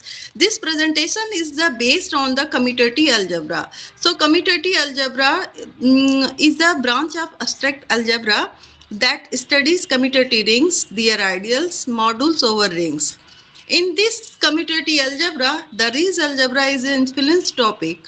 So Rees algebra of an ideal is the subring of the polynomial ring. It has a lot of information about the ideals as well as the blow up of an ideals. So the Rees algebra of an ideals have used determinations of the minimum number of equations needed to define the algebraic varieties as well as the computations of the Lie group. The fiber cone is the one of the main tool to define the reductions theory as well as the analytic spread of an ideal. So what is the fiber cone? Fiber cone is the quotient modulo of the Rees algebra, and it has a lot of informations about the Hilbert functions, reductions numbers, as well as the multiplicities of an ideals. There are many researchers to define the fiber cone of an ideals in different theories, and define the many results to its generalization, just like a filtration of an ideal and defining the equations of the Rees algebra. In this way, there are many concepts related to the computations because filtrations is a broad algebraic structure and can be defined the Rees algebra associated grins. In the construct of filtrations theory, joint reductions refers to the finding a smaller set of elements that generates the set of ideals. The first concept was this is introduced by D. Rees, and which is the classic notion of the reductions of a single ideal to a finite set of ideals. The generalization is the key in understanding Hilbert polynomial, mixed multiplicity, and depth of the properties of the associated graded rings. The existence and properties of minimal joint reductions are closely linked to the structures of the Rees algebra as well as the multi-Rees algebra. So there are connections between the joint reductions number and the multi-Rees algebra. Here we are giving the example. Take the rings in the local rings localized at a maximal ideal. and take the ideal I1, ideal generated by x square comma xy, and take another ideal y square comma xy. And in this case, we can say that x comma y and xy are the joint reductions of ideal I1 comma I2. But its multiplicity is the same, and multiplicity is nothing at the uh, Hilbert polynomial coefficients. So now we investigate the properties of joint reduction in the construct of the filtrations of the ideals. We come to the background of the presentations in mathematical way. So first we introduce the Rees algebra of an ideal. So Rees algebra of an ideal is the set of polynomials ring with one variable, where the first coefficient belongs to the ring and all the coefficients belongs to the powers of an ideal. If we are taking ring is Noetherian, then we can define many properties of the Rees algebra of an ideal. Because ring is Noetherian, then every ideal of this ring is finitely generated. Then we can capture the dimension of the ring, depth of the ring, and there are a lot of tools to define the Rees algebra of an ideal. So here we are taking the ideal generated by R elements and define the R variable polynomials to the Rees algebra of an ideal. So we can take the generators to the polynomials variable. Here Ti goes to the VIT. So since this map is onto the fundamental theorem of R algebra homomorphism, Rees algebra of an ideal is the quotient of the polynomial ring. And the generators of the Q is the kernel of this map, are the defining equations of the Rees algebra. So if we have the lot of variables, then how can calculate the Rees algebra of an ideal? Here we are taking the only two variables polynomial over the field K, and take the ideal generated by three elements. Then then the singular software, we can easily compute the Rees algebra of an ideal is isomorphic to the quotient of the polynomial ring. Then how to define the Rees algebra in a singular software? So here ring is defined 0, x1, x2 and dp. 0 is the characteristic of the field. So field is the characteristic is 0, x1, x2 is the variable, and dp is a discography ordering. Ordering in the sense ideal generated by x1 square, x1, x2, x2 square. So here discography with respect to the x1. Right. So x1 power degree is 2, then 1, then 0. Right. So we get the command scattering Rees, then we can find the generators of the kernel here. So we can easily compute the Rees algebra of an ideal. So now we come to the joint reductions theory. Here we are using the ring is a Noetherian and also the local ring, and M is a maximal ideal with dimensions of the ring is D, and I1, I2, Is be the set of ideals, and this is the ordering 0 represented as a S component, right? 0, 0 up to 0, right? 1 is represented just a representation with the S component. So here we are defining the filtrations of the ideals. So filtrations of the ideals is the collections of ideals satisfies these properties. And now we can define the multi-Rees algebra. Multi-Rees algebra is the direct sum of the filtrations of the ideal. And fiber cone of an ideal is the tensor product R modulo M with the Rees algebra of an ideal. And dimension of the fiber cone of the filtration is said to be analytic spread of the filtrations of this ideal. This is the definition of the joint reductions, because joint reduction is the generalizations of the reductions theory. So there are many results to define the reductions of ideal. Here we can generalize the result reductions of ideals to the joint reductions of ideal. So first we introduce the definition of the joint reductions of a set of ideals. So here we are taking the S ideals, and this definition, the set of ideals x1 x2 xs is a joint reductions if the relations is defined. And here number is defined is just like component wise, right? S component. So and the vectors R1 R2 up to Rs is called the joint reduction vector with respect to the joint reductions of the ideals A1 A2 As. And this is the example of the joint reductions. Here we are taking R is a two-dimensional ring and take the any elements in ideals x1 x suffix x111 and x12, and here another elements in the ideal generated by I2. Then we can find the relations, and this is a joint reductions with respect to the ideals I1 comma I2. So this is a generalization of the reductions of an ideal. Reduction of an ideal is defined only the one ideal, and joint reductions of an ideal define the set of ideals, more than one ideals.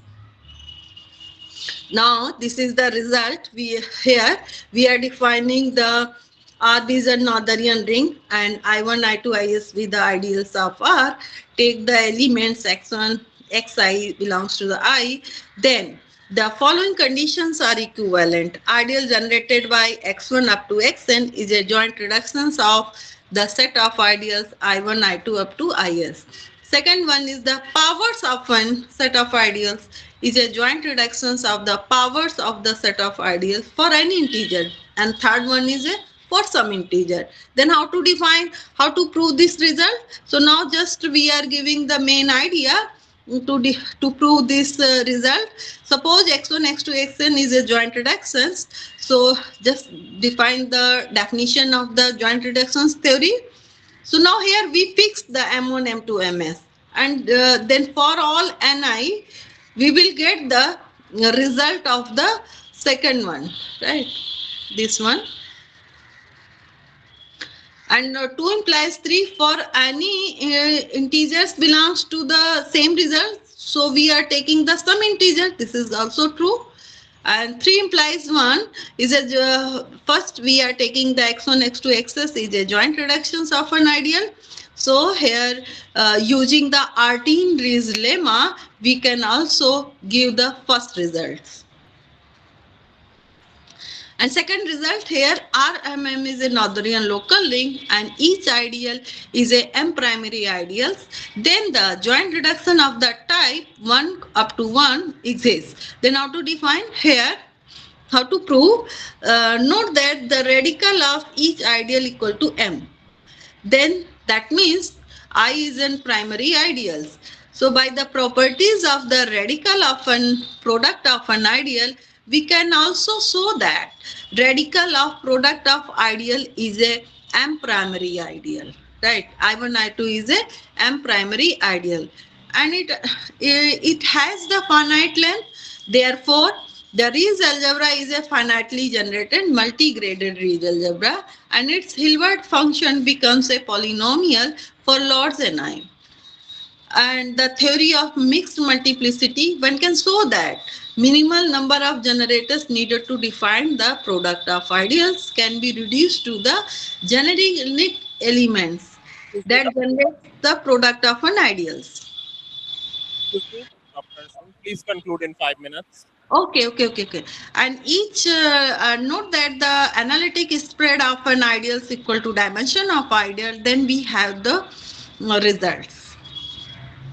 Second results, if ring is any ring and we are taking the set of ideals, then the system of elements forms the joint reductions. So here first we I is an nilpotent ideals and 0 is a reduction number, then we can easily prove that this results. Another one, this results is if ring is a Noetherian local ring, then A1, A2, As is a joint reductions of the set of ideals, then the A1 plus M of I1 up to AS plus M of IS is the joint reductions of the set of ideas. Here, the main idea is the Nakayama lemma. We can see that.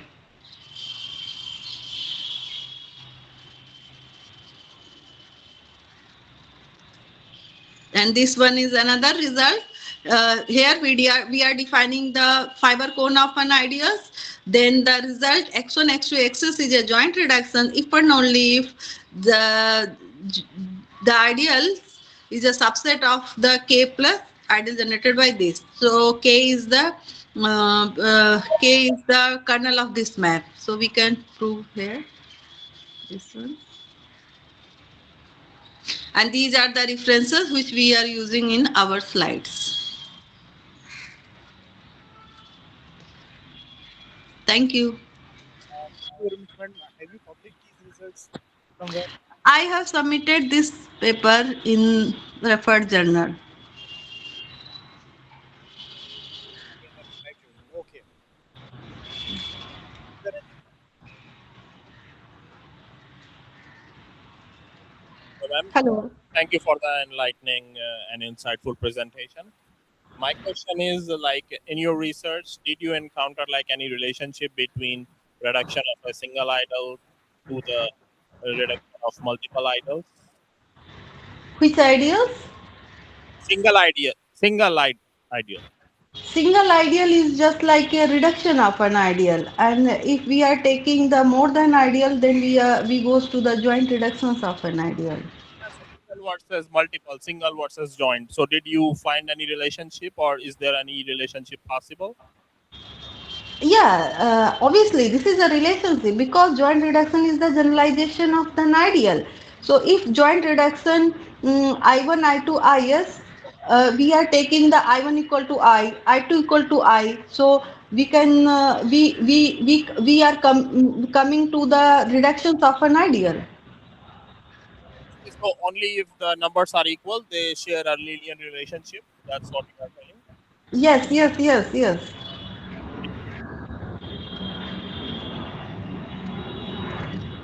Hello.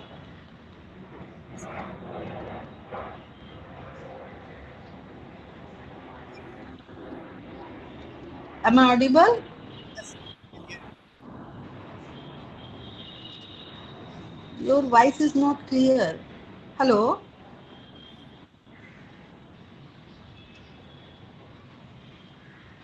Can you hear us? Yeah, yeah, yeah. So we would like to thank you for this presentation. Okay, thank you. Thank you so much. So the next speaker is going to be Dr. Amit Kumar Singh from Dr. Amit Kumar Singh.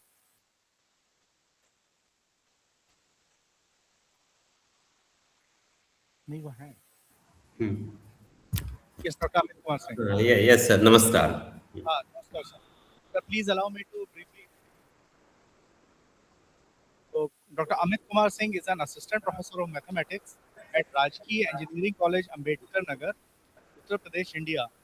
He has completed his PhD from the RML Awadh University, Ayodhya. His MSc from Banaras University, Varanasi, and his PhD in fuzzy topology in 2010 from IIT BHU Varanasi. Then he did a postdoctoral research work at Indian Statistical Institute, and he joined the Rajki Engineering College in 2017 in the Department of Applied Science and Humanities. His research interests include fuzzy topology and decision-making theory. So, over to Dr. Amit Kumar. Yeah, thank you, sir. Thank you very much for the organizing committee. Can you hear me?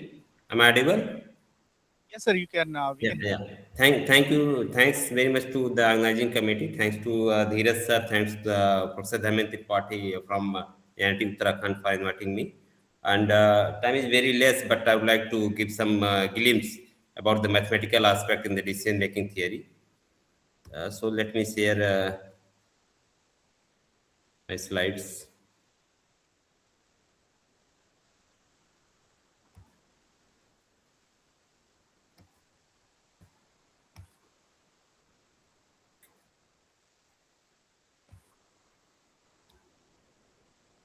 My slide is visible or not, sir?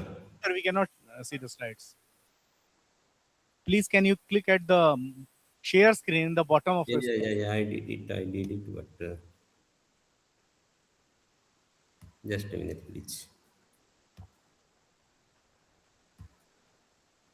It is showing that presentation is starting.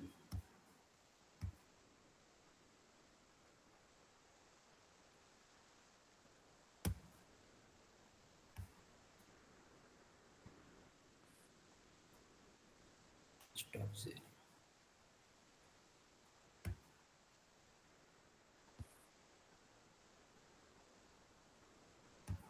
Yeah, there's some issues. I'm unable to share screen, entire screen, or share.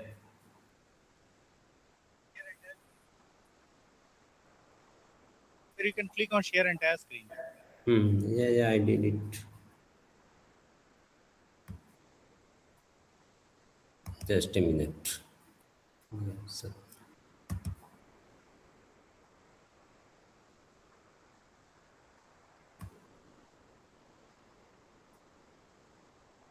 Is it okay now? No, so we cannot your screen still. We are able to see your picture, but not your screen. Okay.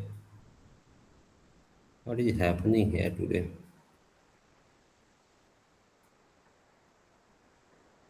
Stop sharing. Stop sharing.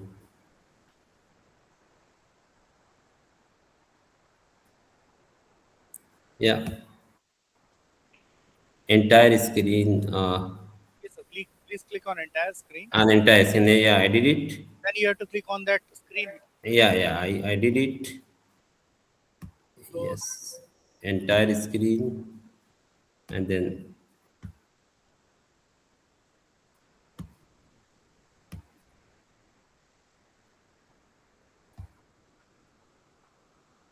is it visible now? no, not yet.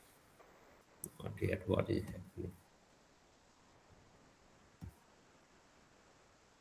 Let me try once more. When you click on entire screen, there will be a big window. Yeah. I'm doing the same thing I did many times, but You can minimize that screen, and then we'll be able to see your screen.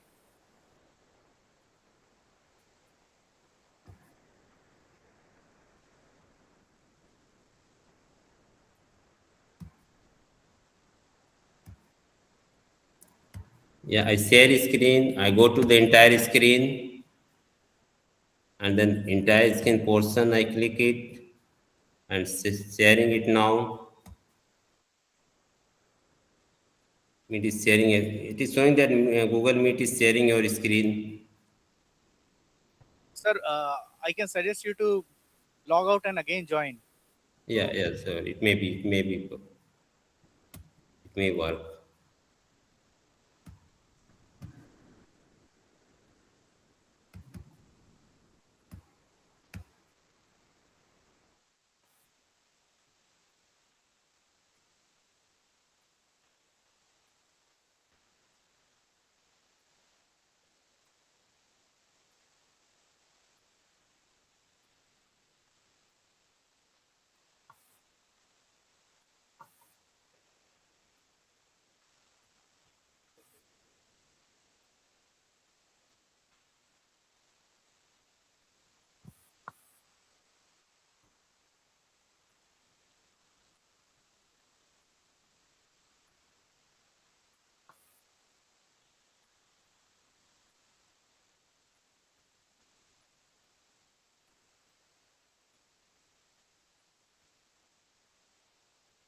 So now please try again.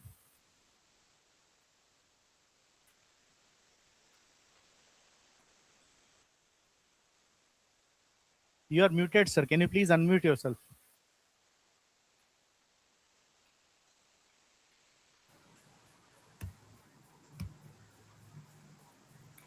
I went to the entire screen, select this entire screen, sharing this one.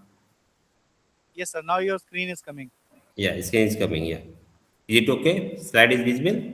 Yes, just please minimize the side window. Yeah. Yeah, I think now it is okay, no?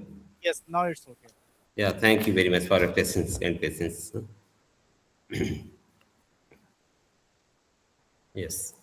For the next 15 minutes, I will talk about the mathematical aspect in the decision-making theory and about some mathematical theories, how we should take the decision that our decision should be more appropriate. So these are some key points. What is the decision-making process? What are the single and multiple criteria decision-makings? And how we decide the importance means weight to the arguments are the criteria, and what is the OWA operator, what is the role of OWA operator in decision making theory, some instance OWA operators like this one very important operator in the scenario of the decision making, and some applications of the OWA operators. So what is the decision making? We know in single line we can say the choice between two or more alternatives. The decision making is a systematic process that minimizes the uncertainty and confusion in choosing between many options. So in the flow chart we can see we define and analyzing the problems and developing their alternative solution. If there are possible so many solutions, so we have to develop all the alternative solution and we look towards them. Evaluation the alternative solution and selecting the best solution among all those, and implement the decision theory and the follow-up again and again. What are the single criteria decision making? Suppose there is a single criteria, we have to purchase something and cost is the constant there, cost is the single criteria. So on the basis of that cost, we would like to purchase the best uh, best thing from the market. And from another example, we can see if suppose we have to purchase a phone, and the criteria is the battery life. In the remote area, there is a problem with electricity. Not nowadays, but in the old age, 2 or 3 years later. So people were very aware about its battery life of any phone. So battery life was very too much important, crucial issue. So this is the single criteria, battery life. So this is very easy to take decision when the criteria is the single only. But in the multi-criteria decision making, from this example, you can see, suppose a person have to purchase some phone, and there are 3 phones, phone A, phone B, phone C. That phone A has the good camera quality, moderate battery life, and high price. Phone B has moderate camera quality, excellent battery life, moderate price. Phone C is the excellent camera quality, moderate battery life, but low price. A rich person would prefer the phone A, which has the definitely high price, which has much more features, but a poor person or a person from the middle class background would prefer the phone C. It means the price is the constant there.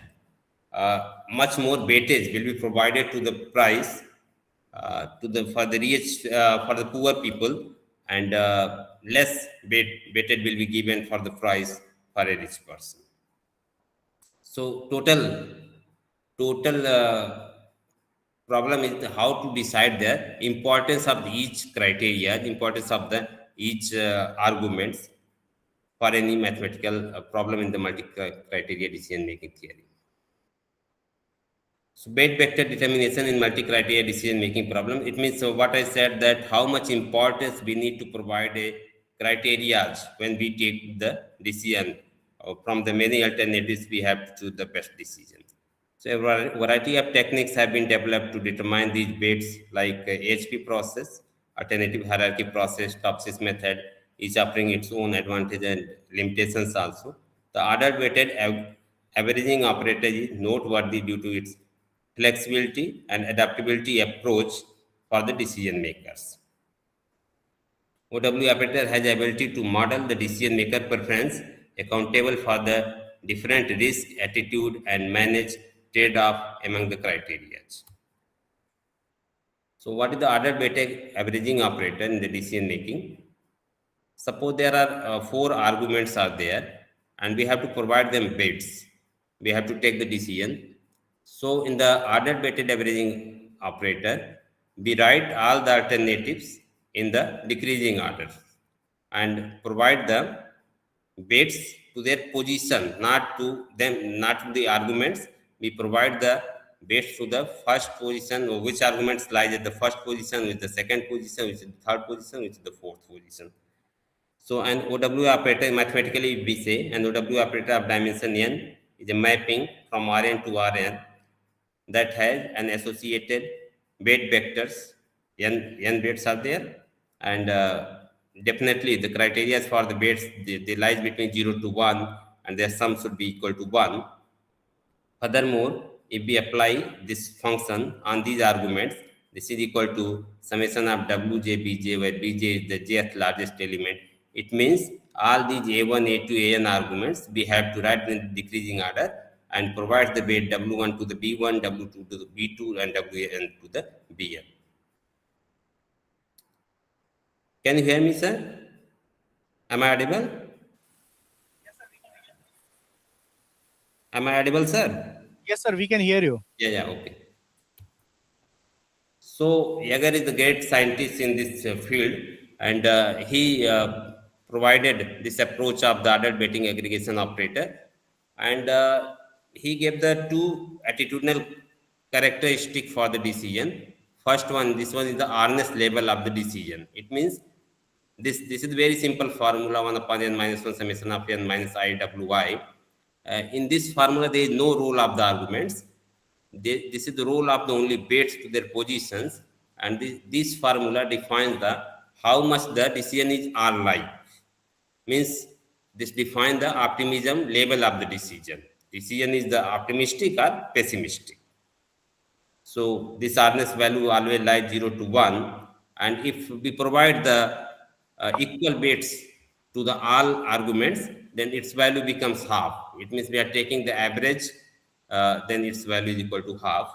So here we can see hardness of an OW operator is a concept used to measure the degree of optimism or pessimism in the aggregation process. Especially hardness quantifies the extent to which the OW operator behaves in an optimistic manner. Its counterpart is called hardness. And second criteria is the dispersion. Dispersion is defined as minus summation of Wi log Wi. This is the very powerful, not very powerful, most powerful formula in the information theory. This is called the Shannon entropy also. This is called the Shannon entropy. This quantify the how much the entropy of the decision, how the all weights are taking in the account for the decision. So why we are taking log function here? In fact, in the information theory, it becomes summation of pi log pi. Here pi probability is there. This is replaced by the weights in the decision making theory. So minus wi log wi minus pi log pi. So log pi means we take the minus sign here. So it is a decreasing function. If we see the graph of minus log pi, it's a decreasing function. It means when probability is very less. When probability is very less, then information is too much. From if pi is the base. Hello. Sorry to interrupt you. Please conclude in 5 minutes.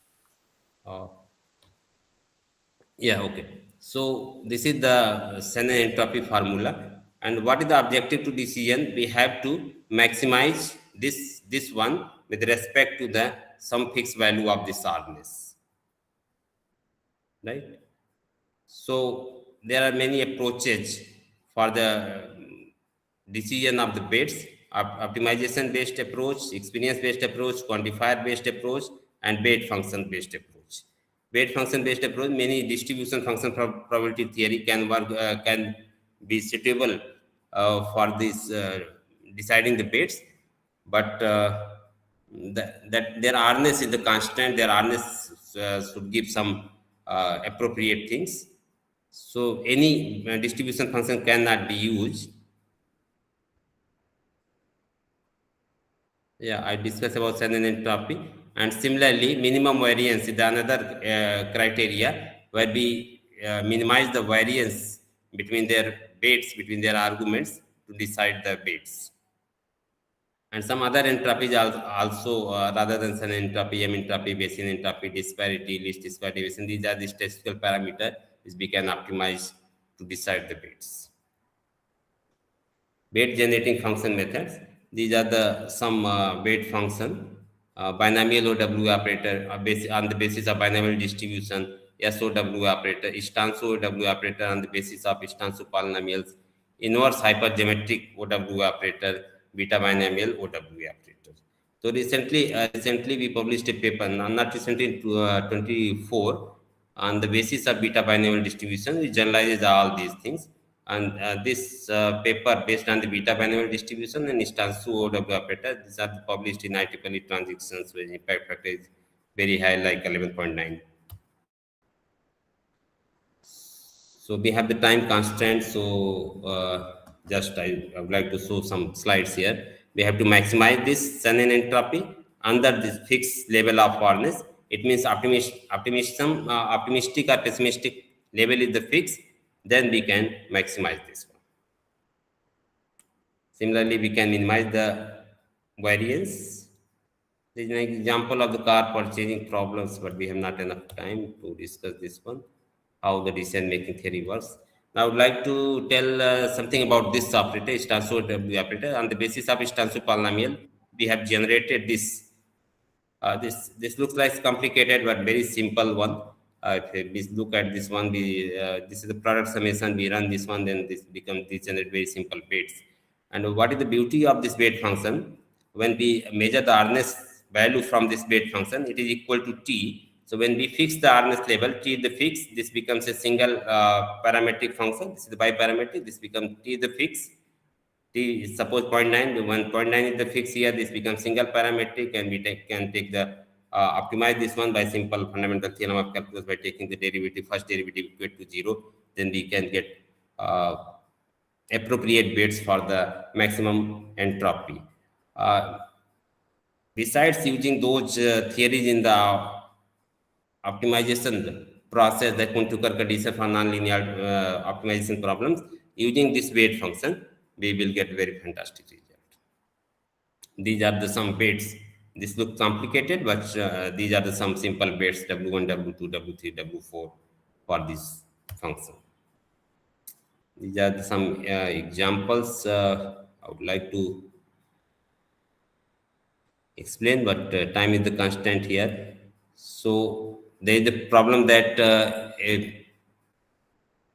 there is the recruitment of the faculty position, some criteria: research expertise, teaching ability, and academic background. These are the three criteria. How we decide their weights, how much importance we have to give to these criteria to take the decision for the smooth selection or for the fair selection of any candidate.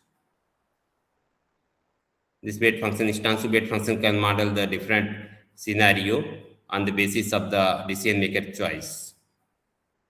Similar, some other OW operators are Olympic, Hurwitz, Ahan family of OW operators, binomial OW operators, inverse hypergeometric OW operator. This gives a monotonic increasing weights, beta Bayesian OW operators, beta binomial OW operators. Recently, this is the more advanced OW operator which generalizes all these previous OW operators. So this is the list for which value of these parameters of J and eta, this beta binomial OW operator converges to the maximum, minimum, average, centered, Hurwitz, and Ahan, Stansu in hypergeometric beta binomial OW operators. So applications of these OW operators in the AI and ML system, where the weights, we need to decide the weights, these weight function can be used.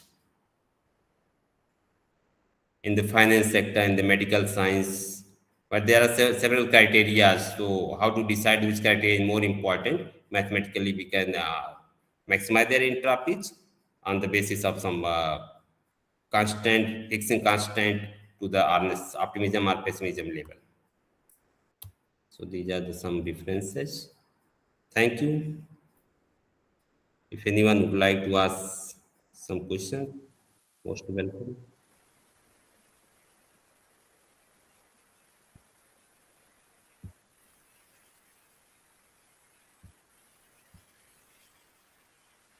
Okay, sir. Can you please hear me? Yeah, please. Sir, the last part that you show that the application of this kind of calculations in like faculty recruitment or this type of program. So have you published this kind of Yeah. These are published in IEEE transactions of fuzzy systems, right? CI Q1 quality and high impact factor is 11.9, right? Okay, very good. Yeah, Istansu. So I would like to request people who are hearing me that if you are doing any kind of the work in the computer science also, then you can use these weight functions. I'm not expert of the computer science, so I'm not getting so mileage from these weight functions. So if some people are working neural network, AI or machine learning, they can use these weight functions. So, sir, like one small question in faculty recruitment, what kind of parameters are used? No. Suppose it depends on the decision maker choice. No? They may suppose 3 criteria, 4 criteria, 5 criteria. So which criteria is more important or which criteria you would like to give much more weightage? No? Suppose you would like to give equal weight to the 2 criteria, right? Suppose research experience and teaching experience, you would like to consider the equal weightage to these two one, right? Then these weight function can model also these things. And suppose there is a one panel in the one day, there are they decided the 3 criteria, another day panel change, and they want to decide add one more criteria, 4 or 5 criteria, right? So there will no effect on the homogeneity or fairness of the decision through this weight function. Because in one of the slides you mentioned analytical thinking and teaching methods. Analytical thinking and teaching experience, expertise, like that. In one of the slides. So yeah. I'm saying, yeah. So it depends on the decision maker. Panel is there. Panel decide there on the basis of these 3 criteria. I have to select a person, right? Teaching. Thank you, sir. Yeah. Thank you very much. I can share the slides, right? I can share the slides. Yes, sir, please. PPT. I will send the PPT and sure, sir. later on you may ask anything. Okay? Sure, sir. Thank you very much. Thank you, sir. Thank you very much. Okay, Hira Ali, are you ready? Yes, sir, I'm ready. Sure. Please start to share the screen. Yes, sir.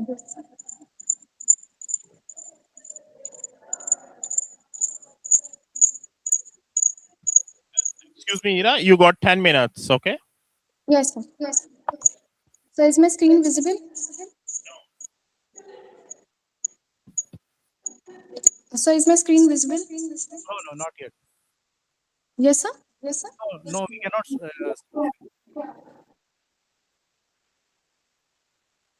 There will be a button. Yes, sir. Just a minute.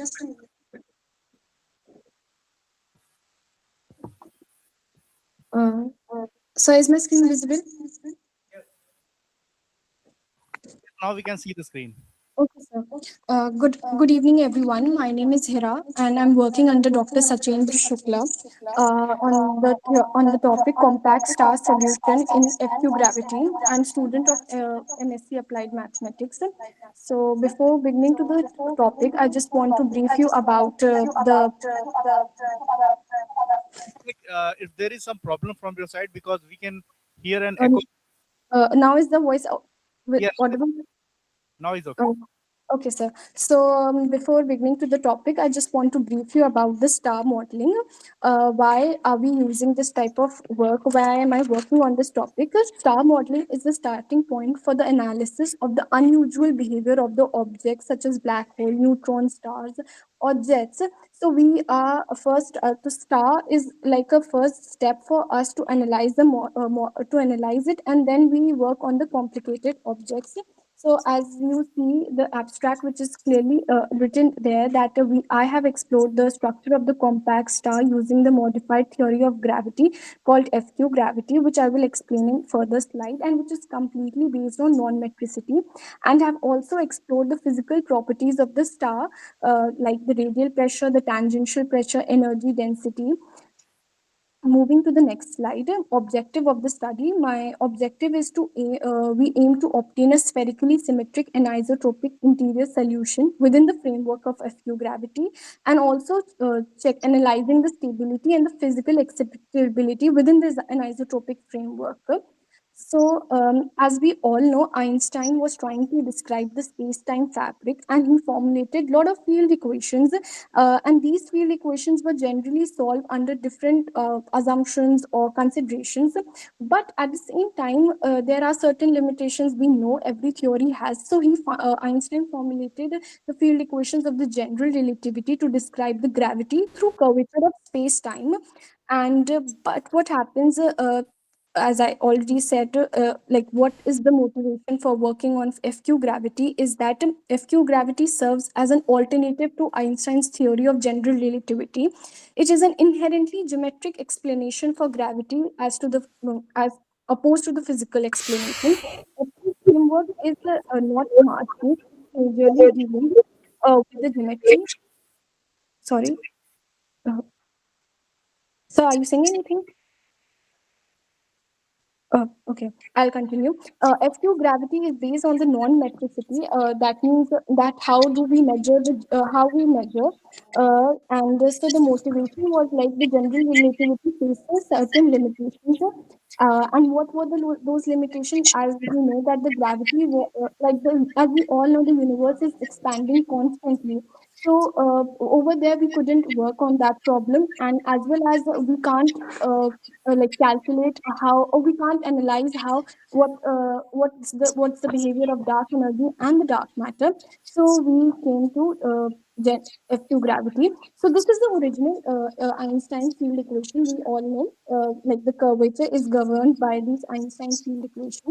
And the symbols which we see represent an Einsteinian tensor, metric tensor, cosmological constant. These are the original Einsteinian work. Now I will present. Now I will tell what's non-metricity in FQ gravity. So you know Q is a function of non-metricity, and non-metricity of the is the theory that is based on the metric tensor and the Levi-Civita connection. So they are the independent identities. What happened in Einsteinian or the general relativity? It was the work was like these two metrics, they were dependent, and over here in FQ gravity they are independent. So this is a major difference which we observe, and this is the action and the field equation. So we apply variational principle to obtain the field equations. We try to extremize the path length, so in the framework of FQ gravity. And now we have considered a spherically symmetric space-time described by the metric. So over here, theta and phi do represent the angular coordinates. And what happened when we take this type of a static spherically symmetric metric? What happens like when you change the coordinate, but the geometry doesn't get affected by it. So which help us lot, which makes us easier, which makes the calculation much easier. And coming to the next slide, which is the anisotropic matter distribution. Over here, the anisotropy is a very important term which we use for the star calculation, because anisotropy tells us the difference between the radial and the tangential pressure. So it is very helpful to analyze the behavior of the star. And YTF over here represents the vanishing complexity to calculate the metric components. Further, this is the metric coefficient which I am taking. So now with these metric coefficients, just a minute. With these metric coefficients, I am using, these are the field equations in FQ framework. So we have calculated a new field equation by the substitution of the metric that I have taken. And this is the density, radial pressure, tangential pressure. And now these are the solutions of the field equation. So with those modified equations, I have checked for the behavior, checked for the different physical quantities like density, radial pressure, tangential pressure, and the sound speed. And we have calculated with the mathematical software. And these are the calculations of my work, which I am showing it to you right now. This is for tangential pressure. This is for the radial sound speed, which I have calculated. A lot of mathematical work. This is for tangential sound speed. Now coming up to the graphical representation. So these were the earlier which I showed you were the equations. Now the graphical plots are obviously represented to analyze the behavior of the physical parameters of the to check whether how is the star behaving. So we have used a geometricized unit where G is equals to C is equals to 1, and all of them are expressed in terms of length. I will show my graphs. Energy density versus radius, where we observe there is a decrease in the behavior, there is a monotonic decrease in the behavior of the graph, similar which we observe for radial pressure versus radius. Similar, we again observe the same behavior of the tangential pressure and tangential pressure when we compare it with the radius. But when we come to the mass radius relation, we observe there is an increase, monotonically increase in with respect to the radius. As I am also coming to the conclusion and the future work. So the conclusion is in this work I have already told you that we have developed an anisotropic compact star model within the framework of FQ gravity, and the overall graphical analysis supports the physical viability of the compact star model in the framework of FQ gravity. These are the behavior of the graphical representation, and the future work for is the model. We are working to test against the different observational data and also analyze the stability and the physical characteristics of the stellar configuration. These are the references. As I am a master student, so right now I am restricting myself to I'm trying to see the data where I can get. This is for my future work, and thank you for your time.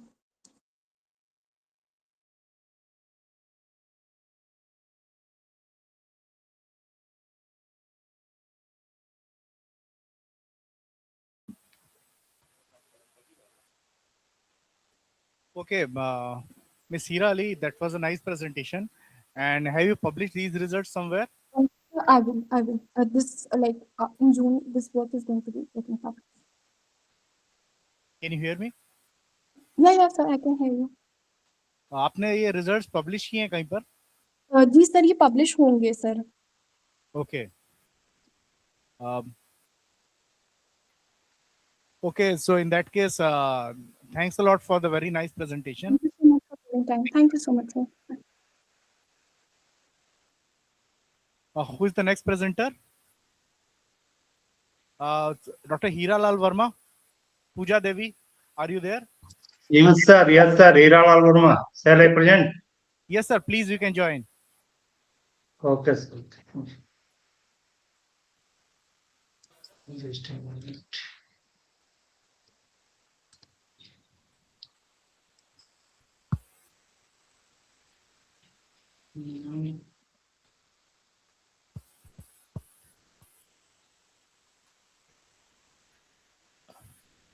Yes, sir. Please share the screen. Yes, sir. Is my screen visible? Yes, sir. Please. Okay, sir. Okay. Thank you, sir. My name is Hira Lal Verma. Research scholar at the Department of Mathematics, National Institute of Technology, Jamshedpur, India. Today I am here to present my recent work, Bounded Fuzzy Ring Aggregation for Stable Geospatial Environmental Modeling. These are the outlines of the work. Here is the abstract. Environmental assessment increasingly relies on integrating heterogeneous geospatial data sets characterized by uncertainty and nonlinear interactions. Conventional aggregation techniques lack algebraic consistency and may obscure critical environmental signals. This study develops a theoretical framework based on bounded fuzzy ring structures for stable aggregation of environmental indicators. The proposed operators are grounded in fuzzy set theory and fuzzy algebraic systems. Theoretical analysis establishes closure, dominance, preservation, perturbation, stability, associativity, and convergence. Results confirm computational stability, associativity, and convergence. Results confirm computational stability, while geospatial interpretation highlights relevance for spatial modeling and decision support system. The framework provides a mathematically grounded approach to uncertainty-aware environmental modeling. Here is a brief introduction about this. Geospatial environmental modeling, like surface water quality monitoring, air pollution surface monitoring, habitat suitability, etc., requires robust aggregation for multiple heterogeneous indicators like chemical, physical, remotely sensed indices, and in situ observations. So the traditional crisp aggregation either losses uncertainty or produce unstable classification near class boundaries. In this case, fuzzy set theory and fuzzy algebraic structures enable treating measurements and indicators as membership degrees, offering a principled way to model partial belongingness and uncertainty in environmental process. This paper presents a mathematically rigorous and computationally practical framework, bounded fuzzy ring aggregation (BFRA), that places a bounded fuzzy ring algebra at the center of the indicator aggregation. So, the main motivation behind this study is, since environmental modeling, when we are using geospatial data, environmental modeling faces several challenges like sensor noise in satellite observations, ambiguous environmental class boundaries, spatial and temporal variability in during the sampling, uncertainty in environmental indicators. And those are includes applications in water quality monitoring, air pollution mapping, habitat suitability modeling. Since traditional crisp aggregation methods often fail to capture uncertainty, vagueness, and imprecision in remote sensing data. Our main research objective is to develop bounded fuzzy ring structures for environmental indicators, design stable fuzzy aggregation operators, establish algebraic properties, and integrate fuzzy algebra with geospatial workflow. The conceptual framework for the proposed work is, first we have to acquire remote sensing data and then extract indicators like NDWI, NDCI, and once we will get this, we have to define fuzzy membership functions for degrees of membership, then apply BFR aggregation, and finally we will get the environmental maps like water quality index map, air quality index map, suitability, soil suitability map, etc. So the framework integrates fuzzy algebraic structures, aggregation operators, and geospatial processing. The mathematical preliminaries for this paper is, let X be a non-empty set of fuzzy set A on X is a mapping mu of X in A into the unit interval. So these are the definitions. And example, if the minimum of this is minimum of A and B, and the product of A and B is the direct product of AB, and this is a dual T-conorm. In this slide, we are going to discuss bounded fuzzy ring structures. Let R be a commutative ring with identity. So the definition is a fuzzy subset mu from R into the unit interval is bounded if the supremum of mu of X is 1 and the infimum is mu of 0. So here we denote FB of R as the collection of the bounded fuzzy subsets. So the bounded fuzzy ring is the triplet of this is called a bounded fuzzy ring if the sum of these values satisfies with the maximum of mu of X comma mu of mu2 of X, and their product is the minimum, means T norm of mu of X and mu2 of X. For all mu1 and mu2 is belongs in FB of R. And algebraic properties as a proposition for closure, if mu1 and mu2 memberships are belong in FB of R, means the bounded fuzzy ring, then their sum and products are also in FB of R. Here proof, since T and S maps into unit interval, so boundedness is preserved, supremum and infimum conditions remain satisfied to you.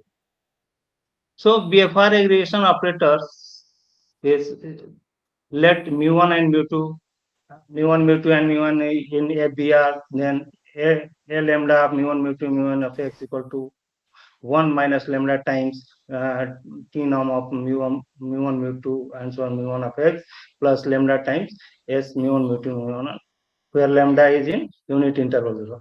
When we put infimum value of lambda like 0, then we will get the conservative aggregation, and when we put lambda equal to 1 supremum value, then we will get the liberal aggregation, and the typical values ranges between these.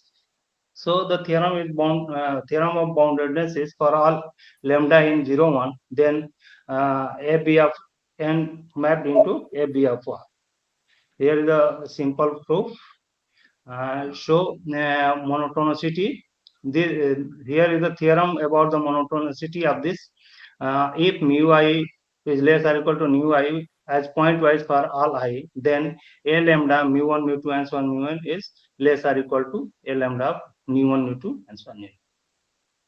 So the stability analysis is, suppose we have a small perturbation like absolute value of delta I of x is less or equal to epsilon, then the probability theorem is there exists L positive such that absolute value of a lambda mu I plus lambda I minus this is less or equal to L epsilon. So, since T and S are Leibniz continuous and compact, this interval complex combination preserve Leibniz continuity. Here we are going to discuss about geospatial environmental integration. Let D denote the spatial domain, raster or vector for each spatial unit, P in D. So V of P equal to I1P, I2P, and so on, INP. So here we will define membership functions by using this, and we will get finally the aggregate map. Mu aggregation of P equal to A lambda mu1 P, mu2 P, and so on mu1 P. So our we have taken case study Gomti River Basin as a case study, and here is the data sources workflow. Data sources include sentinel-2 satellite imagery, environmental monitoring data sets like in situ observations from CPCB. Indicators used for this study are remotely sensed indices like NDWI, NDCI, TSI, and CDOM, physicochemical indicators, and bacteriological indicators. First, we have pre-processed remotely sensed data in Google Earth Engine, then compute environmental indices, and then convert indices into fuzzy membership maps, and after then apply BFR, bounded fuzzy ring aggregation, and get environmental maps like water quality index. Excuse me, sir. Please conclude in 5 minutes. Yes, sir. Yes. Okay. Results. This is the final BFRA used water quality map, which I have studied and got the result. The bounded fuzzy ring framework ensures algebraic closure, stability under aggregation, controlled conservativeness via lambda, interpretability in GIS-based modeling.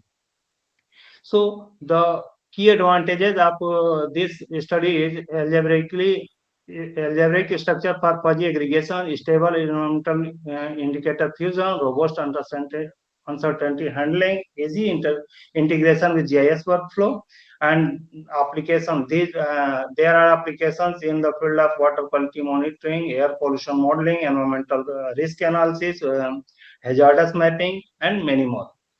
So we are concluding here that we proposed a new framework, bounded fuzzy ring aggregation, and the key contribution of algebraic fuzzy aggregation model is stable and bounded environmental indicator fusion, integration with geospatial modeling pipelines, and future work is adaptive parameter learning, especially varying aggregation parameters, hybrid fuzzy probabilistic models. So these are the references we have used. Thank you, sir. Thank you. Any questions from the audience?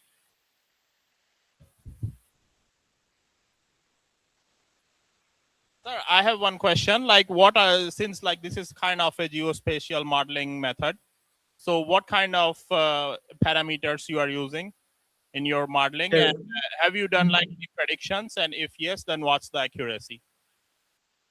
Yes, sir. In this study, I have used normalized water quality index as a parameter, normalized NDCI, normalized chlorophyll index, trophic state, dissolved oxygen, biochemical oxygen demand, COD, fecal coliform, total coliform as a parameter. Hello? Hello sir.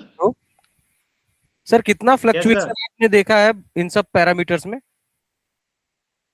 Yes आपने sir. आपने ये जो modelling बनाई है इसका जी मतलब जी किसी particular water पे टेस्ट भी किया है क्या? जी सर जी, एक कप पेपर हमने वो करा है सर, उसमें इस पे टेस्ट किया है और ये अभी हमने कहीं सबमिट नहीं किया है, अभी आगे करने का प्लान है सर। ओके ओके, बट जी व्हाट जी। Is the basic role of facial caliform value FCC? Yes sir.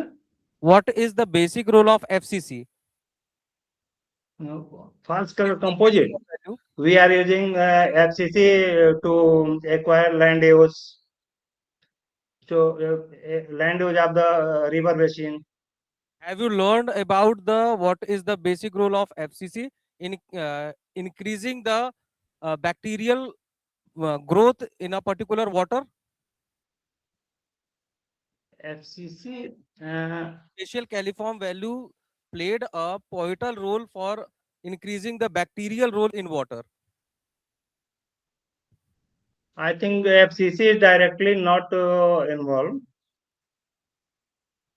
But sir, जो अभी FCC is generally. Are you asking about FCC or only FC? No, facial caliform. Fecal coliform. Yeah. Yeah. Oh, sorry. I think you are asking about FCC, false color composite. No, facial caliform. Fecal coliform. So, yes, sir. In this study, fecal coliform is very dominating. Have you done like my question before? Have you directly affect the human health? Like, sir, have you done any predictions with this kind of modeling method?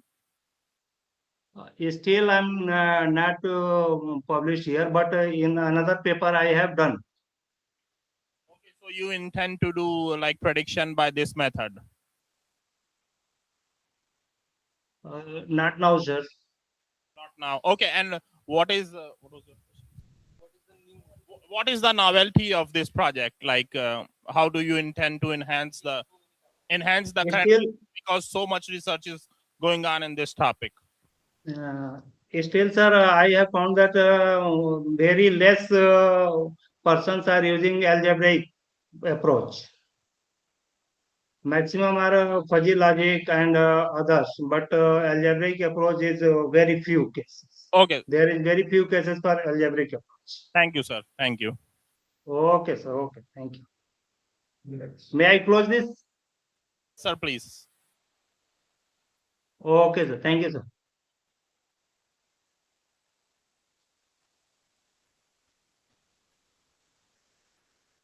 Next presenter, please. Yes, sir. Pooja Devi, sir. Pooja Devi. Yes, please share your screen. 1 minute, sir. And start your presentation.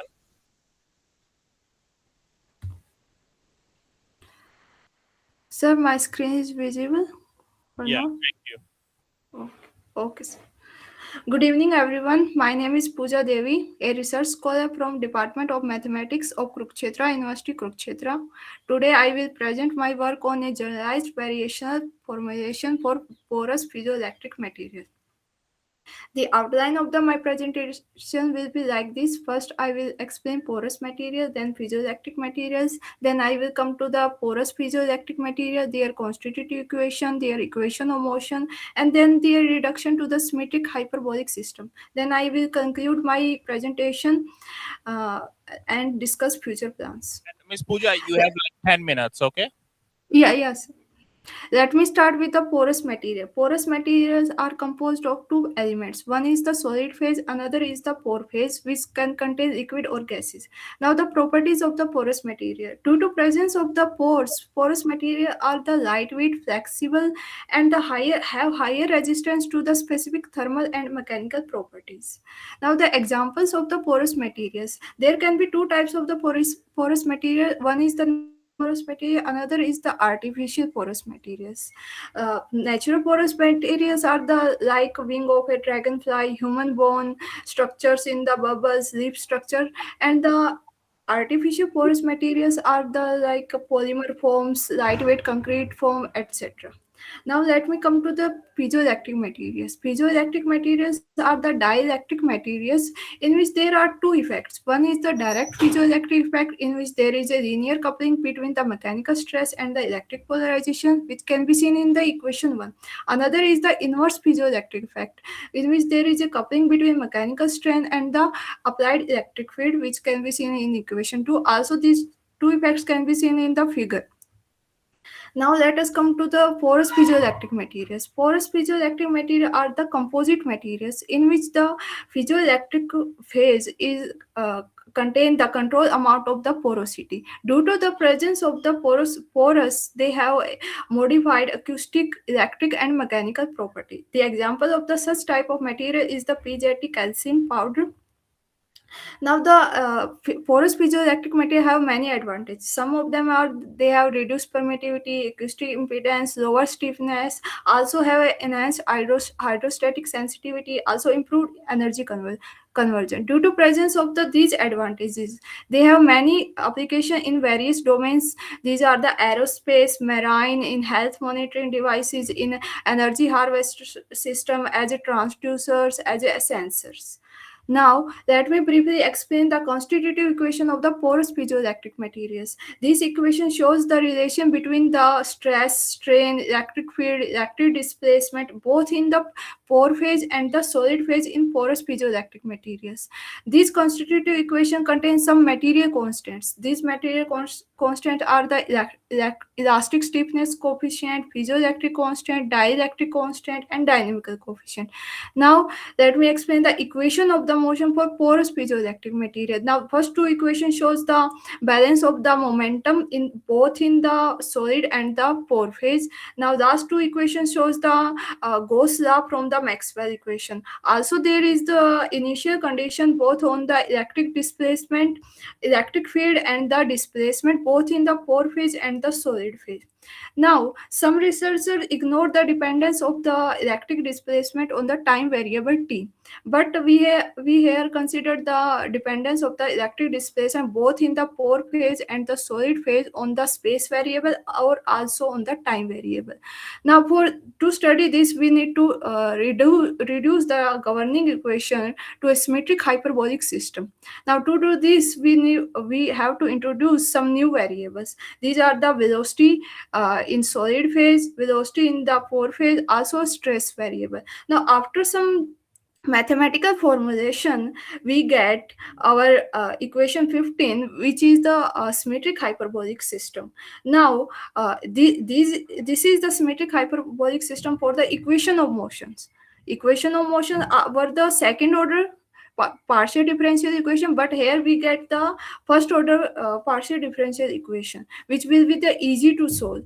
Now, since we have used in equation of motion new variables, now we have to change our constitutive equation in our new variables. Similarly, our constitutive equations are written in the symmetric hyperbolic system like in equation 7, 17, and 18 and 19. Now, by combining all these equations, we get our final symmetric hyperbolic system. Now, also with the initial data. Now, first question will come to our mind: what is the symmetric hyperbolic system? A symmetric hyperbolic system is a system in which a first order system of the partial differential equation with their coefficient matrices are symmetric and the time derivative matrices are the positive definite. Now, why do we need this? Why we do need this system? Because this system guarantee the well posedness of the solution solution, also equations, and also the uniqueness and existence of the solution. Now let me conclude my presentation. Here we now this equation can be used to study the wave propagation in porous piezoelectric material.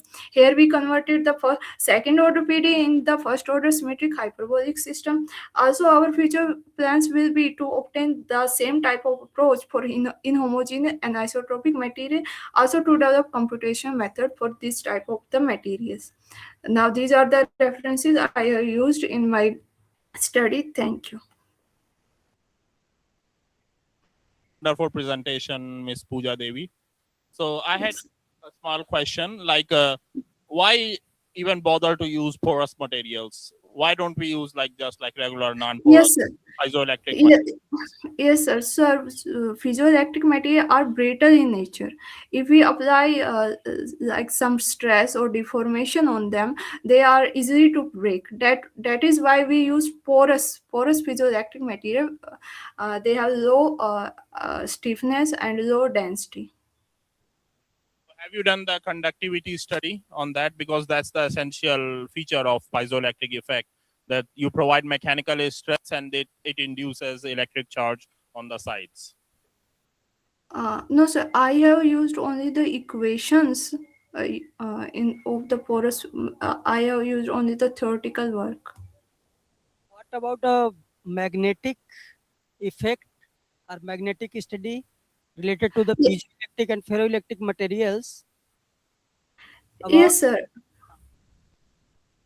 Sir, I know there is also magnetic effect. If we apply the electric field, there will be the magnetic effect. But we will study that in different type of material. What about We impurity related to the ferroelectric material near the piezoelectric, increasing the impurities to increase of temperature? Oh, sir, I have not studied this. So basically, you are work in theoretical models. Yeah, sir. So what is the novelty of your work? Because these such kinds of equations are already present in previous researcher. So Sir, what are you yeah. doing new things? Sir, there are governing equation of porous piezoelectric material, but there is not this type of approach where we have considered quasi-static condition, but in that quasi-static condition we have dependence on the space variable, but here we considered on the time variable. Also, there is a publication on a different material. This type of approach is used on a different type of material in which there was not porosity included. No, my question is clear. Have you prepared any kinds of material, or you taken prepared material from any researcher? Yes, I have used prepared material. I'm a mathematics student, sir. Okay, you are So a mathematics student. yes, So yes, your work is a collaborative work. yes, sir. Okay. Okay. You mentioned that you intend to develop a prediction method, a prediction model. Yes, sir. Which software you intend to use, or have you even started it? Yes, sir. I am working on the wave propagation in some material. I have used MATLAB software. Oh, okay, so you are using MATLAB. Okay, good. Yes, Good luck. yes. Good Okay, luck. thanks. Thanks. Any other Okay. questions from the audience? No? Okay. Thank you so much, Ms. Pooja Devi. Okay, Ankita Nirmalkar, please start.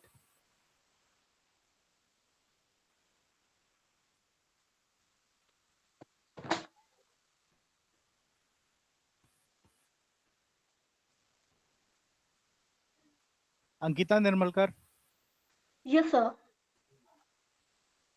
please share your screen.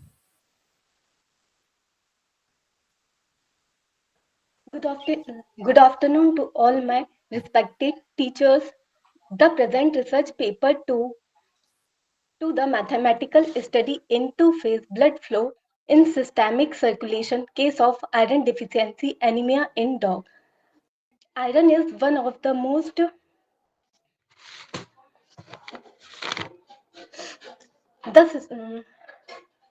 just a minute, sir.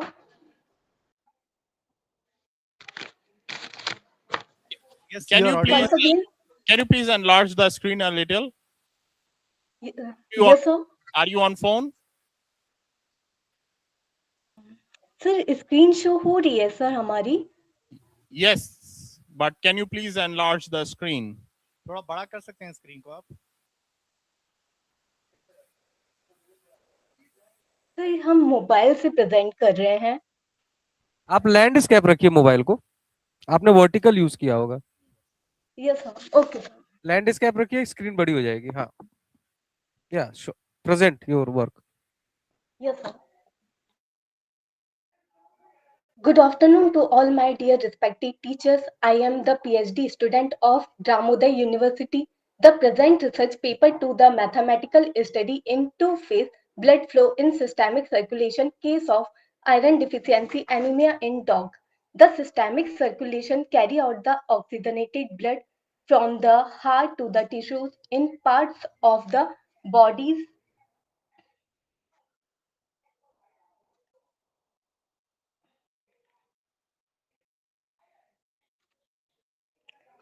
in parts of the body and the back to unoxygenated blood to the heart.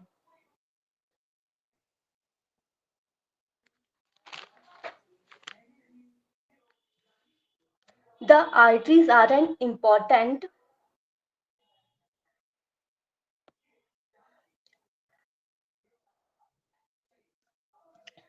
arteries are an important part of the systemic circulation. Systemic artery carry oxygenated blood from the left ventricle of the heart to the part of the body.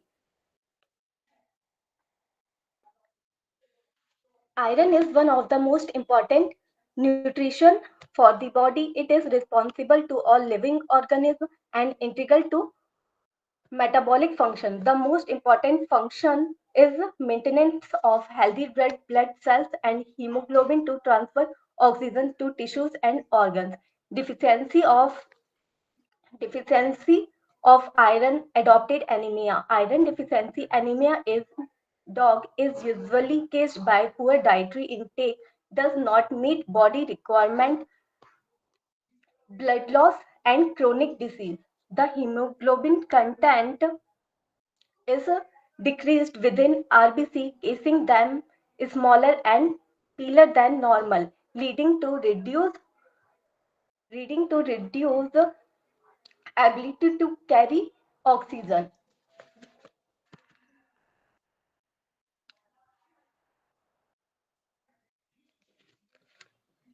We consider blood behave as two-phase system. First, plasma phase, and second, that of red blood cells. A single unit of blood is divided into these two phases. Like capital X represent the volume fraction occupied by blood cell within a unit volume. The remaining volume fraction 1 minus X corresponding to the plasma component capital X equal to H upon 100, where H is hematocrit, the volume percentage of blood. यहाँ पर real model use किया गया है, choice of frame and reference, where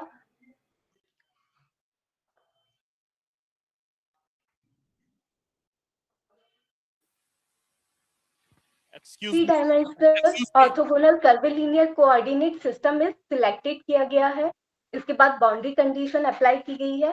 blood flow velocity along the central axis of artery are equal to 0 and maximum value होती है इसकी, maximum value reach करता है V0 पर at centre V equal to V0, then V0 equal to 0 होता है. Blood velocity at the artery You have arterial wall. Yes, sir. 5 minutes, okay? Okay, sir.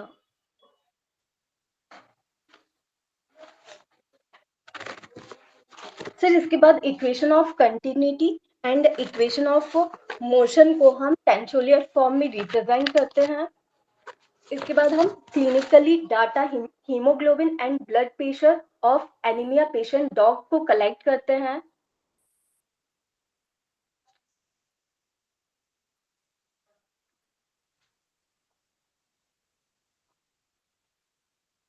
Equation of continuity 1 upon under root GGVK comma I equal to 0 है, इसे हम टेंसोरियल form में represent करते हैं इस equation को।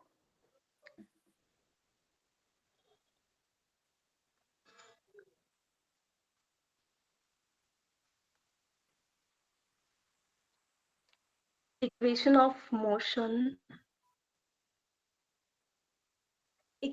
मोशन है rho M del V K upon del T plus rho M V J V I comma I equal to F I G, इसे हम टेंसोरियल फॉर्म में रिप्रेजेंट करते हैं।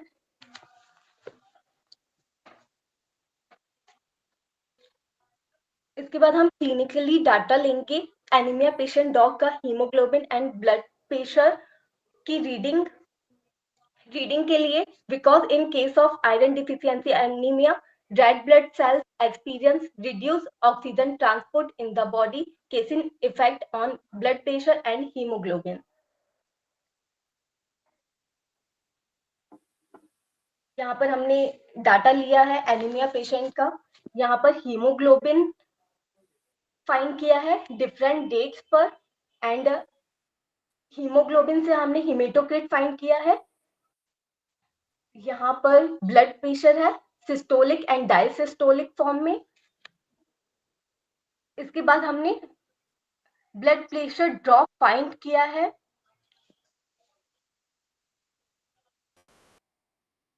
इसका फॉर्मूला है S plus D by 2 minus S into BPD multiply 133.322। इसके बाद हमने mathematical modulated blood pressure drop versus haematocrit के लिए टेबल फाइंड किया है।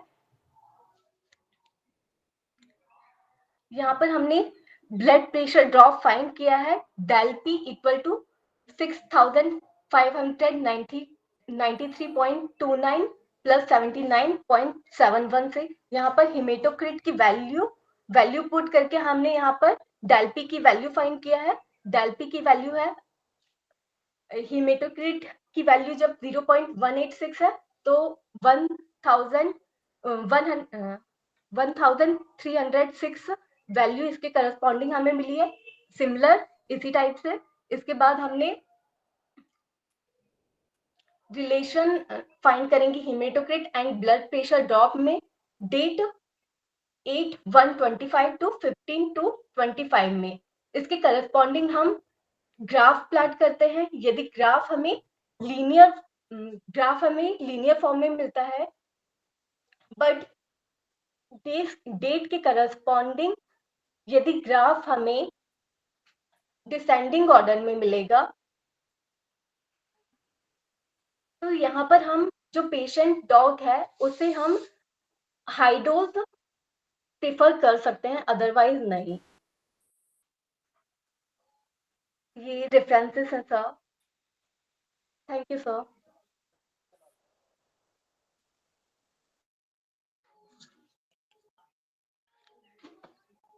So can you please mention like your data collecting technique? How did you collect the data? And is the data generated by you or you got it from an outside agency? तो ये clinically data collect किया है हमने। कहाँ से मिला है आपको डेटा? तो यहाँ पर हमने विटनरी क्लिनिक से कलेक्ट किया है जोधपुर से आपने कनेक्ट किया एंड जो फॉर्मूला है can you please go to the slide which has the formula BPD multiply 133। Yes sir. ये फॉर्मूला कहाँ से आपने जनरेट किया? तो ये हमने जनरेट नहीं किया, ये फॉर्मूला होता है सर और अभी हम रिसर्च कर रहे हैं सर। ओके सो ये मतलब या जस्ट आप एक्सप्लेन, मैं ये पूछना चाह रहा हूँ ये मतलब इससे हम क्या निकालते हैं, कौन सा कोएफिशिएंट है ये? तो ये ब्लड प्रेशर ड्रॉप हमने निकाला है। Okay so this is blood pressure drop right? Yes sir. Okay and like final what is the conclusion of this presentation, आप बता सकती हैं? कि इससे Yes, sir. क्या मतलब फायदा होगा to diagnose anemia in dogs? तो इससे हम ओनली बीपी एंड हीमोग्लोबिन के करस्पॉन्डिंग डायरेक्ट पेशेंट को डोज के बारे में सजेस्ट कर सकते हैं and operation sir. Okay, Ankita, thank you so much. Anybody else has a question? Sir, any questions? Okay, thank you so much, Ankita. On the basis of graph, sir. Yes. Yeah, but I could not see the graphs. I don't know if they are visible or not, but there were no graphs in your PPT. Sir अभी हमने present नहीं किया है. Okay, okay. Thank you. Next presenter, please. Okay, who's the next presenter? Dr. Abhishek Sangoli. Vijaya Pathak, are you available? Yes, sir, I'm available. Okay, please.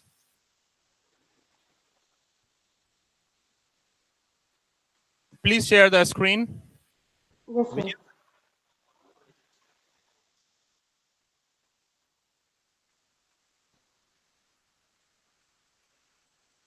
Sir, is it visible? Yes, it is visible. Okay. So, hello and good afternoon to everyone present.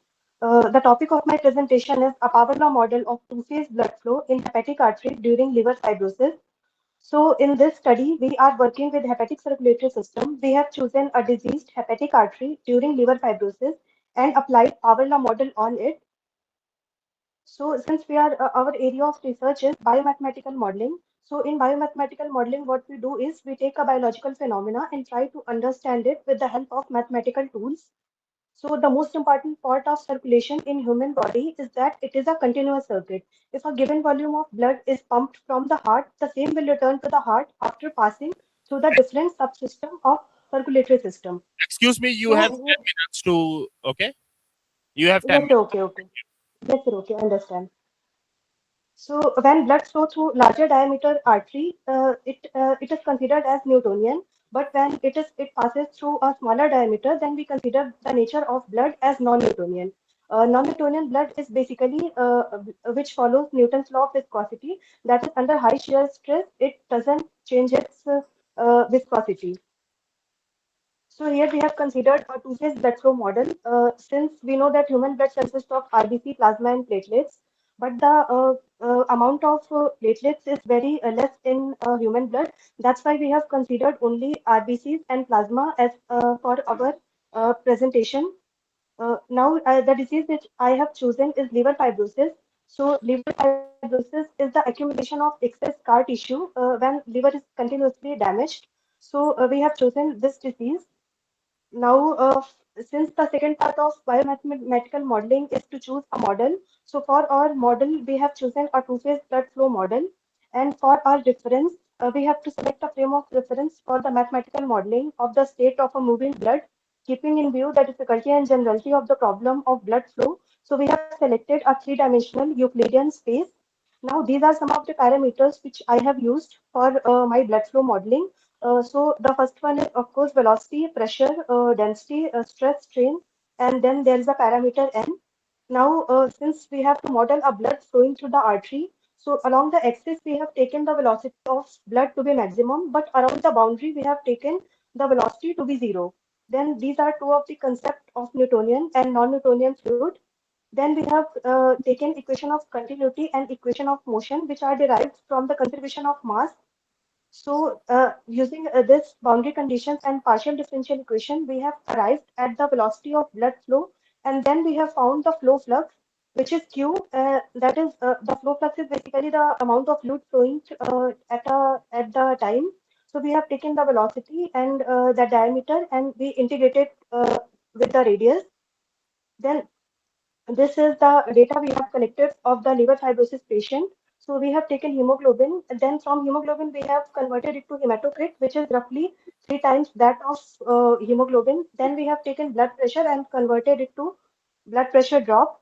Then here we have the formulation. So what we have done is we have taken the viscosity of the we have to find the viscosity of the material. So we have taken the viscosity of the plasma and we have taken the viscosity of the RBCs, and here we have arrived at an equation of del P, which is blood flow fluctuation, which is a linear function of hematocrit. So we have put the value of hematocrit here in del P, and then from here we have found the blood pressure drop. And here we can see from the graph that and from the table also that the blood pressure drop, or we can say that the blood pressure fluctuation is decreasing with each data set. And same we can see from here from the graph also that it's decreasing with every value and it is linear. So in conclusion, we can say that if the trend line of the graph is upward, that means the blood fluctuation is very high. And if the trend line is downward, that means the blood fluctuation is very low. So now since we have taken the clinical data of the patient. So then using this data, we have established a relationship between clinically blood pressure and hematocrit, and using blood pressure, so measuring the proportion of red blood cells in our blood can help make a diagnosis and monitor our response to a treatment of a liver fibrosis patient. Similarly, we can extend this research to other diseases also, and we can extend this research to mammalians also to continue this. And these are some of the references which I have used. And thank you. Thank you, Vijaya, for the insightful presentation. Anybody got Thank you, questions? sir. No. Okay, so like as far as I can understand, Yes, you sir. have your topic is on predicting liver fibrosis, diagnosing of liver fibrosis. Is that No, correct? sir, it's not diagnosis, but we are predicting the blood pressure fluctuation, or we can say when the patient is suffering from liver fibrosis disease. Yes, so diagnostic of liver fibrosis, right? No, sir, the patient is already suffering from liver fibrosis, but we are aiding to the treatment of it. Can you please go to the slide, the first slide, where it mentions the title? Yes, sir. Yes, sir. So here it is. Okay, so essentially you predict the blood flow of liver fibrosis Fluctuation. patients. Yes, sir. Yes, sir. Hello. And I'm okay, sorry, sir, I can't hear you. and like which technique do you use in your Sir, data? we have collected the data. So then we have used analytical and numerical methods. In analytical, we have used OD and PD to solve the equation. And so to make the data more efficient or correct, we have used the numerical methods also because the error is very less. What's the error percentage? So I'm sorry, sir, I haven't yet applied to it. I am still working on it. So you have not done error analysis at all? No, sir, I haven't done it yet. Okay, yeah. Okay, so you can focus on error analysis, and my Yes, colleague. sir. The next part. AI model or AI only a power law? I'm sorry, sir. In your title, a model, Yes, sir. AI model. No, sir, a power law model, not AI, a power law. Okay. Yes, sir. Okay. Thank you, Vijay. Thank you so much, sir. Thank you for your time. Thank you. Can I have the next presenter, please? Next presenter, Dr. Abhishek Singoli. Hello, sir. Would you like to present? Yes, sir. I will present it. Yeah, thank you, please. Hello, Dr. Abhishek. Hello, sir. Yes, so you can share your screen, and you got Yes, 10 sir. minutes. My screen is visible, sir? Yes, it is visible. Can you please enlarge it? Okay, sir. Once again. Make it landscape, so it will be, yes. Now it's okay. Yes, sir. My title of today's paper is Hard-Wavelet Multigrid Analysis of Viscosity-Dependent Kappa Stress Fluid Flow Between Porous Parallel Plates. I complete outline. Hello? Hello जो तुमसे पूछा था उसमें simple ये था कि 1 mmHg में 133 जितना होता है इतना, इसलिए उसको mmHg से हम लोग उसमें कन्वर्ट करते हैं, इसलिए मल्टीप्लाई करते हैं पास्कल सेकेंड में। Hello sir Vijaya Pathak, please can you mute yourself? am I audible sir? Yes, you are audible. Yes sir. Outline of the presentation contains abstract introduction, R-wavelet and R-wavelet multigrid operators, R-wavelet multigrid method of solution, mathematical representation of the lubrication problem, results and discussion, conclusion, and the references. The abstract of the paper is contains. This work examines the numerical analysis of the characteristics of non-Newtonian couple stress lubricants between parallel porous plates. The modified Reynolds equation of the project geometry is derived with the aid of Stokes couple stress theory. The R-wavelet multigrid method has been developed for solving governing modified Reynolds equation. The outcomes of the solution are shown in the form of figure, shows that viscosity dependent properties of a couple stress fluid alters the pressure, load carrying ability, and squeezing during in porous parallel plates. Introduction. As we all know, the lubrication is a process which reduces the friction and wear in the rubbing surfaces. Here, the squeeze means it is a fluid developed between them surfaces rubbing two surfaces. Here it occurs in the gears, jet engine, synovial joints, and many more. These are the introduction. Now I'll go to my main problem. So here is the definition of a wavelet. This expression is a phi of a comma b of t is equal to 1 by root of a phi of t minus b by. This is the wavelet definition is given by where a and b are, a represents the scale parameter and b represents the location parameter, and the definition of R wavelet is given by psi of xi, the second expression, and first one is a R scaling function, and here the H and J are the wavelet filters. G represents the high pass filter coefficients, and H represents the low pass filter coefficients.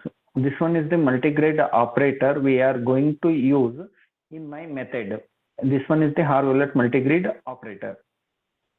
Next one is R-wavelet multigrid method of solution. When we are applied the FDM method to our given model equation, we will get the system of equations in the form of du of f, where d is the 2 raised to k into k coefficients matrix, where k is the highest resolution of the matrix.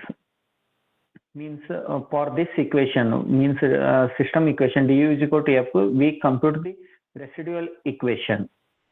We are operating the R-wavelet restriction operator to reduce the finer level to the coarset levels. Doing like this, repeating the same step 2, we are going to reduce to the size of a matrix up to 2. When we reduce to the 2, we will get the solution, which will be removed from the errors. So once again, we are going back to substitute this one and obtaining up to our finer level by using the R-wavelet preconditioner operators. Now the mathematical representation of the lubrication, this one is the viscosity presentation is given by this one, and continuity and momentum equations of my model. This one is our model,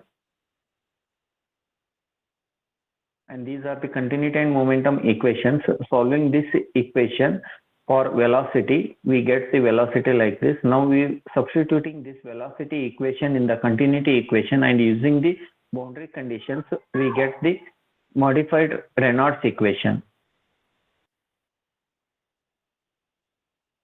This one is our Reynolds equation. After non-dimensional quantities are used, we get this Reynolds equation, and these are the boundary conditions. P bar is equal to 0 at x is equal to plus or minus 1. Now I am going to use R-wavelet multigrid method to solve the equation number 17. I get these results, means pressure distribution. Here the figure 2. This shows the permeability parameter increases, the pressure distribution is decreases. You can see this one by picture. In figure 3, this one is our figure 3. Here as the couple stress parameter increases, the pressure distribution is increases. In figure 4, we can see that as the viscosity variation parameter increases, the pressure distribution is drops. Load bearing capacity, we integrating the pressure, we get this one. Here we can analyze this one. As the couple stress parameter increases, the load carrying capacity is increases. Here as the viscosity parameter increases, the load carrying capacity is decreases. Here is also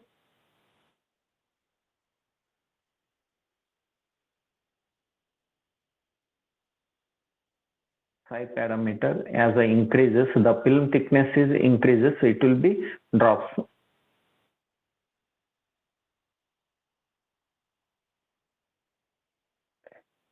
Here we are taken for the viscosity parameter with reference to the permeability parameter. As the permeability parameter increases as well as the viscosity parameter increases, the load carrying capacity decreases.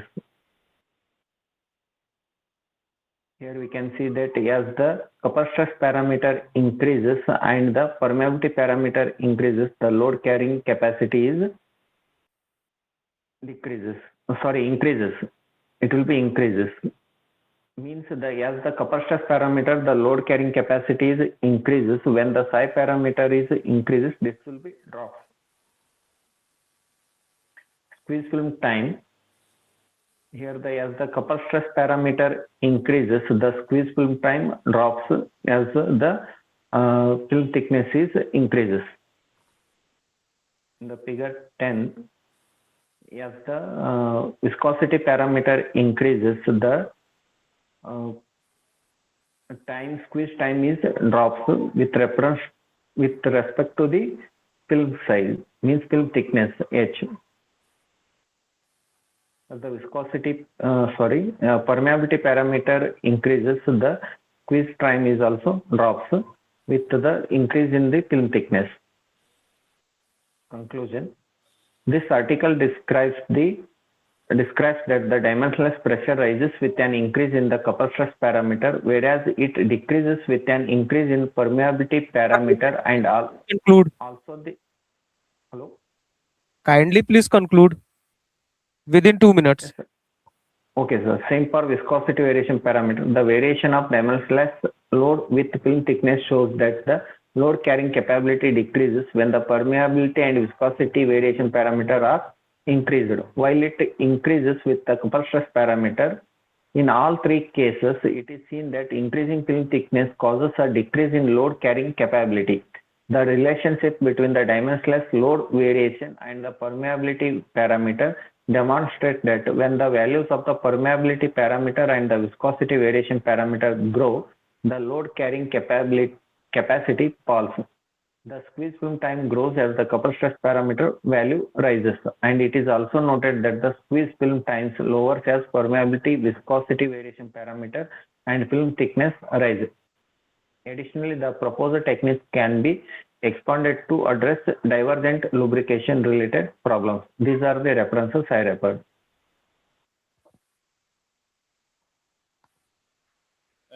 I have two questions. Yes, sir. First question, what is the role of variation of Q? Q means the viscosity parameter, sir. If the viscosity is dependent on the temperature and other parameters, sir. While rubbing, the temperature is also rises, means the viscosity is drops, sir. So this Q is valid for a particular fluid or any kinds of fluid? It is we taken for it couple stress fluids, sir. Means non-Newtonian fluids, sir. Any non-Newtonian fluid. What is there any application in medical sciences? Have you learned about? No, sir. I exactly don't know, sir. Okay, okay. Okay.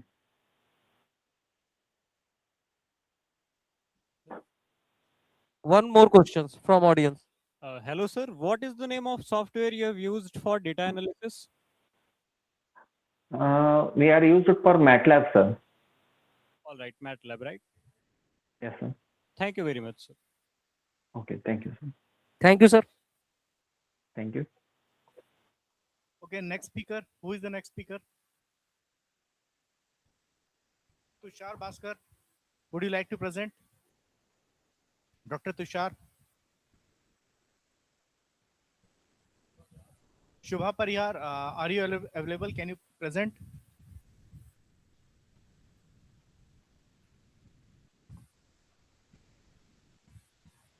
Okay, Vimlesh Gupta. May I have the next presenter, please? Yes, sir. Hello. Please share the screen.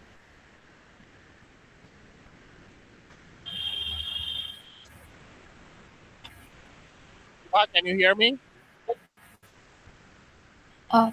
Hello, sir. Yes, please share the screen. Yes, sir.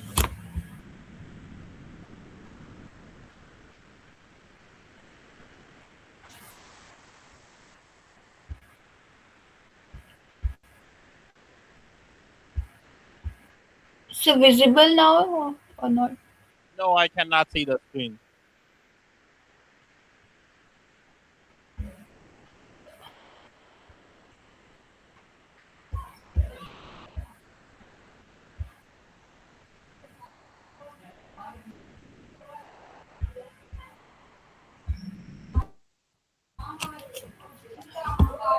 Okay, sir. I use another device.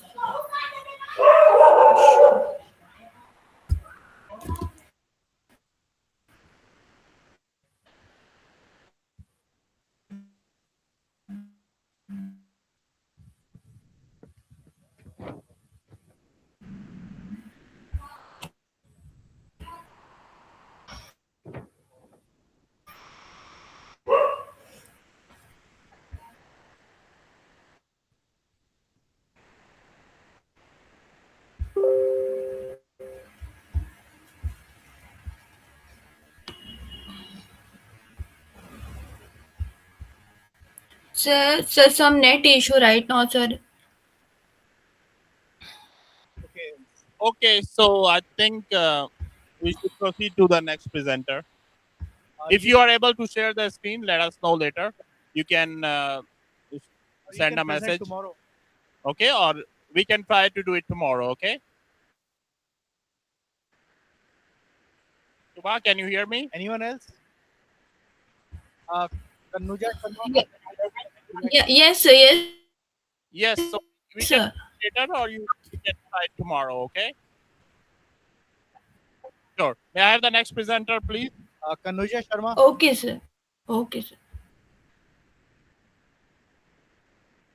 Kanuja Sharma. Kanuja Sharma, please share the screen.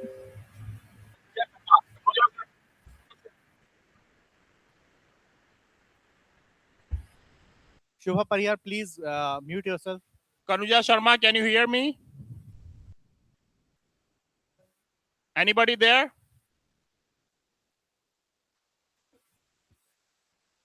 No other presenters? Okay, I think we should conclude. Let me invite Dr. Saket Sharma to give the vote of thanks.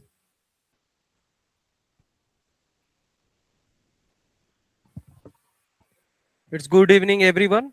As we conclude this insightful online session of CONIAPS 32 International Conference, it is my distinct honor to propose the vote of thanks. First and foremost, I would like to express our deepest gratitude to our eminent speakers and presenters. Your presentation have greatly enriched our understanding and highlight the importance of modern sustainable approaches and innovative techniques in achieving global development goals. I extend my I extend my sincere thanks to all the faculty members and non-teaching staffs for their unwavering dedication, supports, and encouragement throughout the organization of this event. A special mention goes to the head of Department of Physics, Chemistry, and Mathematics for their valuable coordinations and effort in ensuring the session play smoothly in this digital platform. We would like to especially acknowledge the keynote speakers, Dr. Nilima Mehto, Dr. Krishna Verma, Dr. Sonali Bhatnagar, Dr. Amit Kumar Singh, and Dr. Preeti Singh. Our appreciation also goes to our dedicated invited talks and oral presenters, Hira Ali, Hira Lal Verma, Pooja Devi, Ankita Nirmalkar, Vijaya Pathak, and Dr. Abhishek Sangoli. A special round of applause goes to all the participants and research scholars whose enthusiastic involvement and throughout provoking questions make this session through memorable. Finally, I would like to thank each and every one of you present here for taking the time to be with us and our contribution to the grand success of this conference. Thank you. Thank you very much. And Dr. O.P. Tripathi and my colleague, Dr. Bhardwaj. So we shall conclude this session today, and tomorrow we shall meet again. 9:30. Thank you very much. Thank you so much. So I declare this session as commence tomorrow at 9:30 a.m. Thank you.